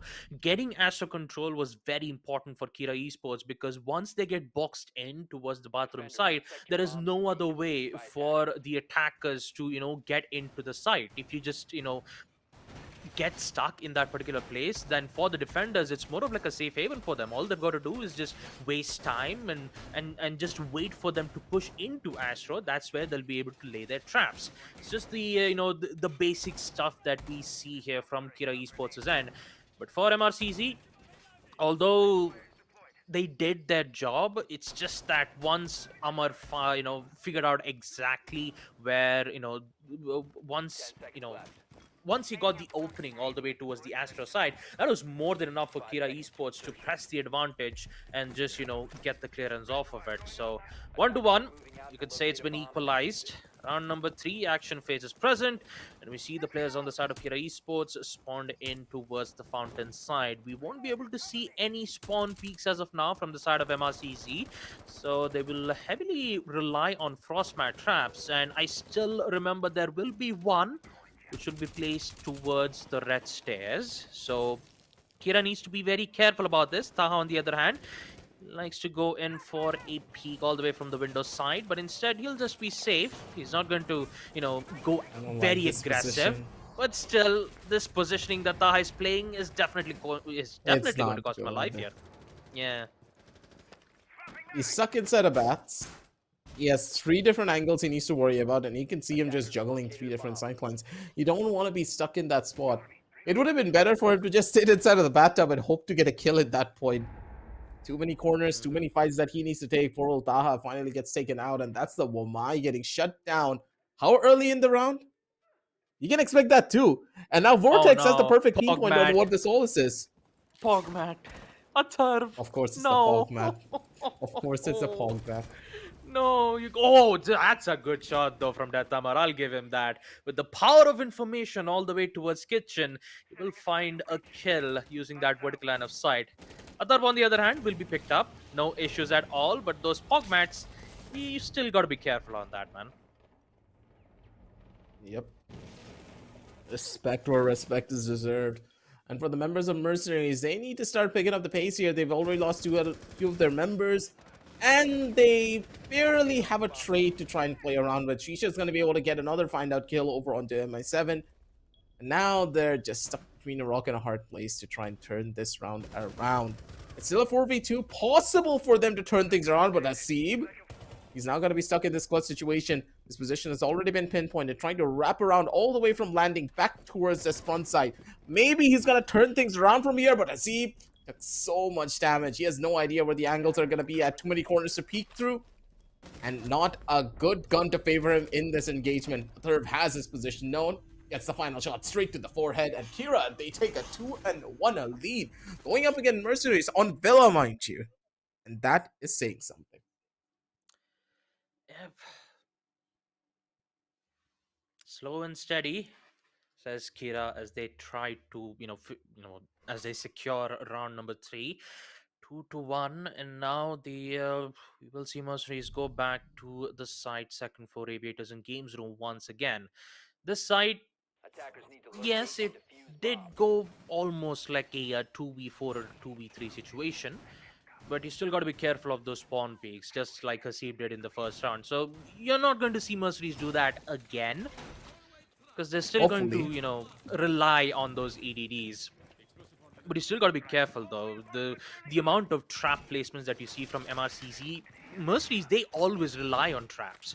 Traps, denials, sustains, the C4 toss. You even have MI7's Vulcan Shield, which can deny the attackers for a total of 20 seconds. So you could say that the strategy from Mercenaries involving the attackers wasting a lot of time and securing a kill if they get caught up in those certain traps.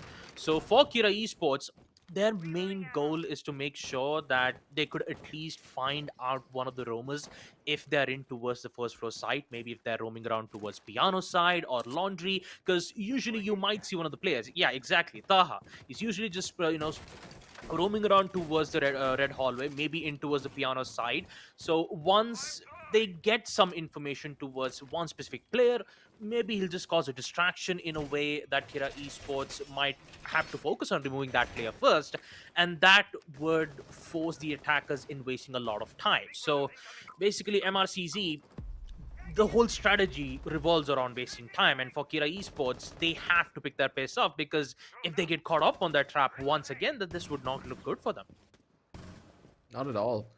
But this Goyo needs to be even more careful on the back end of this.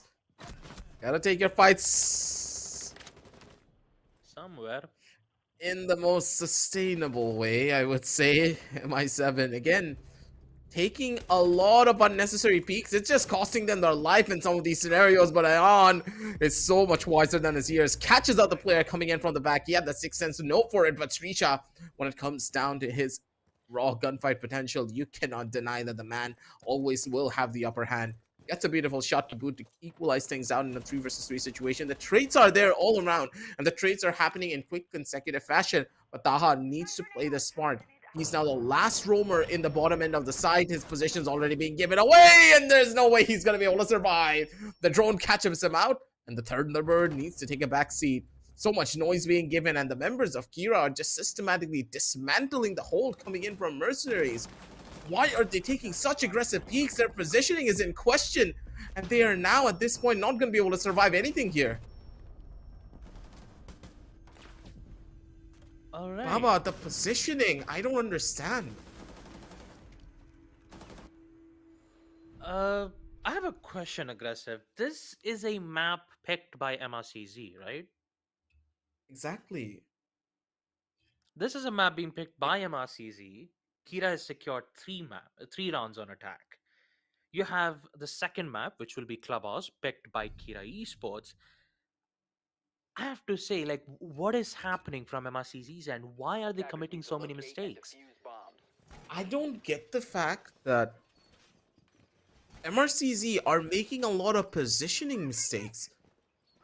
You've seen that as well. A player playing in the middle of bathroom without anyone holding closet or even having a util placed towards closet or opening up the closet wall, placing a shield in front so that the player can just play those 2 angles. There's so many things that you can do there. There was no setup. They're just trying to take raw gunfights. 10 seconds remaining.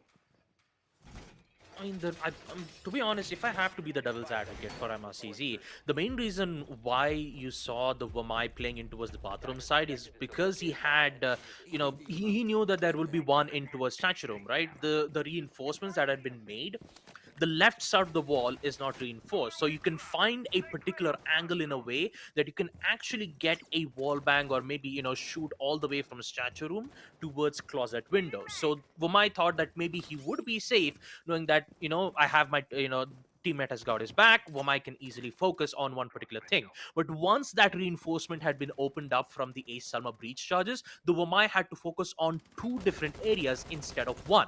And because of that, that Exactly. whole strategy just gone apart just like that. And turns out it's Again, just too aggressive. starting to do so over and over again. Vortex starts things off. MI7 goes out once again. To be honest, though, for MRCZ, this is not looking good, especially MI7, who used to be, an expert when it comes to holding situations. But with him being gone out, this is a different Kira Esports I'm witnessing here, aggressive.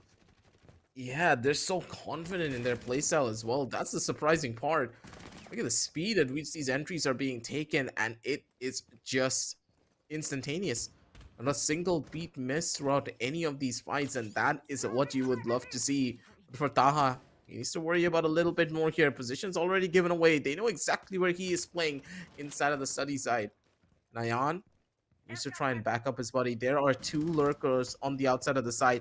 If these lurkers are not able to find at the bare minimum of one frag, or even two, I would say, this lurk is just not going to work out for them. It seems a little bit too bad for Ware here. Ayan knows the position, but he's going to get double peeked and he's going to get swung on. He needs to give up 90. And this is such a powerful corner for him to hold. He cannot hold this anymore. He needs to try and make his way back in towards the side. Where does he go? There's no pathing for him anywhere. He's stuck. He's cornered. There's no other way for him than just to challenge this. And he will end up getting picked out from Death Armor. All he had to do was just get control on 90 and just exactly pinpoint the location. And turns out it's working out well for Kira Esports. Diffuser will be dropped though, with Hasib getting another kill from Hasib as he secures a third, making sure that the site will be his. 3v1, but once again, a 1v3 situation though. Can Hasib salvage this? No, he does not.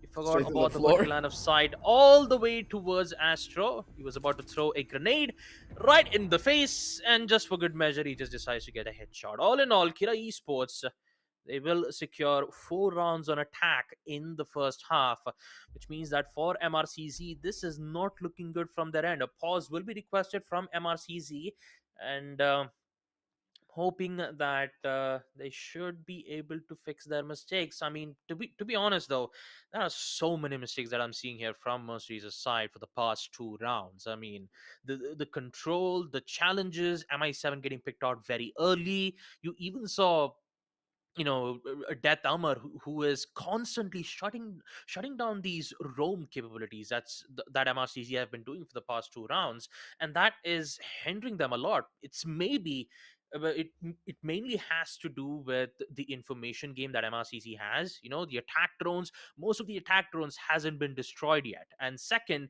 we don't see MRCZ play Solus a lot, and Solus could have helped them in removing some of the drones in the prep phase, but they need to figure out a way to deny those information. And you can see that's the reason why you see Mute being brought out. Then's Mute jammers would be good. You almost saw Mozzie being picked out from either Ion or MI7. Having less information could at least help MRCZ to be in the shadows for a while, and then they could, execute the attack by surprise with Kira being unnoticed. So for the time being, you could say that Kira Esports have absolute control when it comes to information, and MRCZ, they need to figure out a way to deny information and try to trap them in a way that they would not expect. Or at the bare minimum, try to gain some information. The fights that Yeah. Mercenaries are taking, they're purely relying on 50-50 duels. The amount of times that I've seen MI7 die, I get it. MI7, he's incredible when it comes to his raw mechanical skill. The man can single-handedly take a 1v5 and win it out for his squad. We have seen him do it. But that's not going to happen every single day, Baba. That's not how you're supposed to play Siege. You're taking duels on a window that they're trying to break, knowing that, hey, it's Kira on the other side. they're gonna have players who can go toe to toe with me if they're having a good day. You've been humbled once, twice, 3 times, and you still do it on the fourth end? You need to show respect to your opposition from time to time when you are getting taken down. Try to find different ways you can approach a certain map or a certain play. And in these type of scenarios, I didn't really see them form any form of a crossfire either, or pretty much anything here. I'm just surprised all around here, Baba, for that particular reason. Where are the trades? I don't mind you going in for a very aggressive peak on the defense side. If you have your teammate right on the other doorway ready to trade you out as soon as you die. But for Mercenaries, they don't have either of that. Yeah, this will be concerning for MRCZ if, if it's not working out well for them. But all in all, we just have to wait for the ready confirmation from the side of Kira Esports. Once we get the ready confirmation, we will resume round number 6 nonetheless. Yeah, there you go. No changes whatsoever, and just like I said, Mozzie and Mute will be picked up. The Mozzie Mute combo is very efficient when it comes to denying information. Mercenaries now finally understand exactly what went wrong for these past 4 rounds. It mainly has to deal with information. Attack drones that hadn't been destroyed from the defenders are helping Kira Esports secure a lot of round wins because of this reason. Now, on round 6, the only thing that Mercenaries can do is at least secure 1 round on defense so that they can end up the first half on a 4-2 score line. And they need to recover back those rounds by, winning a lot on attack once, second half comes into play. So changes will be made. That summer will actually change from Thatcher to Jackal, interestingly enough. And Ace will be swapped out to the Hibana, the Queen of Hatches. I'm pretty sure that the Excaros pellets will be used to open up lines of sight all the way towards, second floor Aviator's room, maybe to open up some line of sight towards, let's just say, Statue Wall, maybe? Yeah, Statue Wall, it could be the reason. But the main reason why that Amar had swapped into Jackal is to ensure that they have their own games covered. And since most of the information will be denied from either pests or from the jammers, they need to rely on other case of information, and Jackal is actually a good answer to it. Another thing is that Mercenaries, they love to roam a lot, and it's gonna be a problem. Finally, we see the trades coming in all around, and this is what I would love to see. These trades are what I was expecting coming in from the side of Mercenaries. I don't care if you're going in for very aggressive peaks. Make sure you have a teammate right next to you, ready on another position to go in for your trades no matter what happens. At the bare minimum, it's down to a 4v3. Yeah, it's not looking like a favorable 4 versus 3, of course. But at the bare minimum, they have something to play around with, right? They have their power positions covered. They force the attackers to use a bunch of utility to try and get those 2 kills. So now Mercenaries, what do you do with the information? You know that you have lost your entire lobby control. You know for a fact that the person could be coming in from red stairs as well, and of course main stairs. How much of the map do you want to give up and now hunker in the side? Because you do not have an option to roam anymore. If you start roaming, and if you die on that roam, your team is now as good as gone. And you do not want to end the first half on a 5-1. You need to make this work, and I really am interested to see how you will do it. Yeah, on the bright side, MI7 is still alive, but he's very low on HP. And let's not forget, Kira Esports have 2 operators that can detect information. E1D scans, the footprint scanners from the Jackal. All it requires is just single information from the attack drone and just go with it. Good usage of the secondary breach, but turns out MI7, he will end up with getting 2 kills, 2 important Good ones, job. and he will find out a way to recover this. This is looking good for MRCZ, especially an impactful play that had been made from MI7. Now it's been recovered. Now it's been balanced. Now MRCZ, all they've got to do is just ensure that they get this victory by just waiting it out. Let Kira Esports push in towards the side. Coffee still has a diffuser in hand. He's still trying to find the opening. The drone works are still coming in. They have some information in towards games room, but not at aviators. So here comes the push and here comes the scan. Losing a lot of time. Coffee still has no idea. He finds out now, whips out the bearing 9, can't get the shot. It will be the Echo who will secure the kill, and Din will come back with a headshot of the SMG-11 to take out the final player, Vortex. And with it, folks, MRCZ, they will secure the final round on the first half defense, which will end things off on a 4-2 scoreline. Kira Esports will be on defense, and MRCZ, they need to look for a way to bring this back up, maybe equalize it to a 4-4. That was actually really surprising. MI7 came out of absolutely nowhere getting that kill out on the board. And I love that about the play that he made. But now seems to be a lot more interesting from the members of Mercenaries. Wait a minute. Blackbeard and a sense. Hasib? Hasib? He's not trolling, is he? He has to be trolling, right? Yeah, they're just trolling. Does my eyes deceive me, or do I see a Blackbeard on attack? Where's Blackjack? We need him here. Is this happening? Because last time I remember Blackbeard being in play was with Demon's Force. You know, back then, Tsukushima Goat, Sniper One Candy loves playing Blackbeard and Blitz. The Blitz and Blackbeard combo was just so effective. It was just unstoppable for Demon's Force, and they were very popular in doing so. But Hasib is actually going for it. Okay. Let's have some fun, baby. My God. It has been a long time since I've seen Blackbeard. It has been years. We didn't get to see Blackbeard being played in the SE Nationals, and now I'm seeing it being played in the Invitationals. I am so curious to see what Hasib is going to do with this, man. This guy is just gonna deny everything that we know about Siege. You don't go for headshots anymore. You're just playing for body shots at this point, trying to stop this man from being an absolute menace. The thing is, he can face check pretty much everything, right? He doesn't need to worry about stuff anymore. He can face check for his team if the drones cannot gain the information for his squad. And look at the positioning that he's trying to hold. He's now outside of the bedroom, looking straight up into statuary, and he has nothing to worry about. He can get every bit of information for his squad and hold down the sidelines, but Taha on the back end of it, taking a slight chunk of damage, but gains a lot of information in the process. Hasib needs to give up the space. One of his shields have finally been broken. And because of that, they need to worry about a lot more. A lot of control is still to be established by the members of Mercenaries, so they have a lot of ground to cover. They have the time. They just need to play it slow. Get the map under their control before they start getting a little bit too hasty. And I'm hoping that Mercenaries, they finally calm themselves down after the lows that they have faced in their previous defensive rounds.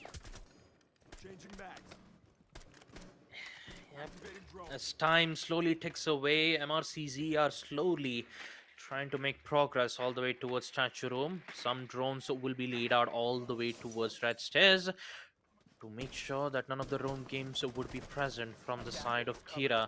Now, Sib, on the other hand, I'm pretty sure that he has lost one of them. MI7 finds one of the players, but he doesn't expect this running Shrisha. What just happened? Goodness. I'm not quite sure. There was just barrage of kills from both the sides, and it's somehow still being equalized again. Shrisha trying to contest one of the players, but unfortunately he was repelled inverted, and he will secure the kill nonetheless. Actually, it will be Hasib who will confirm the kill, but Taha, on the other hand, he will not waste any time at all opening lines of sight, but they're losing a lot of time once again. Hasib doesn't have his rifle shield, so he needs to push in and figure out a way to get those important kills. Time's ticking. Once again, Ayan still has a lot of utilities, and he's just going to use it everything in towards the site. 20 seconds, once again, Hasib all the way pushing towards the site. He will be tagged for a little bit. No smokes. Vortex and Coffee, both of them need to heavily rely on gunfights. Taha will be downed out. Hasib is just sprinting in, trying to find Vortex, but Vortex is just hiding. Information will be given. Ayan is going in for the plant. Confirmation will be given. Ayan still going in for the plant, which means that this will be a post-plant. 1v2. Time is ticking for Kira Esports and Vortex. So low on HP.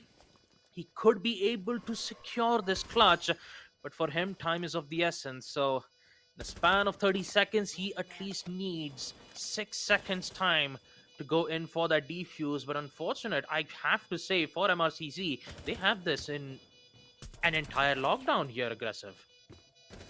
Yeah, this is gonna be Mercenaries' time to win. There's nothing that you can do to try and survive this one.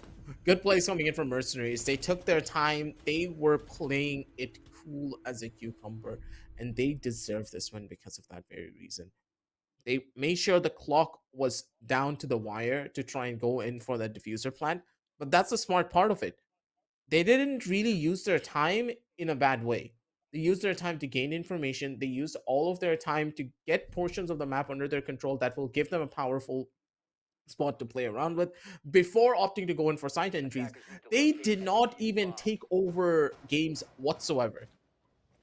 They had no control over games, but what they did know is that if they're able to take 90 hallway control away, if they're able to take statuary, that means that everyone has to be towards either aviator and studies, correct? That's the only two positions that you can be in. At that stage, they were like, okay, let's just run in towards bar. One person will be holding there. We can get that kill. We can force them to look towards the side of games because that is the one position that we haven't cleared out. And that basically is going to put a fear in them being like, okay, if they don't hold games, there's got to be someone in study. If I start to look towards study, then the player over on 90 is going to kill me. And they force the members of Kira to divide their attention from two different side lines, causing them to be in an absolutely unfavorable position to try and win out the round. And that's exactly what happened. I love the play that Mercenary went out for.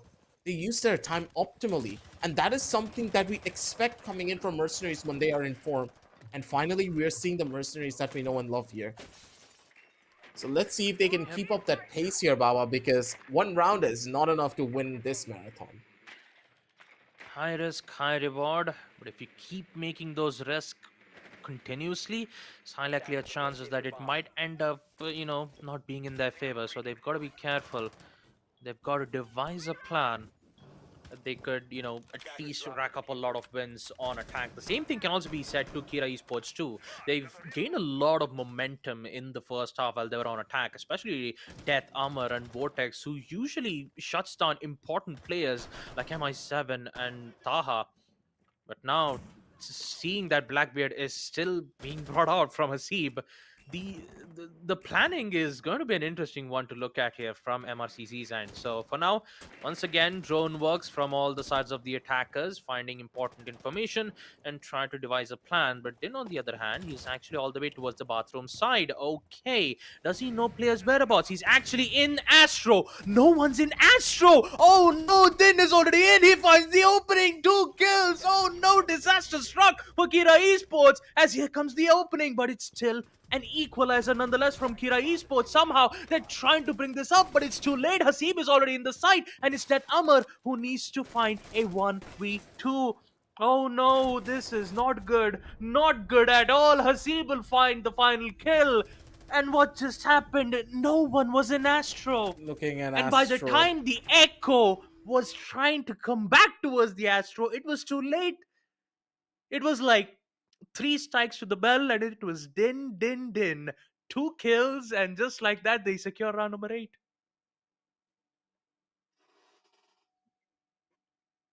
I love the fact that Mercenaries, it just took them an opportunity to go over to the attack, and that is how they made things work. And they're playing this Blackbeard to its fullest fruition.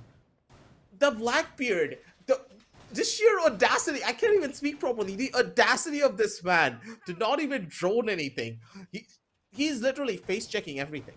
I'm not even kidding here, Baba. He is face checking everything. Through windows, he's using his teammates to clear out lines of sight for him, and he's peeking angles that normally you would never take an engagement on.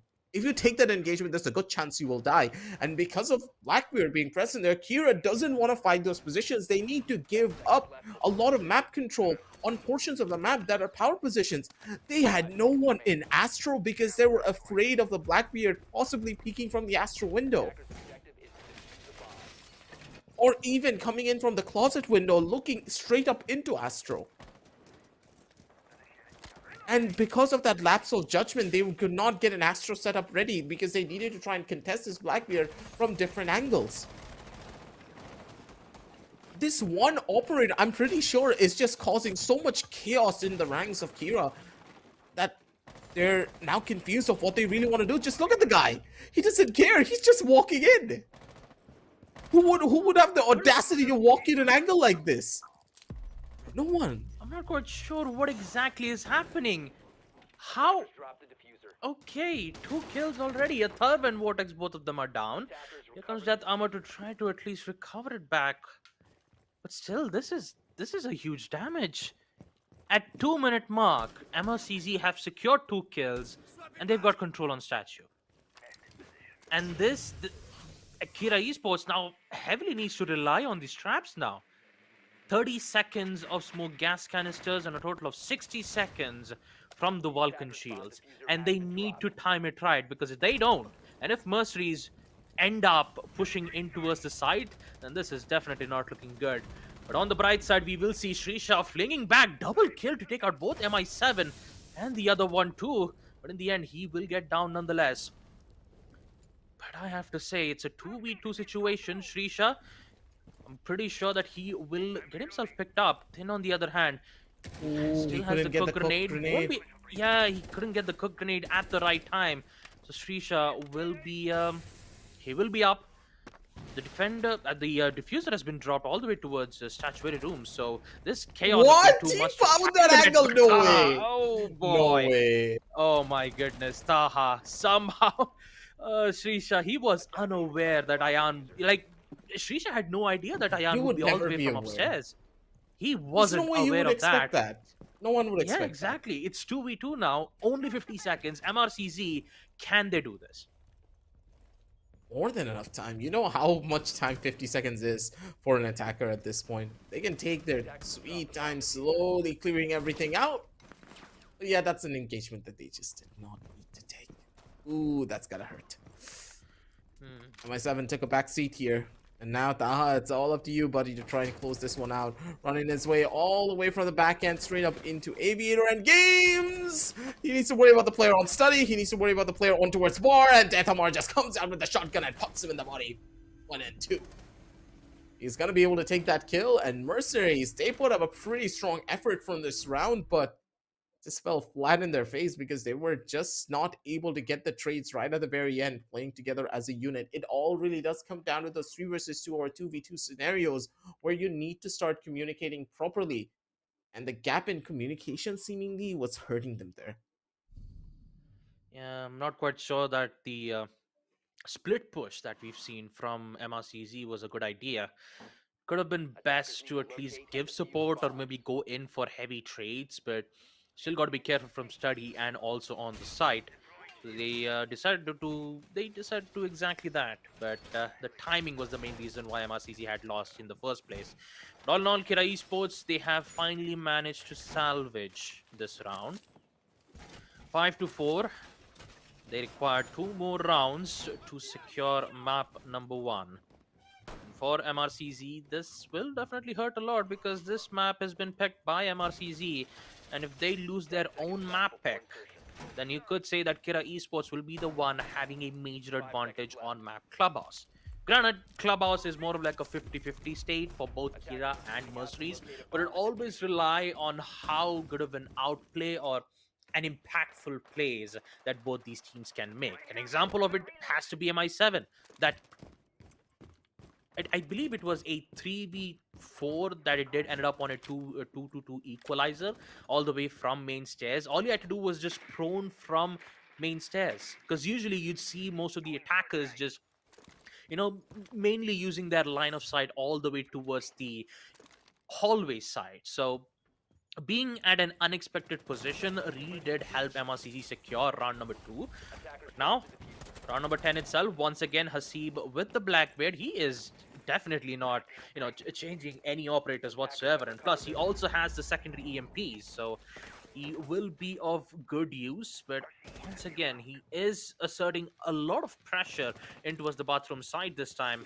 Secondary EMP breach will be used to disable some electronic gadgets, but hopefully that should be able to at least disable some of them. There you go. Breach will be done. Hasib is deep within the side, and then will be the one to go in for the opening. So does Vortex. He will come back with a good trade, denying Din's efforts to go in and, you know, make more damage. But Yeah, they have no idea about Echo, and they have no idea about Hasib's whereabouts. 3v4, and now that Amar once again stepping up for the team as he tries to equalize it to a 3-3.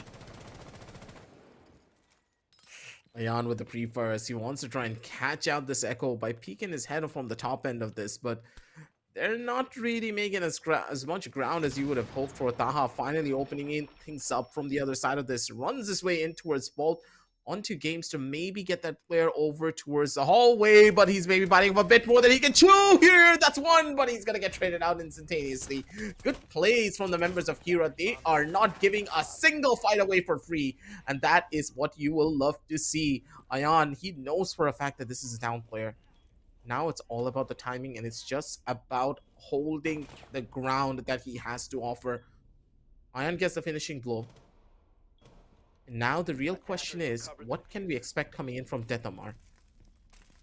Where does he want to go? How does he want to try and take this fight? Knows the exact position. And now Ayan just finished things off in style, baby. You know what you need to do? Has the diffuser in hand. He's going to be able to get that plant down as well. You know, it's just all about holding down the line.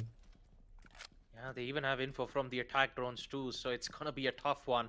Once he makes the push, Ayan will just spray it away. Oh, I love how and try to Deathamar's get the baiting kill, this. but he's just playing it for time. But Ayan just pushing it very aggressively. Once again, plant.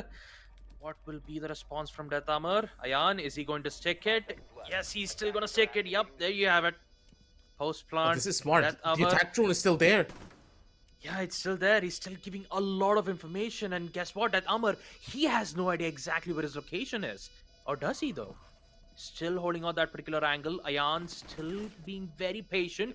Locations will be given away from the angle. Smart. And just like Smart, that, smart. he will be denied.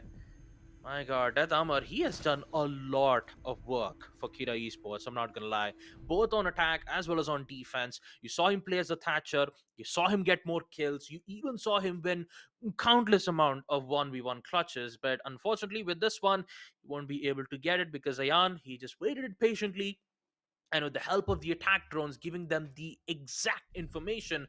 And exactly, when you saw Taha planning that particular spot, the main reason why he did it is because he just wanted to listen to the sound cues if and only if the alibi would decide to go all the way from the stairs. And you could say for that Amar, it always did ended up in mind games, and Taha, actually, yeah, I believe it was Ayan. Yeah, Ayan was the one who will end up winning this 5-5. Round number 11. It's a back and forth game here, aggressive. Pretty much. Both of these teams, they're at each other's throats because of how this entire process is going. But there is going to be picking up 10 seconds to insertion. a little bit of a different playstyle, I do 5 believe. seconds left. Because now things will be a lot more interesting with the bandit coming into play. Attacker's objective is to locate Because a bomb and defuse it. now, are they really going to try and trick the wall? This might work out for them, or it could just completely follow sideways, because this bandit, unless he gets a lot of value, he could just be the first one to get picked out here because of how aggressively the members of MRCZ are playing. This is a very risky decision being made from Kira. Bringing in the bandit means that he needs to be in that place, which in fact will be highly vulnerable to cooked grenades, and Iana has one. So you can see then, oh boy, no info. Not a great contest all the way from 90. He will get away with a kill, and so does a refrag that will be made from Ayan. Vortex once again all the way towards the study side will secure a kill. This time you could say that Kira Esports has the advantage, and now Vortex will decide to give up on the place and decide to roam instead. He's currently in a very tough spot. Shilathar will be there to get good amount of kills too. This time taking out Taha. Mercenariez, they are currently feeling a lot of heat from the defensive side. 2v4, C4 sounds been given, Yokai's drones been used, and now it's for MRCZ, it's Hasib and Ayan. 2v4 situation. We've seen countless amount of times with the Mercenariez being in the situation before. for Kira Esports. They look very determined to secure this round nonetheless. Or is it though? Ooh, Headshot from Ayan. Ayan, C4 from Vortex, and a Tharv will make sure that 2v4 will not happen. Kira Esports will secure match point in the first map of Villa. 7-5, actually 6-5. Again, apologies. Round number 12, a timeout will be requested from the side of Mercenaries.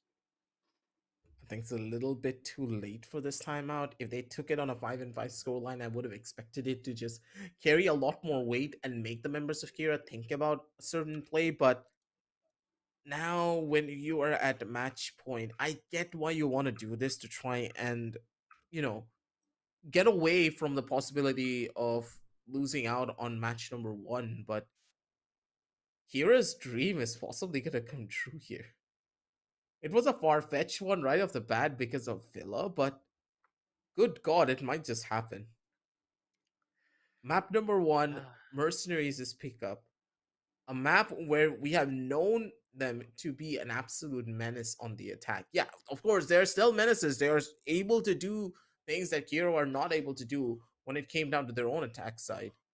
But regardless, this is interesting because this is the Kira that we haven't seen for almost over 8 months, Baba. Mm-hmm.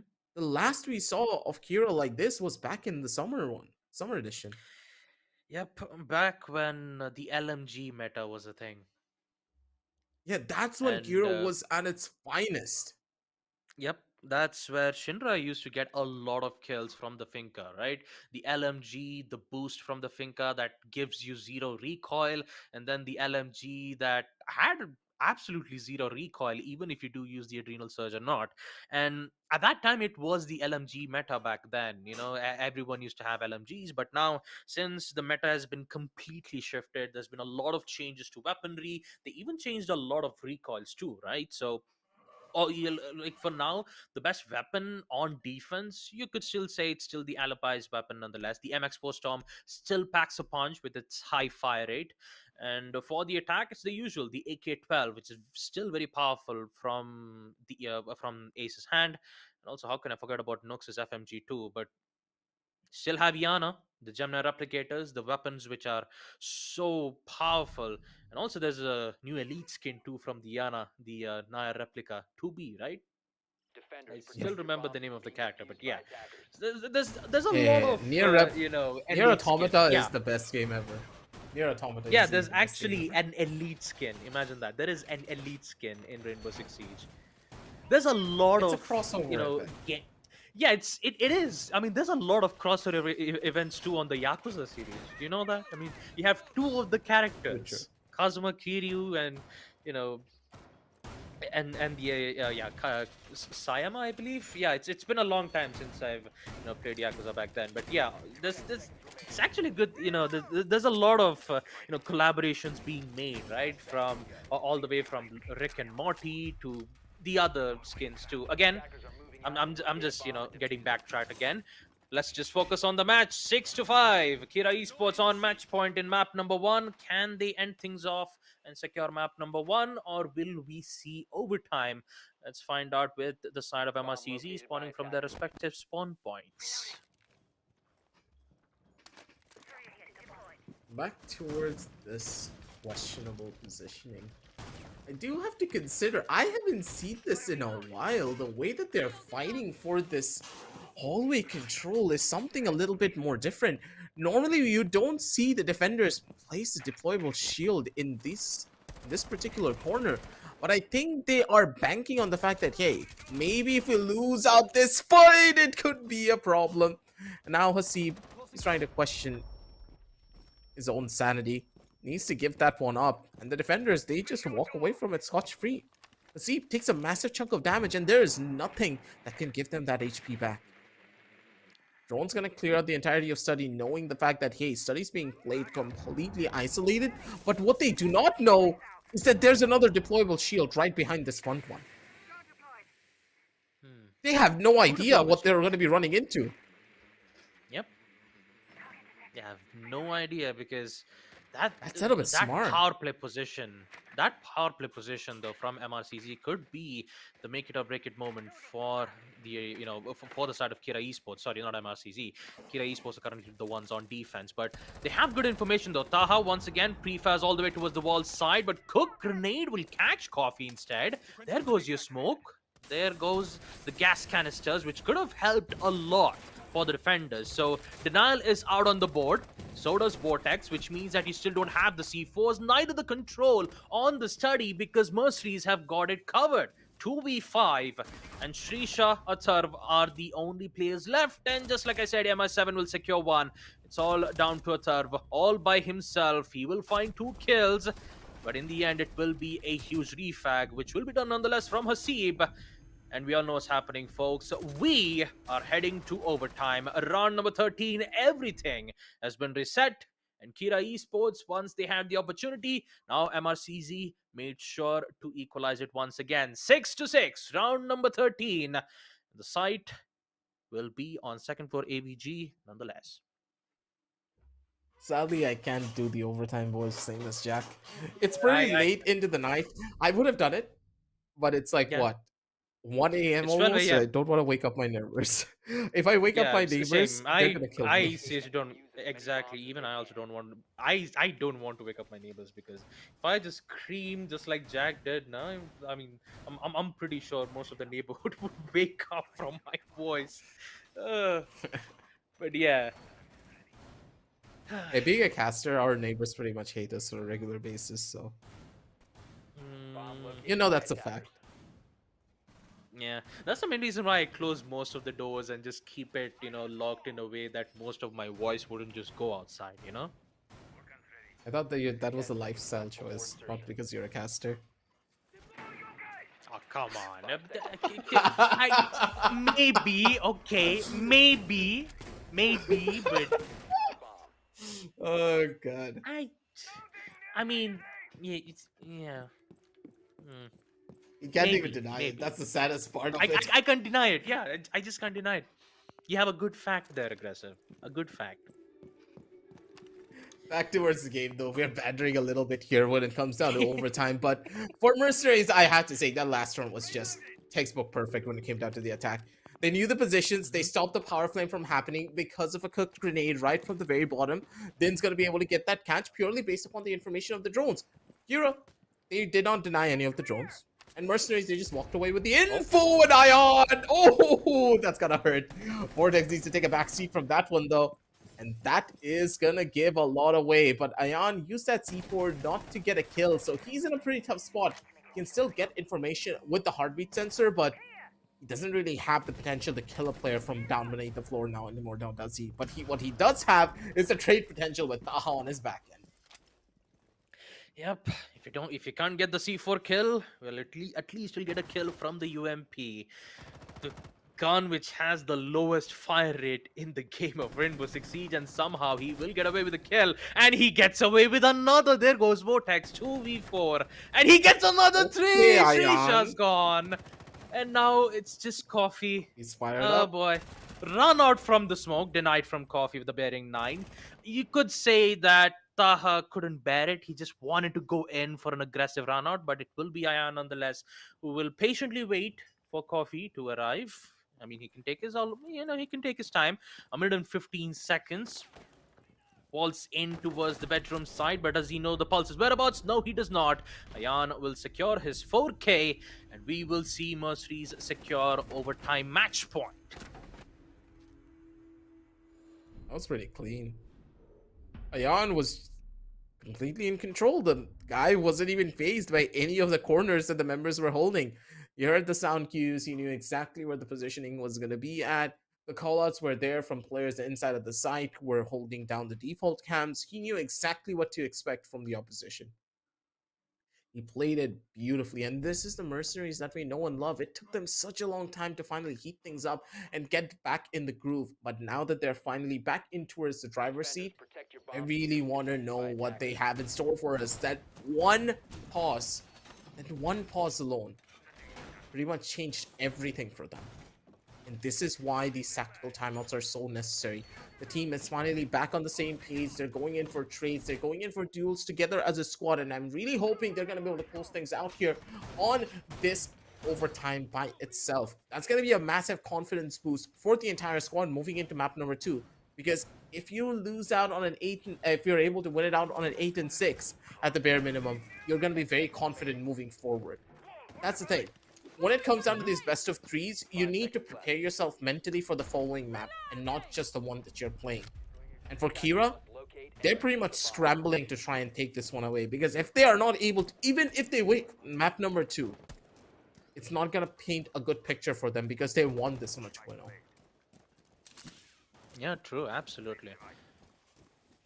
But for MRCZ, just because they did win on an 8-7 doesn't mean that they need to take Kira Esports lightly. They have secured 6 rounds. They were almost about to secure map number 1, and MRCZ denied it. So they have to be careful on map number 2 as well, because that map will be Clubhouse, and Kira Esports have good knowledge and good awareness from that particular map.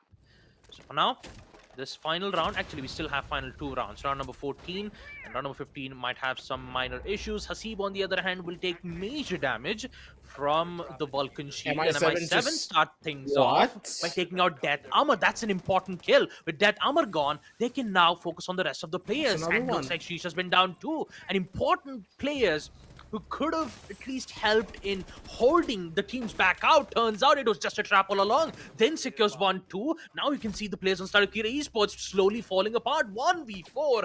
And now it's just coffee. The shotgun in hand. The smoke can't do anything. And MRCZ will end their first half on an overtime match point victory. 8-6. As they will secure map number 1 on map Villa. The MVP on the scoreboard is none other than Ayan. Another game too, Tomb Raiders, Elite skin. But yeah, all in all, MRCZ will secure their first map up against Team Kira Esports, which means that they will secure 1, they're in map point, and now all it depends on to see whether if we will see map 2 coming to an end, or would we go all the way towards the deciders, which will be on Chalet. I'm really pleasantly surprised about what we witnessed here. Mercenariez having one of the hardest openings to a map that I've seen coming out from them in the longest time. They were finally able to come back, they read into the strategies, and they played it all down beautifully. I love to see a team that can finally pick up their fallen pieces and piece them back together into the completed form that we know them to be. And this is one of those maps that just completely changed how I felt about the squad. Initially, it was like, what's wrong with Mercenaries? This is not how they normally play. And then came the second half, their attack side, the complete innovation that they had coming in with the Blackbeard, playing it down to complete and utter fruition, just face checking everything. The Blackbeard was just casually running in, doing whatever he wants, and he didn't have a care in the world about what would happen to him, because he knows for a fact, hey, even if I die, which is less than likely, considering, hey, it's Ayan, it's Hasib on the Blackbeard. He's not gonna miss his shots that often. If you give him a chance to just body shot you down or even hit shot you just once, it's completely done. There's so many different factors that the members of Mercenaries used to their advantage that Kira were just not able to finish it up. And what Blackjack normally says about Kira in general applies once again. They have an advantage. They are pretty much the ones who are guaranteed a win, but they are just not able to finish the plate. It's right there in front of them. They're playing with their food at certain aspects and certain points, and they're just not able to do anything to close out a map. It's just a closing out that is what really causes problems for the squad. They try to go in for something innovative. They were like, hey, let's place 2 shields over on the side of the Red Stairs hallway. Then maybe if they take out the first one, there's always the second one that the smoke can just hide behind to just wait there. But no, that's not going to be the case. You left the entire map without a single player to contest any of these drones. The entire first floor, Baba, got droned out, and each and every player just ran in, and there was one player outside on the study balcony, was pinging that exact shield where the smoke was playing from. Didn't just threw a casual grenade and got the kill. Yep. they rely on one plan a little bit too much. They fall flat on their faces because of it. Yeah, it's just repetition and prediction is it's easier for MRCZ to understand exactly how Kira operates, right? Because although yes, I can understand in the first half, Kira was looking very good, and mainly we did get to see MRCZ making a lot of mistakes from their end. But afterwards they took a bit of time, they used their tactical timeout, and they understood exactly what kind of positionings that Kira Esports would do, what kind of strategies they use. And it was very predictable at the point in the second half that it was easier for Team Mercenaries to end up winning most of their rounds in the end, and they've recovered it rightfully so in the second half. And the important part about this is that MRCZ were getting creative. They were changing a lot of strategies. Let's take a look at the match summary as well. Let's take a look at the MVPs too, who has the highest KDAs, who has the cost percentage 6 to 8. We get to see that Amar on the top of the leaderboards, 13 kills, and Hasib with 17 kills on his end. Ayan will also receive 15. Death Amar, still need to appreciate that man, who was both on attack as well as on defense. He tried so hard to try to at least get recoveries, try to win most of the clutch moments. But yeah, but when it comes to teamwork, it was just still the same. There was no changes, no adaptations. We still saw Shrisha still doing a fantastic job playing as the Goyo. The Vulcan shield was good. There was a lot of risk element added to it, which really did favored for Shrisha quite a lot. But for MRCZ, all it takes is just one simple mistake and a simple repetition that Kira Esports is known for, and just punish them, and the results will be the same nonetheless. 17 kills to Asib, 15 kills to Ayan, with 79% cost and 71% cost percentage respectively. 3 initial kills to Vortex. Now that is actually good, because when it comes to the first kills, MRCZ, the only one which had highest kills was Din, mainly because of that huge rush that he did, mainly because the Astro room was uncontested. No one was present at Astro time, and then had easier access to it. And once he was in the site, he just quickly eliminated the rest of the players on the site and had proper control. And for Kira Esports, you could say that they either they were unaware or they kind of mistimed it. That's all I can say at this point. But for Kira Esports, being able to at least put themselves on match point in the first map, and that too up against Mercenaries, is still a chance. There is still a chance for them to secure map number 2 on Clubhouse. So you could say that map number 2 could go all the way to overtime. But if they still make the same prediction, same strategies, if they still apply the same thing over and over again, and if Mercenaries get caught on their operations, then it's definitely going to go out. It's definitely going to go downhill. That's what I'm trying to say. Yep, I completely agree with you here. It looks to be one of those scenarios where Akira, they just need to start figuring out how to keep their composure on the last closing moments of a map. It was already 6-5. Come on, Kira could have closed things out there. But at the end of the day, they were just being a little bit too predictable for their own good. And I'm really hoping that's not what's going to happen over onto Clubhouse, because this is one of the bare bone basic maps of the game of Siege. You do not want to be repetitive on this particular map, because you know for a fact that Mercenaries, they're going to have a lot of spicy strategies for us to see. So we're going to be setting everything up for the teams on the back end, and we'll be right back after a short little break, ladies and gentlemen. Don't go anywhere.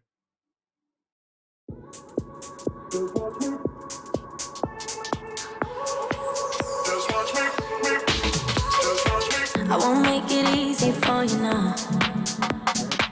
You got 2 minutes of my time, and I don't really break too easily, but I'm worth it, 'cause I'll slip into your dreams tonight. Oh, so give me your all. I'll take it to Mars. Oh, I'll stick like glue inside your mind. Oh, so give me your all. I'll take it to Mars. Oh, I'll stick like glue inside your mind. Just watch me.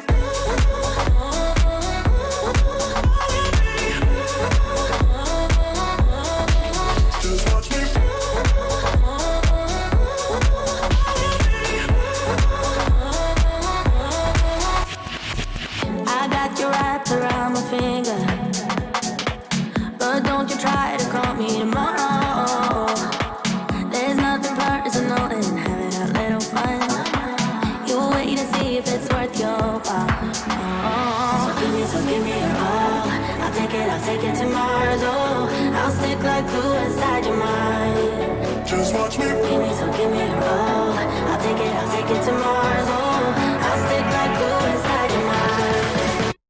watch me.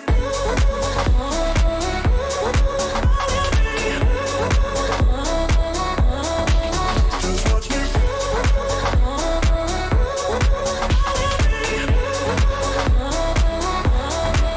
Just watch me.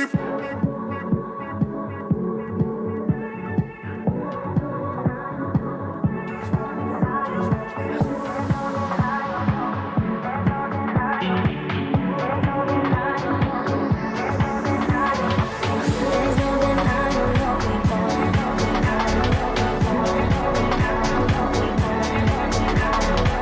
There's no denying what we want. Just watch me.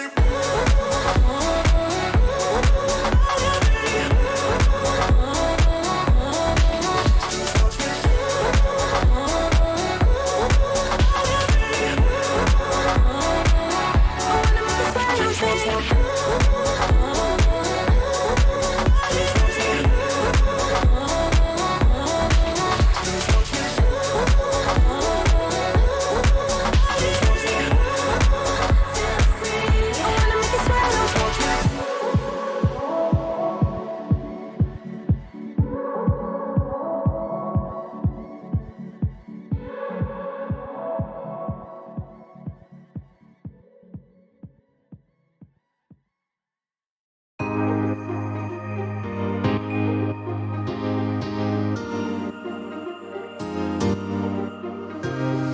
Nothing, nothing.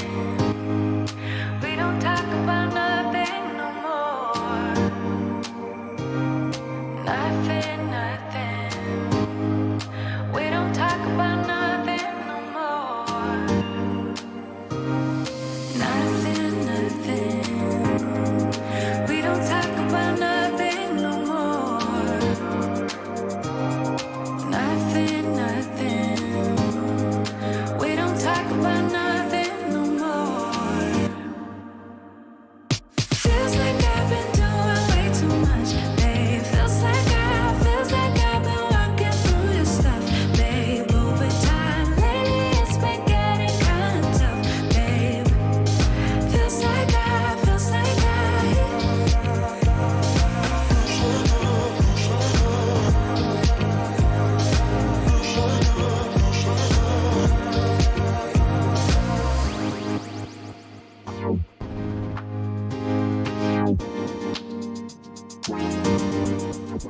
say something, something. 'Cause we don't talk about nothing no more. No, nothing, nothing. Do you not care about nothing no more? Feels like we're fighting. Do you even want it? Do you feel you need this? Do you even feel it? Fighting for a lost cause, or am I fighting for us? Just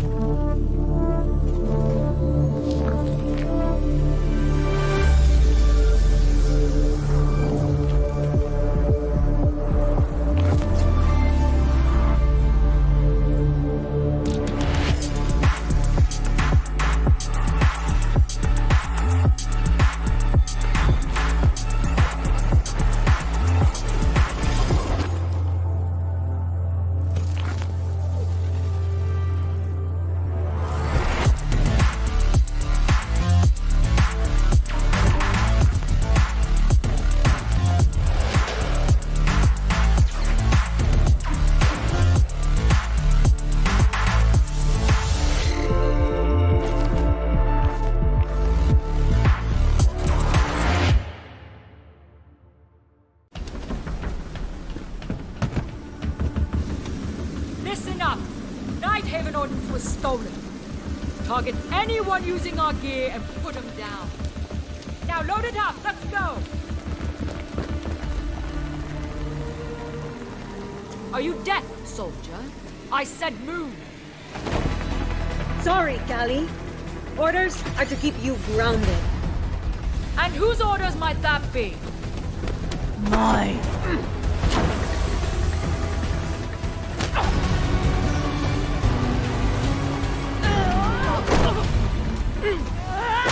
Is that all you got?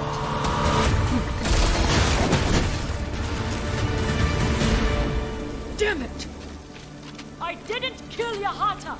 Someone stole Nighthaven Ordnance and is selling it, jeopardizing our operation. We know, but that doesn't mean you get to start a war over it. This is Rainbow's operation now. Not sure your butter knife will cut it, darling. You'll be up against very loud guns. We have a squad for that. Red Hammer.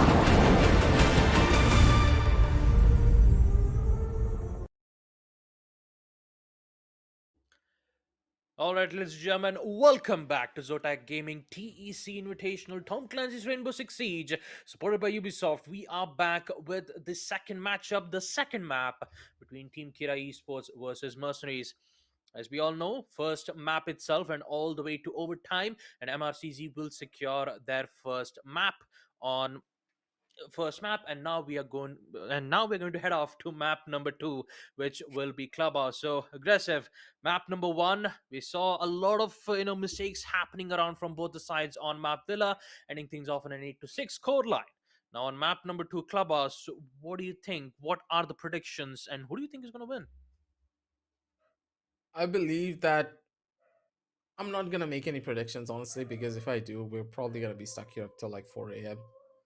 You know that happens way too often. So let's just keep it out of the waters for now. I do believe there's a good chance Hero are gonna be able to take this one away, but because the map is Okay. Clubhouse, I'm a little bit more towards the susceptible side that it's Clubhouse, a map that really requires a strong finishing, I would say, finishing strategy to the entire recipe. Okay, so let's say that Kira are able to take the first 2 or 3 rounds in quick successive fashion.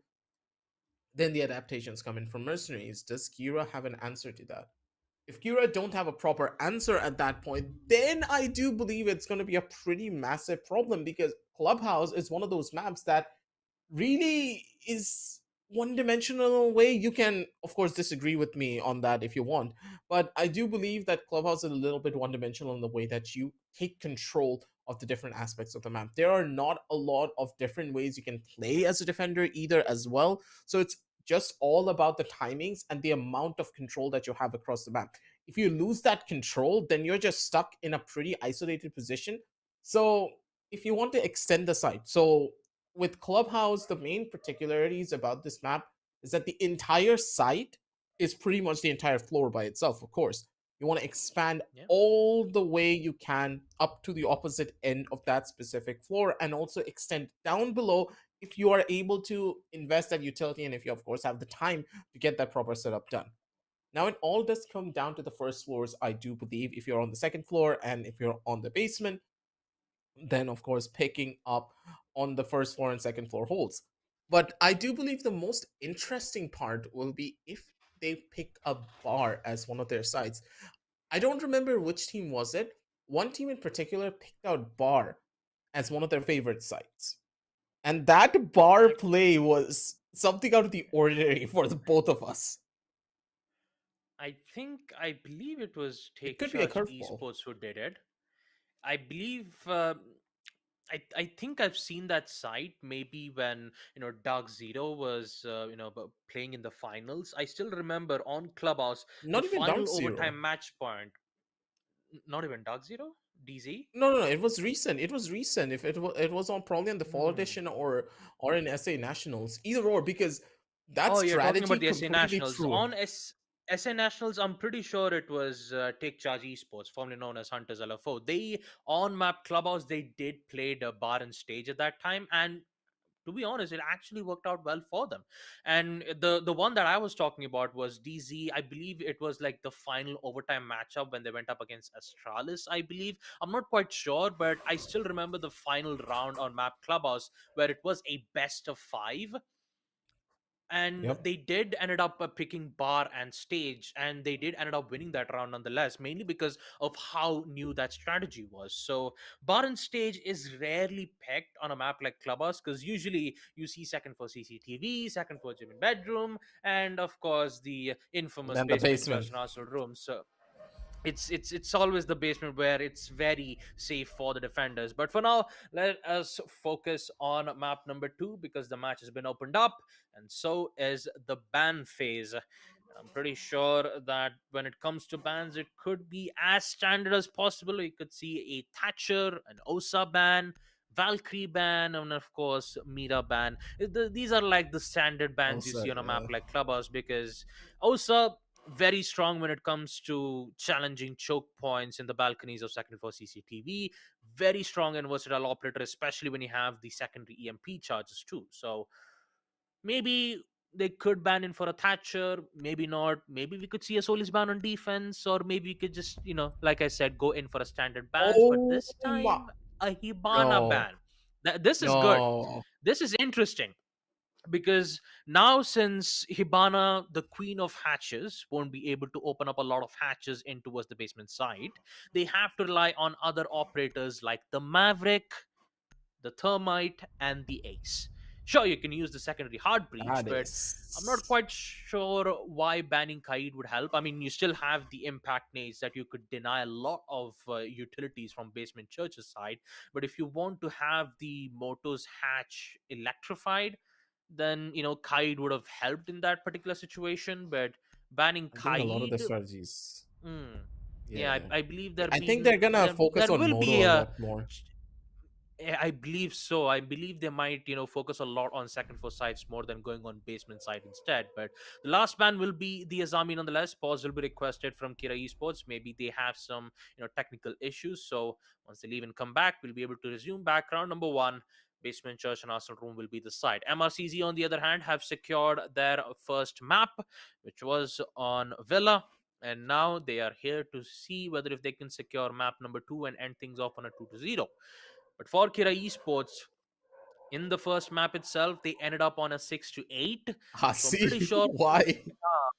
you could see a different thing happening from their end. Hasib, once again with the Blackbeard. My God, Did he get a Hasib. buff or something? No, there's no buff. There is absolutely zero buff. The only buff that I saw right now is the future updates, where I saw Twitch has 2 normal drones and 2 shock drones, which means that Twitch has 4 drones in No, total. no, no, no, no, no, no. That's a living breathing Drones, nightmare. You are not. but No, but the thing is, in order to balance it out, they decided to remove vertical foregrip on the F2.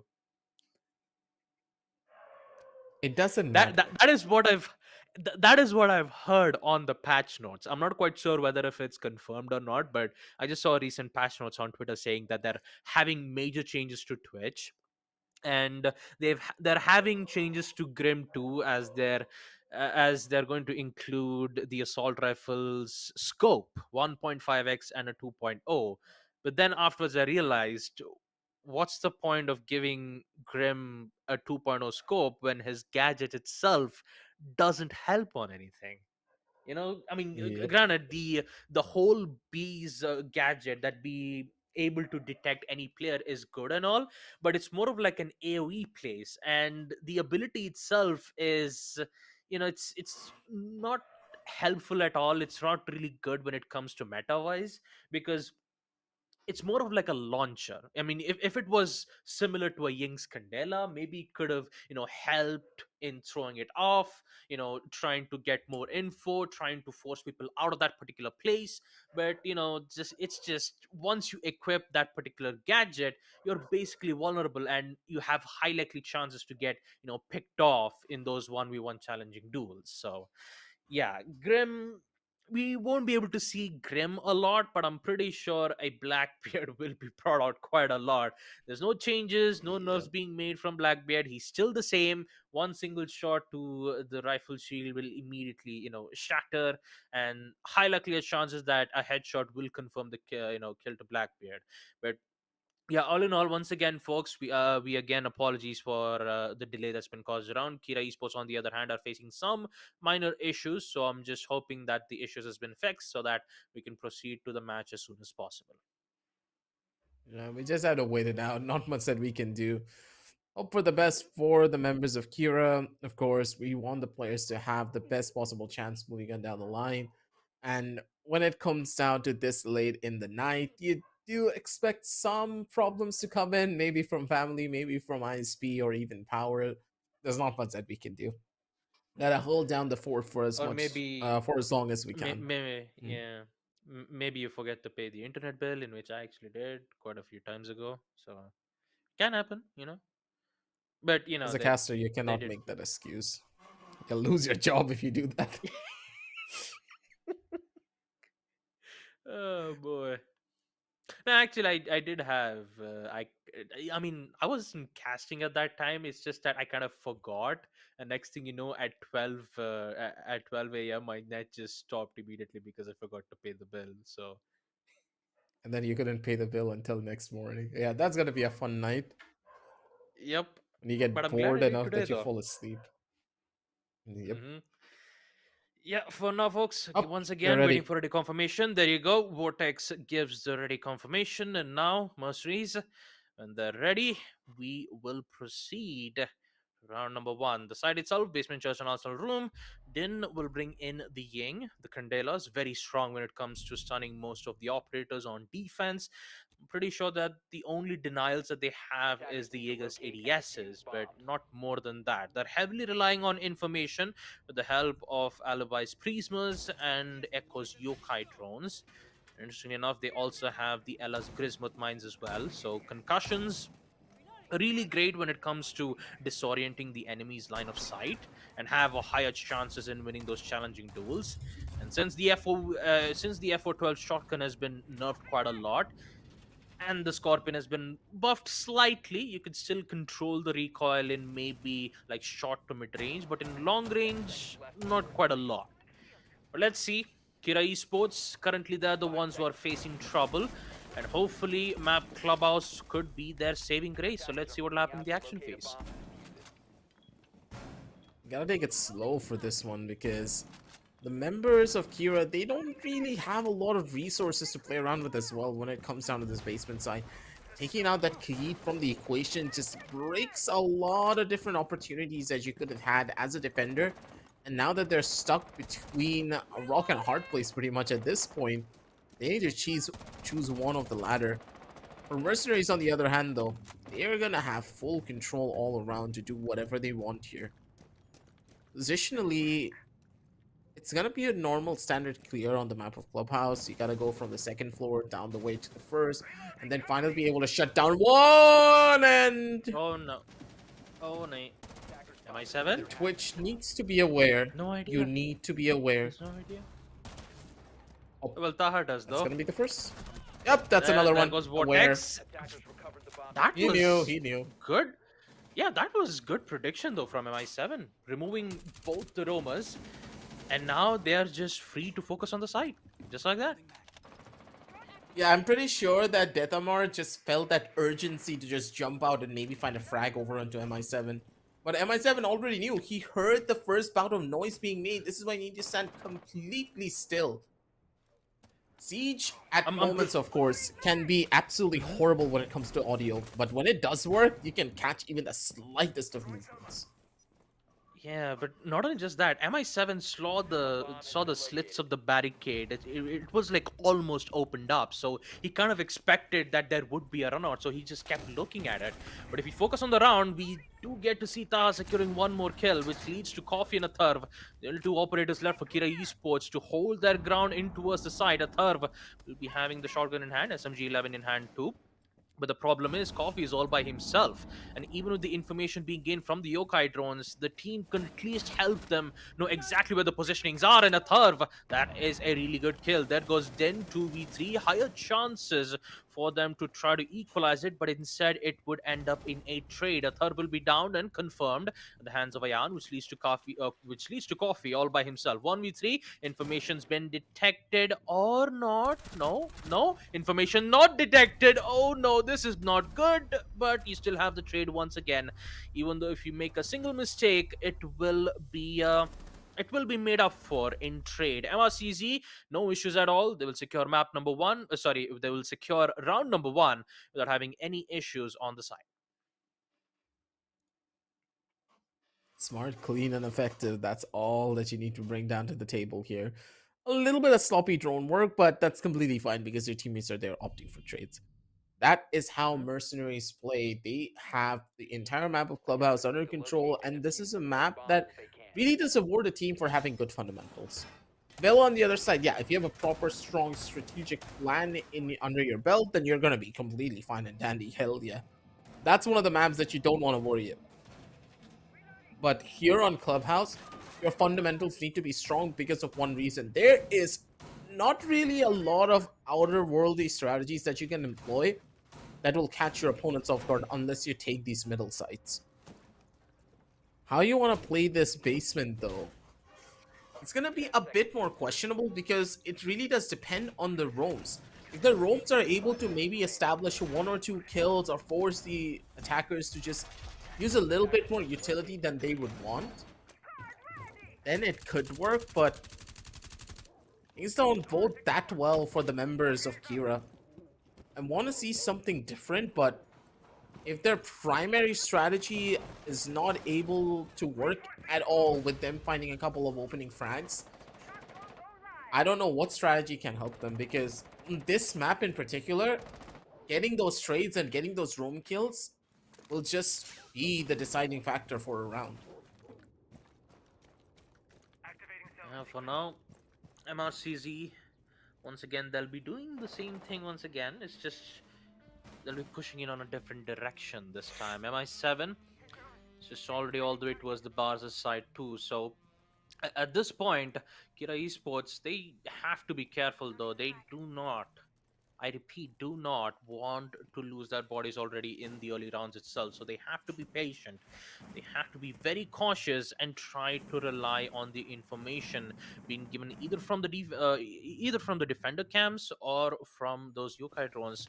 It's already been placed towards the Barca's side. Now then, construction it is.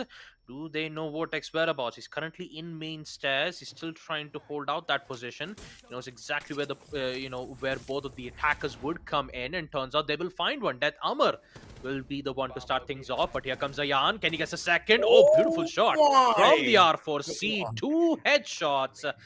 And just like that, once again, it's been cleared at the cost of Din being lost. Whoa, you saw him! Oh, he knows! Oh, he knows! He knows. Ayan will be down. But no worries, Taha is here to save the day. 2v4, once again, Kira Esports are in the same situation that they were in round number 1. It was a little bit too close for comfort. Maybe if a third was able to find that frag over onto the Ash, things could have been drastically different, but yeah, he's probably kicking himself for that one. But not out. Not really the angle did you want to be in. Hasib gets another frag above his own. He's just going to be chilling. Gets the information that the last player's in blue. And look at Mercenaries. They're just all around the map. Look at how fast they're rotating. They're going to get trades instantaneously just because of this. The crossfire's been set. That's completely fine. But look at the roamers. They needed to guarantee this one kill, but the trade just did not happen. It needs to be there, man. Mercenaries, they're so aware. That level of awareness is getting to the members of Kira. They need to figure out a plan here. And finally, they picked up the Valkyrie, knowing that, hey, our roams are not working. So how do we try and fix this one out? By picking a Valkyrie, getting info, forcing them to look in much more uncomfortable positions. But knowing MI7, those Twitch drones, if they're able to get value early on and catch these Valkyrie camps, these black eyes are not going to do jack here.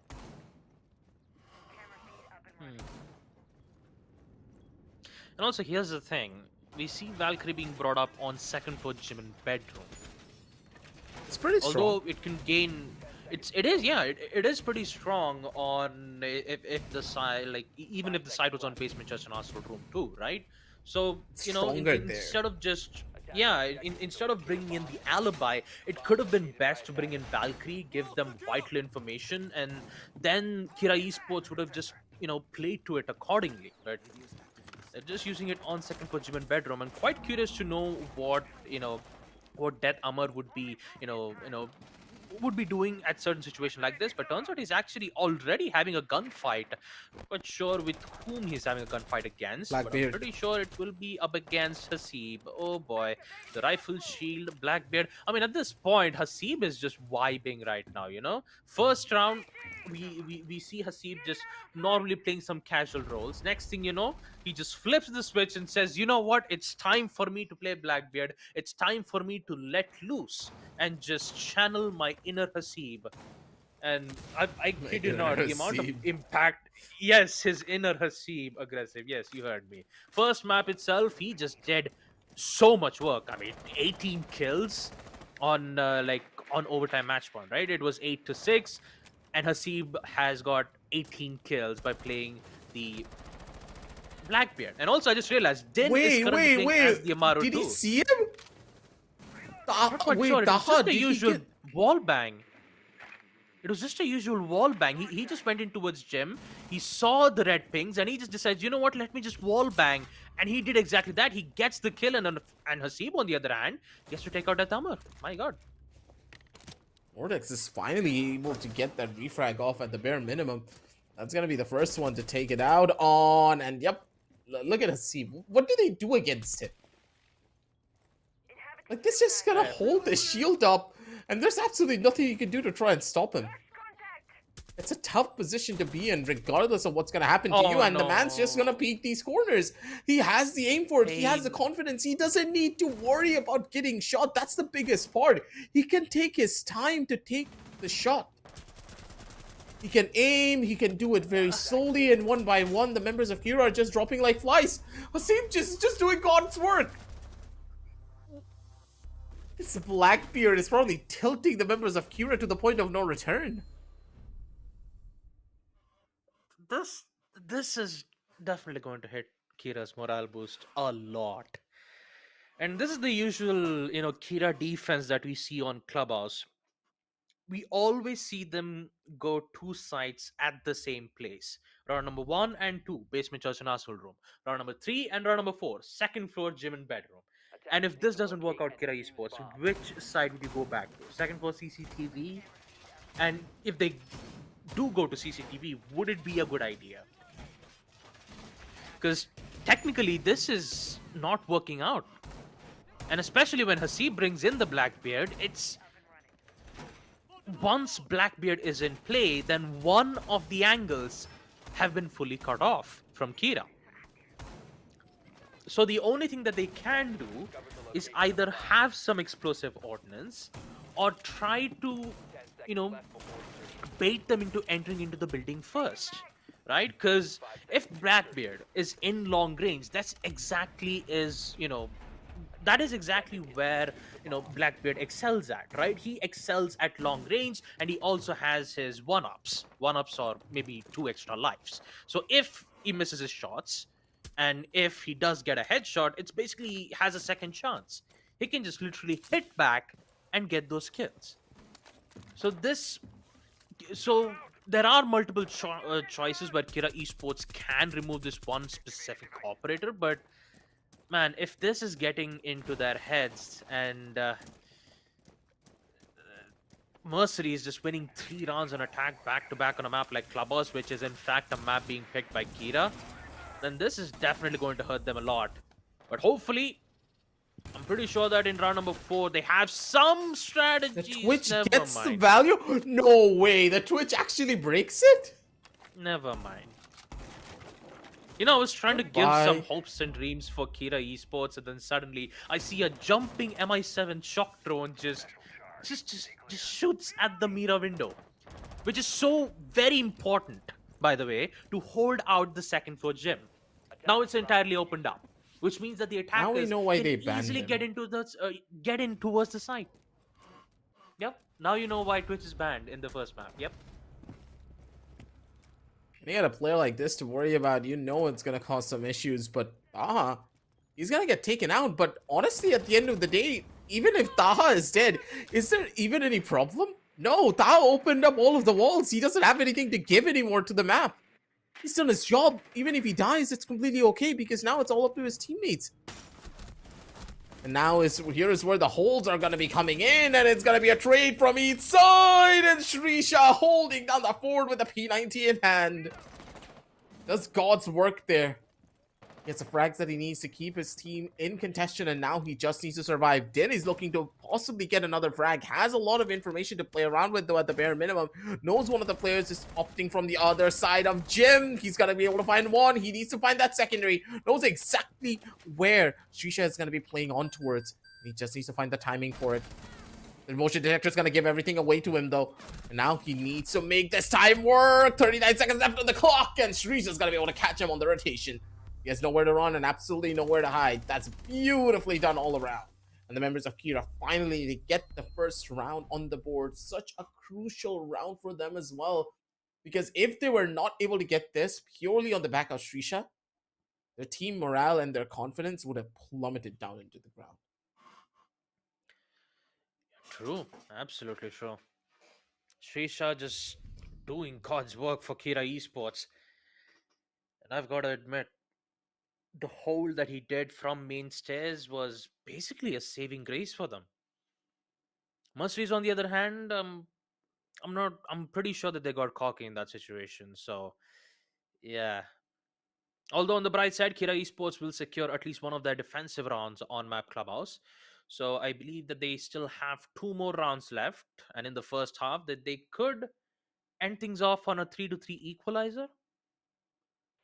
Is it just me or did my cam froze? Never mind. We're back, folks. We're back. It was just a lengthy time for the game to load. But all in all, round number 5, Kira Esports ending the first half on a 3-3 equalizer is exactly what they need to do in order for them to survive this matchup. Because if they don't, and if they end up losing Map Clubhouse, then Mercenaries will end up securing good point and also good positionings in the group standings. That's for certain. Looking on towards this entire matchup, though, Basement has been picked up again by the members of Kira, not really trying anything out of the ordinary here. They gotta play it smart at the bare minimum. All around, we need to try and just figure out exactly what could be going wrong here. But on the back end of this, I do believe there are some problems, but I guess that's okay. Right, we'll see. We'll look into that. But for now, let's just focus on the action phase. MRCZ currently in the lead as of now. The site once again back to Basement Church. Now here's the biggest problem. Kira Esports have lost to the Basement site twice. So going back is actually a bit of a bad idea, but since this time they've brought in the Valkyrie and not the alibi, they have a vital amount of information all the way towards the second floor site. Now, all they got to do is just make sure that they won't get picked off very early in the round and let MRCZ have ample amount of control on both second floor and first floor sites. And that is in itself the important thing that Kira Esports needs to do, because if they lose that site, if they lose control of the first floor, then they have easier access to open up kitchen side. Information will be given from the attack drone itself. The yellow pings will determine exactly where Legion's location is, but they are unaware of Valkyrie's positioning. Death Armor will secure his first frag. Ayan goes out. Taha once again trying to engage in that gunfight will secure one more as Death Armor has been eliminated. 4v4. There's been a good balance when it comes to those trade games, but Taha on the other hand, he is not feeling too well. Less amount of HP. Once again, the shock drone is trying to find those shock drones or maybe some vital gadgets that he could be able to destroy it. It turns out one of them has been downed out, and it's Taha all the way from the kitchen side, but he will be picked up nonetheless. Hasib, minor damage once again in towards the kitchen side, but still no confirmation on kills nonetheless. Valkyrie camps finally been removed and then taken quite a lot of damage, but he will stay alive nonetheless. A lot of times have been taken just to open up the walls in towards the kitchen, which means that Kira Esports might have some things under control with all 4 players still being alive. And they're very healthy as well. Look at the other 2 players coming in from Mercenaries. Their HP is almost non-existent and they need to... No. They forgot to pick up the diffuser. The diffuser just dropped into the site. No, the diffuser is still with Hasib. Oh wait, it's with Hasib. I just saw the diffuser on my screen just drop into the side. I was like, I even no. saw that, yeah. I was so worried for a second, but that's completely fine and dandy. Oh, it's working. They're still getting in the site. They're able to find the flags. Look at MI7. He's doing it. 5 seconds. Yeah, they're actually going in for the plan too. 1v3, and it's just Coffee who needs to figure out a way to bring this back. 40 seconds once again post plant. MRCZ just brought this back once again just by a single drop down, and with them losing quite a lot of time, they've somehow managed to recover this, and MI7 is the one to thank for. MRCZ will make sure to bring a solid lead on Mac Clubhouse 4-1 as round number 5 concludes. All they had to do was just drop down from the side, especially from the hatch itself, and secure those 2 important kills. And MI7, he just let just let MI7 do his thing. But for Kira though, at the beginning they were looking really good. I have to give it to them, but suddenly when at the mid round itself, even the trade games were working, a lot of time was wasted all the way towards the kitchen side, but once the execute happened, that was exactly where MI7 shined, and that's where he made the most important impactful plays all the way from Basement Church's side. So round number 6, high likely a chance that this could end up on a 5-1 score line, unless and until Kira Esports have something else to say, because let's face it, they're going back to Basement Church and Arsenal Room once again, and I'm not quite sure that picking the same site would be a good idea for the 4th time. 10 seconds to go. It's just so surprising when you look at the matchup too. Mercenaries, the way that they are in control and the fact that MI7 is now back on the driver's seat once again. You don't want to be in spots like this. MI7 on its best operator. All of the players just in complete and utter control. They have nothing to be scared of. And you're going up against a squad that is constantly able to go in for rotations as attackers, mind you, to opt for trades where they had no business taking these trades properly. They're pathing, and the way that they're entering into the building is also so smooth in general too. Look at it. Hasib made his way in from garage, and now he's working his way up to the 2nd floor, clearing out how many different power positions? Almost 3 different power positions just by taking over garage. Because now he knows there's no one pushing him from the 1st floor. He doesn't need to worry about this sideline whatsoever. And he has a drone placed up in towards the back, which MI7 can now look towards and hold the flank. The setup coming in from the members of Mercenary is what's giving them that edge. That is what you will love to see, but the Thurb doesn't really care about the setup whatsoever because he's just getting kill after kill. That's 2 down, and that is the Heart Breacher going down as well. That's a big kill right here, Baba. Yeah, 2 important kills of that too. Both MI7 and Taha is gone, and turns out a Thurb, he's kicking up a notch. Triple kill from this man right here. 3 kills, and now he is looking for his ace. Maybe he can get it. And it's just Din and Ayan in which both of them are all the way in towards main stairs. One of them is currently holding out a vertical line of sight, but Ayan, he's got to be a dangerous person. Oh, good headshot though to remove a Thurb. But the damage has been done. It's a 2v4. We'll use the breaching charges to remove the Banshee deterrent. But there's a lot of damage that's been done. A lot of information that, Kira is currently looking at right now. They have good information on these players' whereabouts. Din, on the other hand, secondary hard breach opens up the hatch itself, but he forgot about the C4 in which Coffee will secure. There goes Ayan. Then the last man standing all the way towards the storage room. Actually, not the storage room. In towards the bar room, I believe. Actually, in towards the lounge. Run out. Not quite sure that it was a good idea, though. But still, it's a 1v3. So you still have the man count left. But with Death Armor being eliminated, then he could maybe drop down from the hatch. I believe he heard some sound cues. Drop down will be made. 30 seconds. LMG has a lot of bullets in the hand and then might not be able to find the kill nonetheless. Coffee with the MPX will secure the kill and end round number 6 on a 4-2 score line, ending the first half still being in favor for Team Mercenaries. Aim is there for the members of Mercenaries.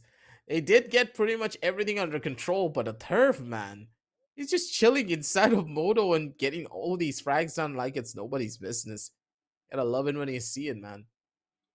For Kira, they finally have their mojo back to hold down the sidelines, but for Mercenaries on the other end, though, okay. Defenders, protect your bombs from being This could used work. by attackers.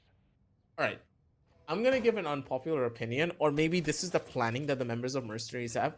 They picked up the Alrighty, I'm here. Capcan because they have a Solus. So imagine it like this. The Solus is able to clear out most of the drones. Then at that point, I don't think the attackers have any idea where the Capcan traps are. True, They're gonna that's get caught by absolutely these true. Capcan traps a lot more often, because normally it's the drones, right, that tell you exactly where the Capcan has now set up his defensive barrier. 10 seconds remaining. And you are not going to go into that zone of traps in most instances, or if you know that a trap is there, of course, you're going to be a lot more cautious during these entries. And with this Solus, if they're able to catch out these drones early enough, that's a big change. And especially with this Valkyrie as well, giving you information while you deny information. Mercenaries, they have the perfect recipe to create something incredible. But they really need to go in for the proper execution here. I'm hoping they have a plan moving on down the line, because if their plan crumbles, or if they lose one of their key players, being the Solus, it's not going to look that good. Now this time, the attack drones that's been presented towards Forkira. Okay! Oh my Nice goodness! timing. Taha! He knew. You know, as I was trying to explain something, here comes Taha out of nowhere with the impact. He just runs away and gets away with the kill, and MI7 just doing his own work. 3 kills already in the early round. And this is a gone case. Once again, Vortex, 1v5. C4's been already tossed. Kira Esports. I don't know. I just don't know what to say. They just fell apart. I mean, what just happened? Information denial at its finest. Yeah, I think so, because I still saw on the counter that says 3 drones still available, and I'm pretty sure that since Solus was in play, most of the drones were destroyed. So Attackers the need to locate usual and drone defuse bombs. spots had been removed off, not having any information whatsoever. And for MRCZ, especially Taha, I just don't know what to say, man. You know, removing information is one thing, but knowing exactly at what spawn points they would spawn and listening to sound cues, ending up with a run out. Taha secures one, that's okay, I understand that. But Kira Esports, after that first kill, both Shrisha and Amar also disappeared. Like, what happened at that stage? Attackers They were spread out. Another problem was they were extremely spread out on sidelines that they really should not have gone in for.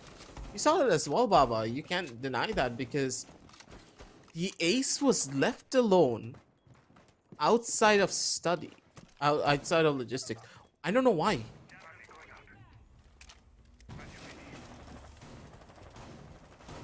Yeah, Why did you leave him alone there? Yeah, as the support role, you're supposed to clear the rooms together, right? If you're gonna go to the second floor, you clear it together as a squad. You have someone hold the man who is now droning in front of you.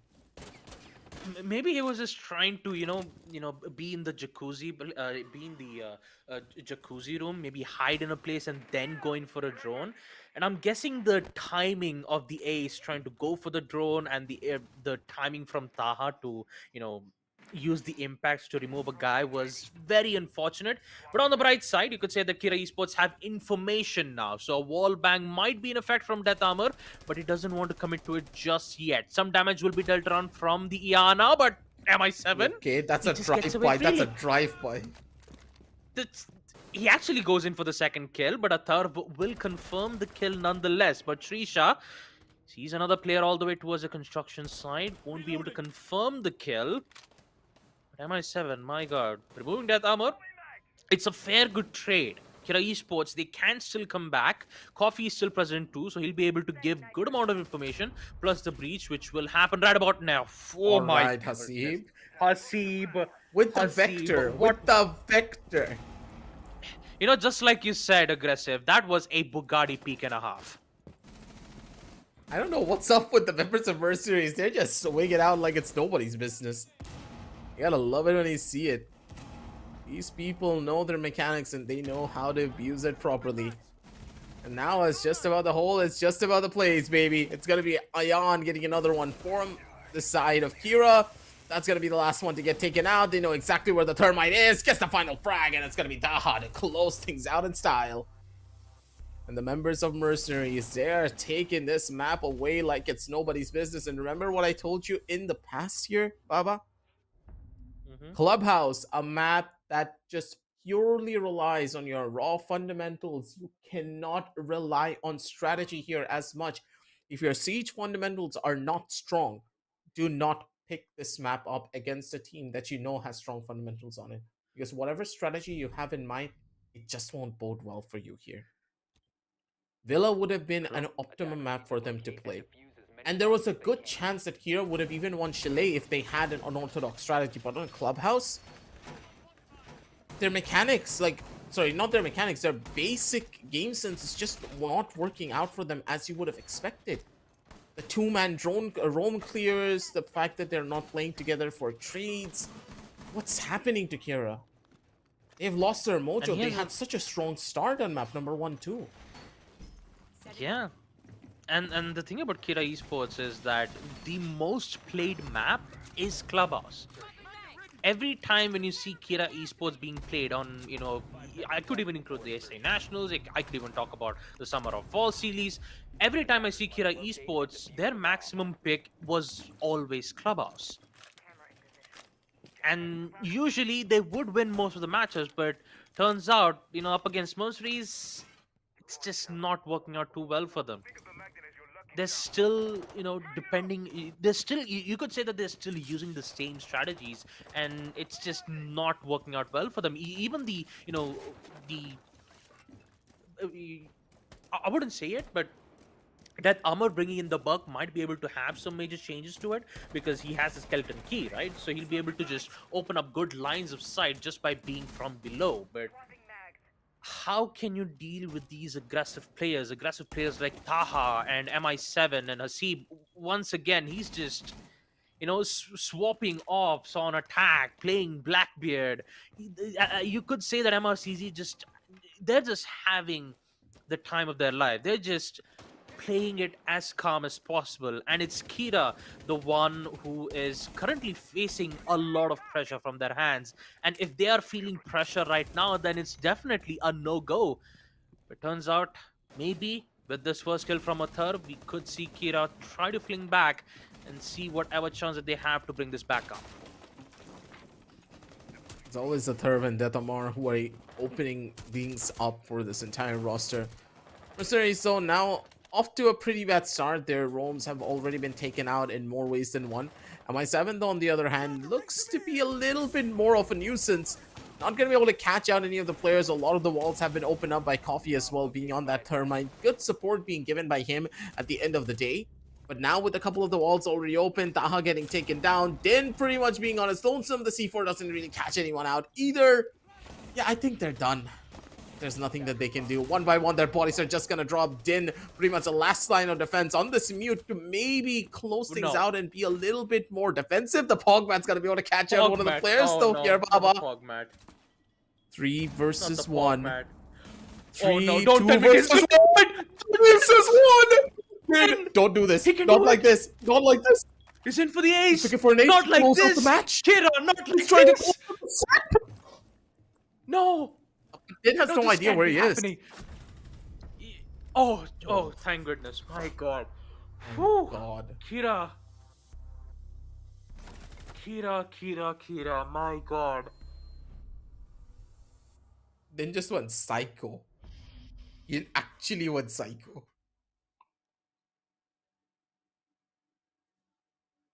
He almost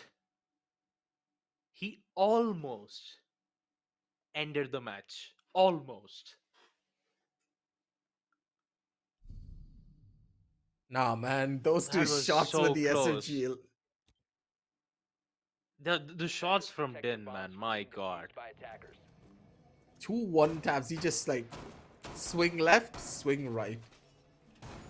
The Yeah, man's just just like doing Beyonce yoga says, out right? here. Can't Just even like deny it. Beyonce said, one to the left and one to the right. Oh boy.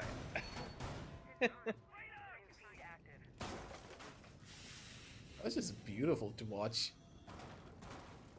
I don't know, man. It's these late night games that just turns these players into demons. You know when you play a ranked match at like 3 a.m. and I meet that one kid who's an absolute demon on the enemy team, but that you add that same guy, you play with him in the morning, maybe the next day, and he can't hit a shot. Sometimes it feels like that. Like some of these players get activated so drastically during the night. I don't know where they get that much energy.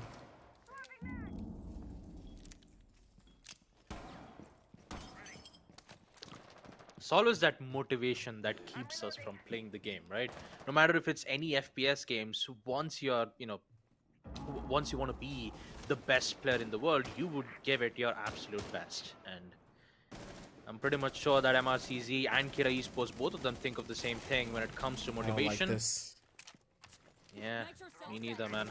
C4 toss, won't be able to find one as of now. It will be a waste of explosive and another way for the attackers to gain easier access towards second floor gym. But to be honest, Kira Esports on the other hand, they might be able to get it, but no, Ayan. Aggressive attempts will secure one. Diffuse has been drawn, but Shrisha will manage to get the trade nonetheless. Taha once again not in a very good spot. Not a lot of bullets left with the P90. Gets caught off once again. MRCZ, they shouldn't be making these kinds of mistakes. Once again, they're going very aggressive. And Kira Esports are capitalizing on these mistakes. With the help of the Kebi scams, they now be able to get a lot of information too by stealing it. Which means that they have cams, they have Valkyrie cams, they have default cams, and this is definitely not a good way for MRCC to be losing bodies like this, especially in the mid rounds. Not at all.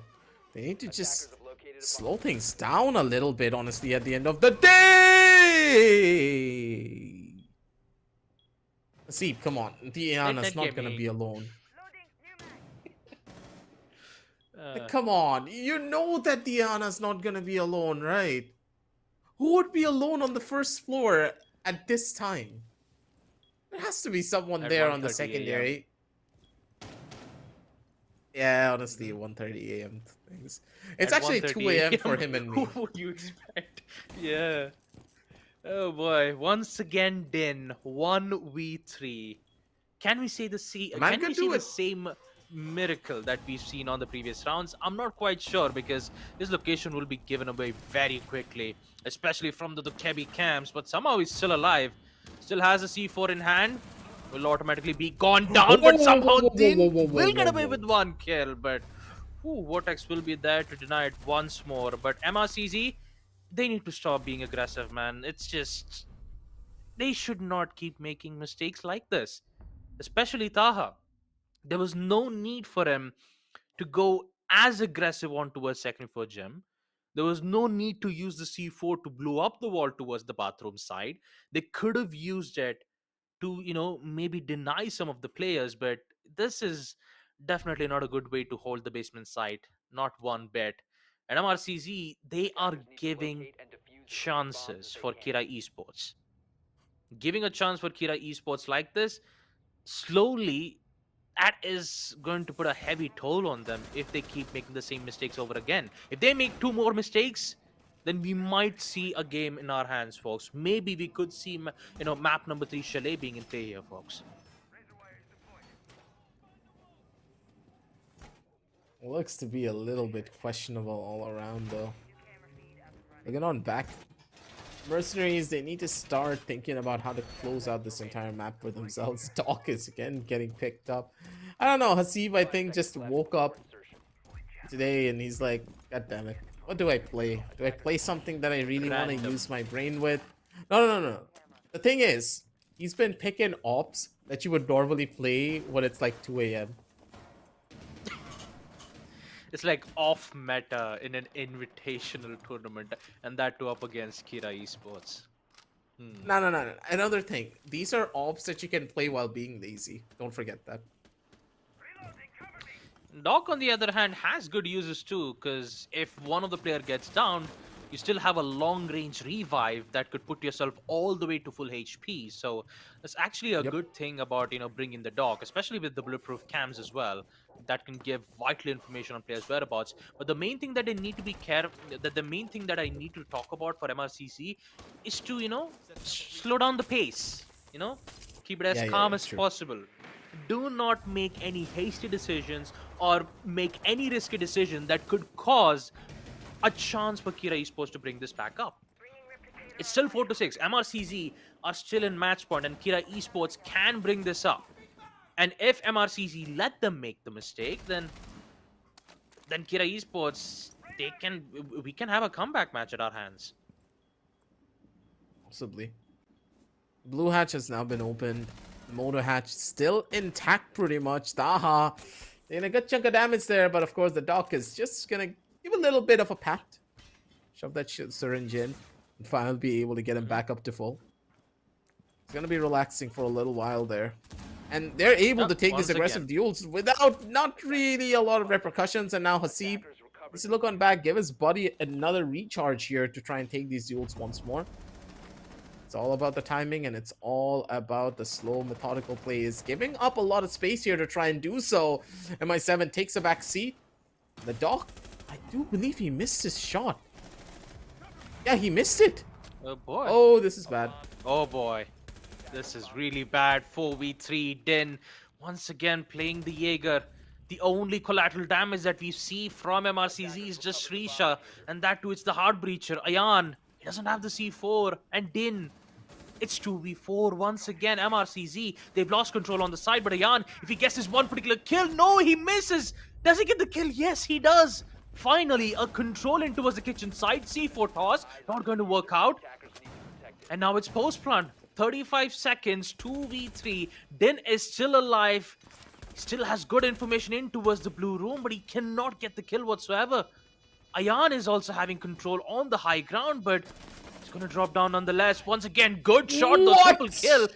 But you still have Death Hammer, who has just gained back control on kitchen, and he will do so by removing Ayan without facing any repercussions whatsoever. MRCZ, mistakes were made, but they are making a lot of mistakes here once again.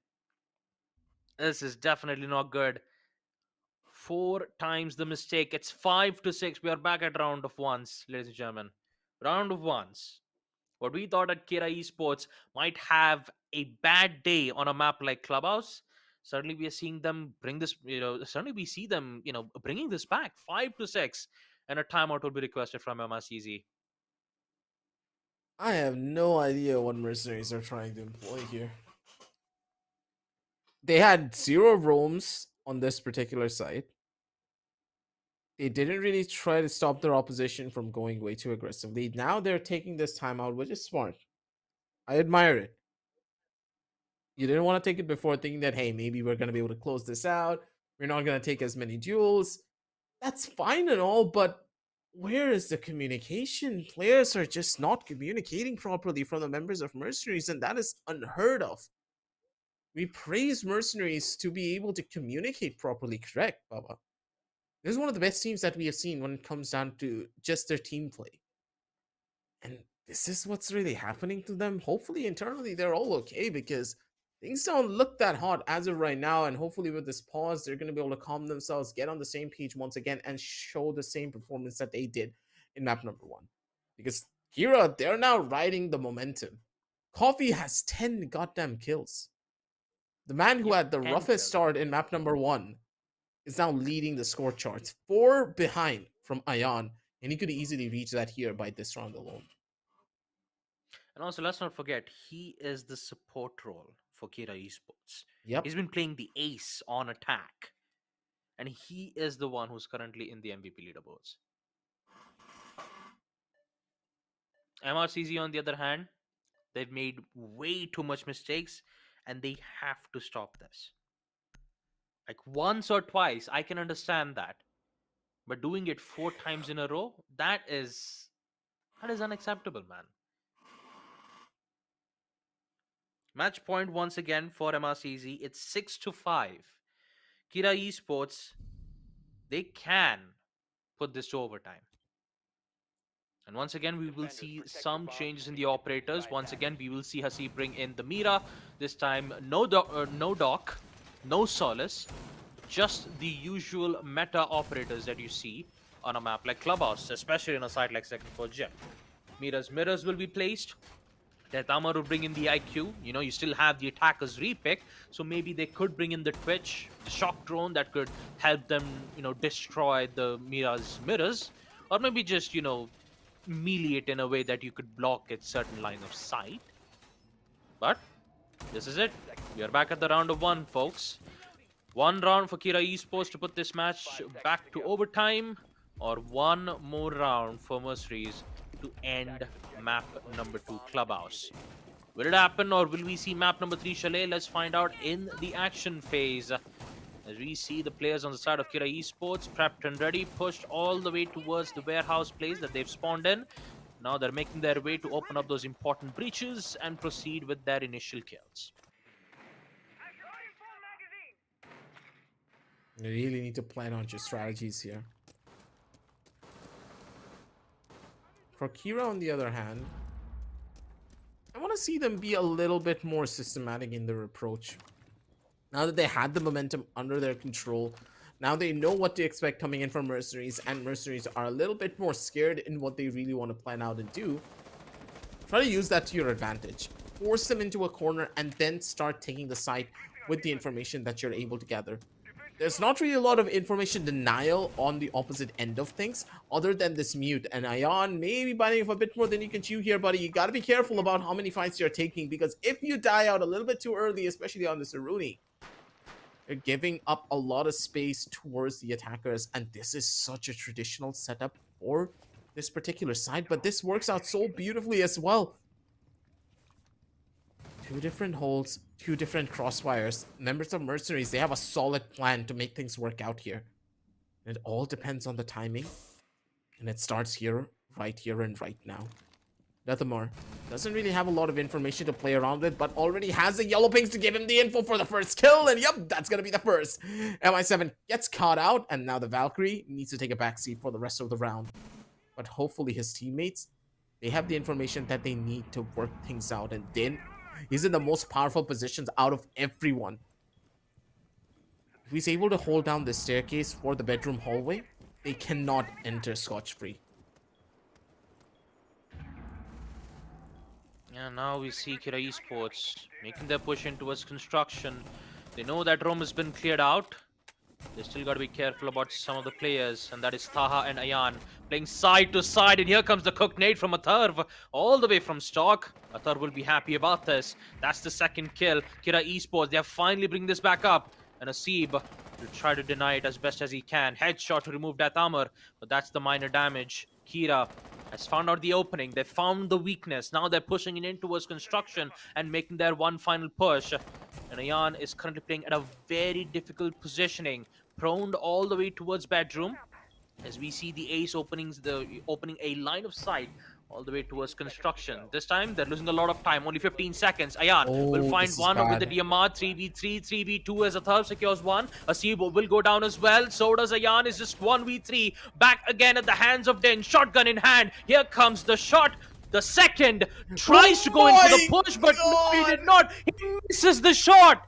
He misses the shot. Din, he could have just stayed safe, but instead he decided to go in for the peek. But time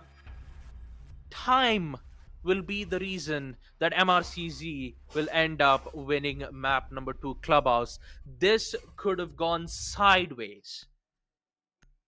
This could have gone sideways for Mercenaries. This could If have it gone was sideways. I anyone kid you not. else, no, no, Baba. If it was anyone else other than the mood, there was a good chance that the player would have lost. I The mean, fact we that would have he had seen a overtime now. shotgun, yeah, we would have guaranteed an overtime. It was just a shotgun coming into play that saved it. That swing, Yep. knowing the player was over in that corner, even if he free fired, going up against a shotgun, you cannot guarantee a kill unless it's a headshot. Even if you body shot him by accident, it's just not gonna happen. God damn, this just came down to the wire. I expected Ion to get maybe one more kill before he died out there on the Aruni, but no, Vortex caught him out in the close corner. The gunfights were supreme, but Din came in as such an amazing anchor player that you cannot believe it. The man has clutched out rounds so often than not, and that quad kill is probably going to be going on his highlight reel because god damn, that was absolutely gorgeous. Mercenaries, Yeah, it really strong was. start, a very, very rocky finish. They need to try and polish up those closing rounds because I do believe they got a little bit too overconfident, started disrespecting the members of Kira, and Kira just answered back with a backhand. And they were determined to close out this map. They would have easily gotten it as well if time was not against them. Kira, once again, they had such a good start. They knew what they wanted to expect, but they just could not finish their plate. Map number 1 was an 8 and 6. Map number 2 was a 7. Sorry, an 8 and 7 and 5 as well. My bad. 7 to My 5, brain is yeah. just all over the place. It's It's it's 2 it's a.m., ladies and 1:43, gentlemen. Let me folks. be. It's Yeah. 1:43 a.m. So yeah, like even I actually messed up the intro. Imagine that, all right? And that way I messed it up twice. But yeah, 7 to It 5 on happens. Clubhouse, 8 to 6 on Villa. Now I've got to admit, Mercenaries. To be honest, Map Clubhouse was like a magnet.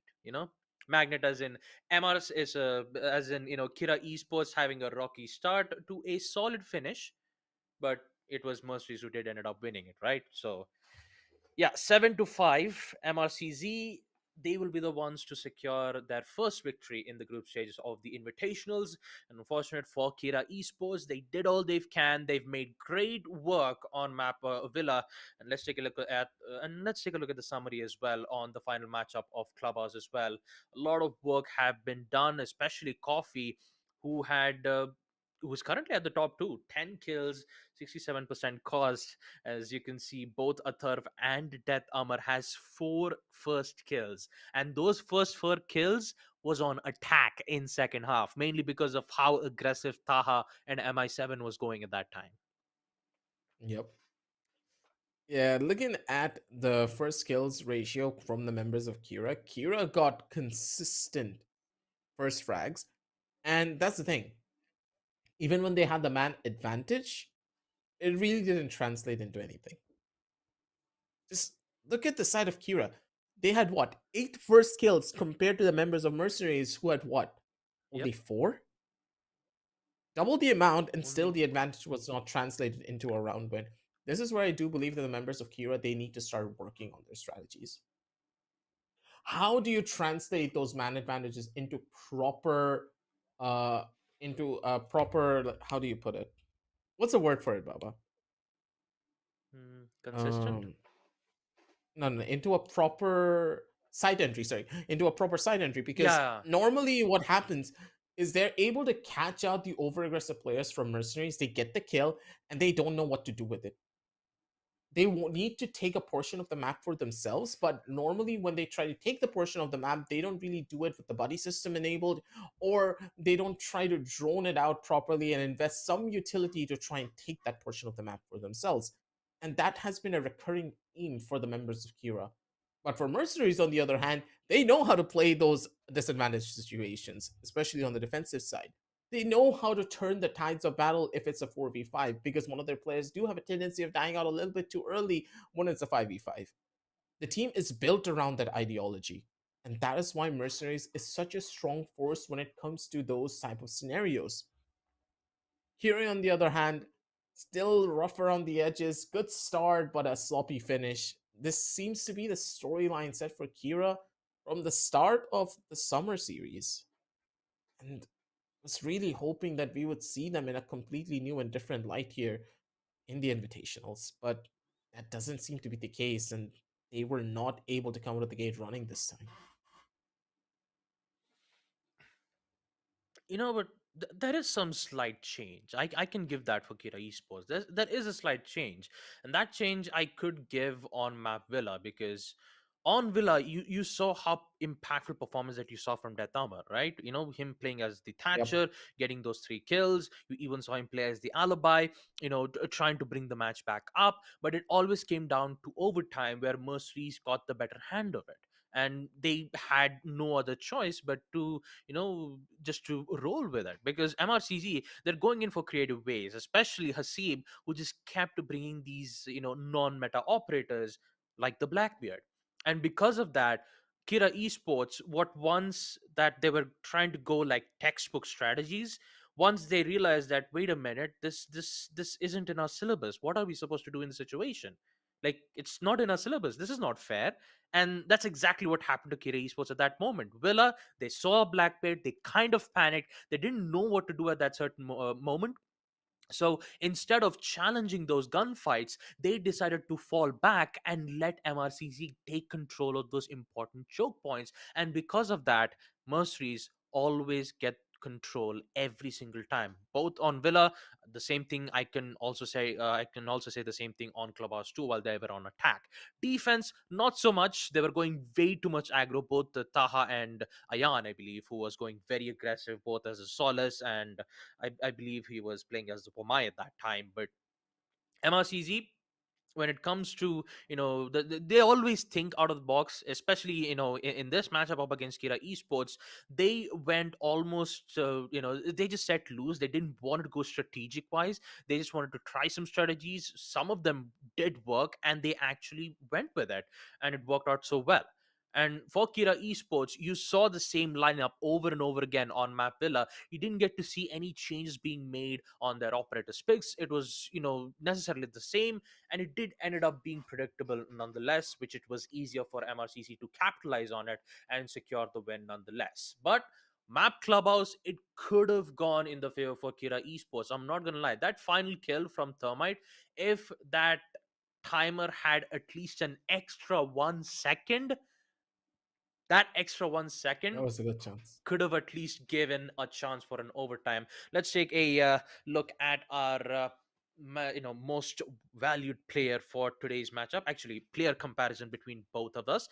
It's Death Amar and Ayan. Headshot percentage 67 and 56%, and a cost percentage of 77. Ayan was doing, you know, uh, like I said, on Clubhouse, he was just wrecking havoc from from Yeah. removing most of the players and the rest of the thing.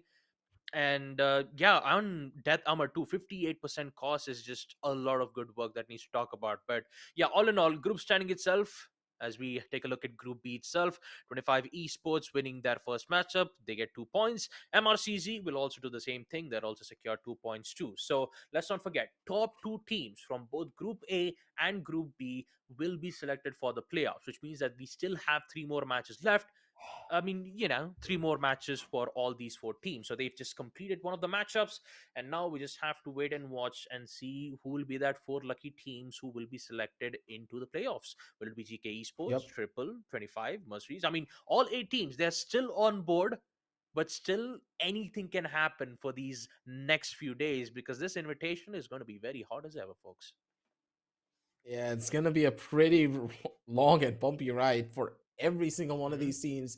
And I'm really hoping that the Shaheens, they're gonna be able to come on back from the slump that they're in for Group A, because after what happened, you would expect the Shaheens to be a little bit better after yesterday's performance, but a little bit too rocky. They need to step it up because the MENA region teams, yeah, they're nothing to joke about. Those rosters are absolutely disgusting. The way that they take their duels, the way that they take their fights, and the amount of interesting strategies that they are going to be bringing on down to the table. SA, they need to start adapting. They need to start getting out of their shell, which is the most important and crucial part about this entire setup. They need to start bringing something new.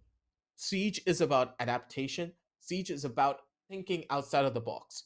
If you get a little bit too comfy with the strategy that you have, you are not going to be moving forward. But for now, ladies and gentlemen, that's all that we are going to be having for tonight. It's been a long one. You've been with us for the longest time. It's going to be 2:30. I'm going to be lying straight down in the bed, and I'm just going to be chilling soon enough. You guys back at home, before you do go off, make sure to check out the links down below in the description. Get yourself the game. It goes on sale quite often. Just grab it and play it. You're going to love it. That's for certain. If you need a good GPU to play it on, Zotac Gaming set you covered. All the links down below in the description. But for now, it's going to be your boy Aggressive with Avagusta signing on off. And we're going to be seeing you tomorrow with a lot more action for the Zotac Gaming TEC Invitational for Rainbow Six Siege supported by Ubisoft. And we're going to be seeing you then. Good night and happy gaming, everyone.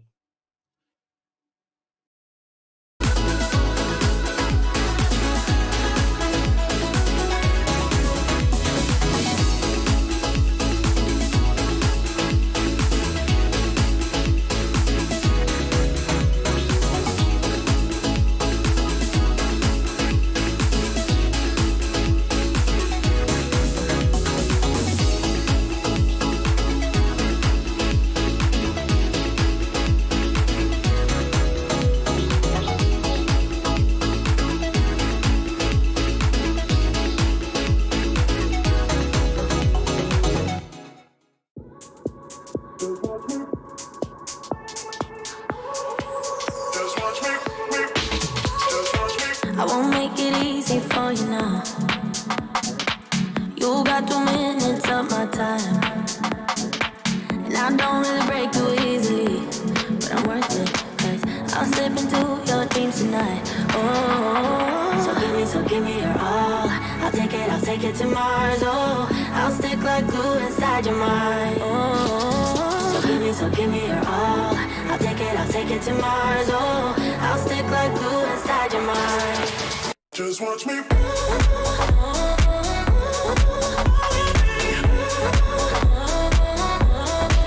Just watch me.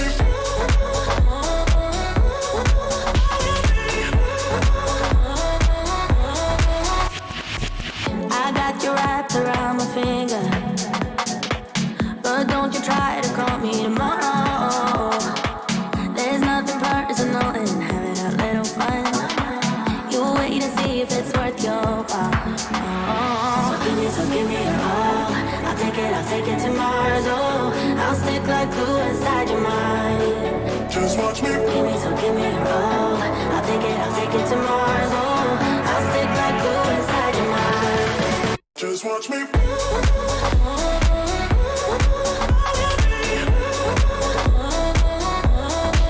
Just watch me.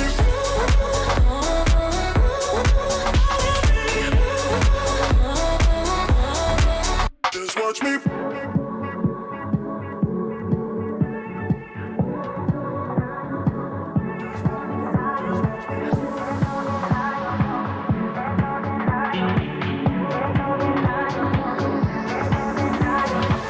There's no denying what we want.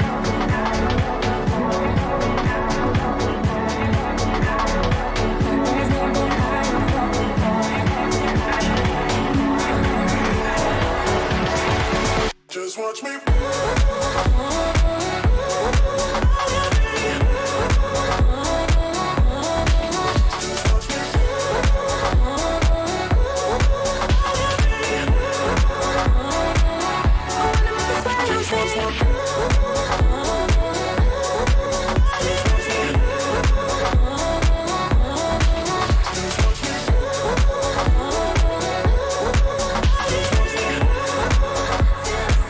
I wanna make it sweat.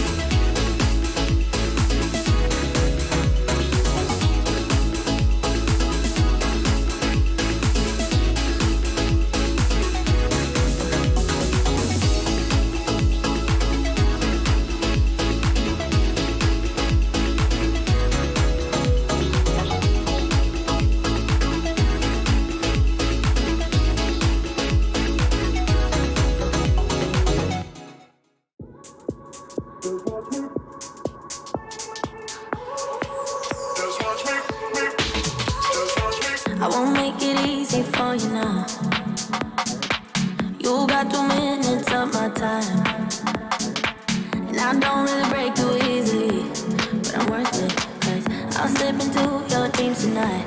Oh, so give me your all. I'll take it to Mars. Oh, I'll stick like glue inside your mind. Oh, so give me your all. I'll take it to Mars. Oh, I'll stick like glue inside your mind. Just watch me.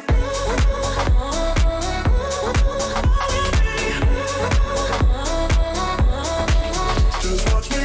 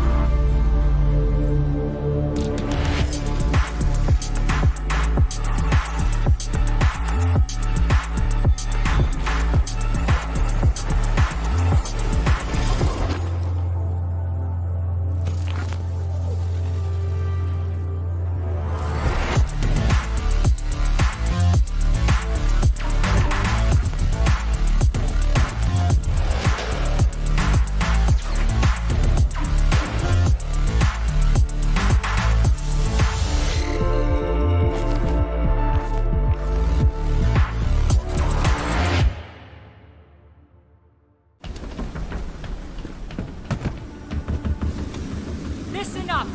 Nighthaven Ordnance was stolen. Target anyone using our gear and put them down. Now load it up, let's go!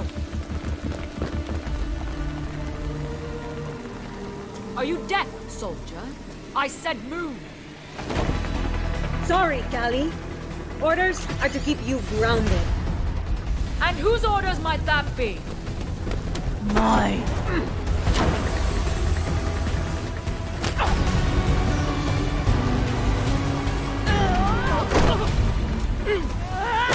Is that all you got?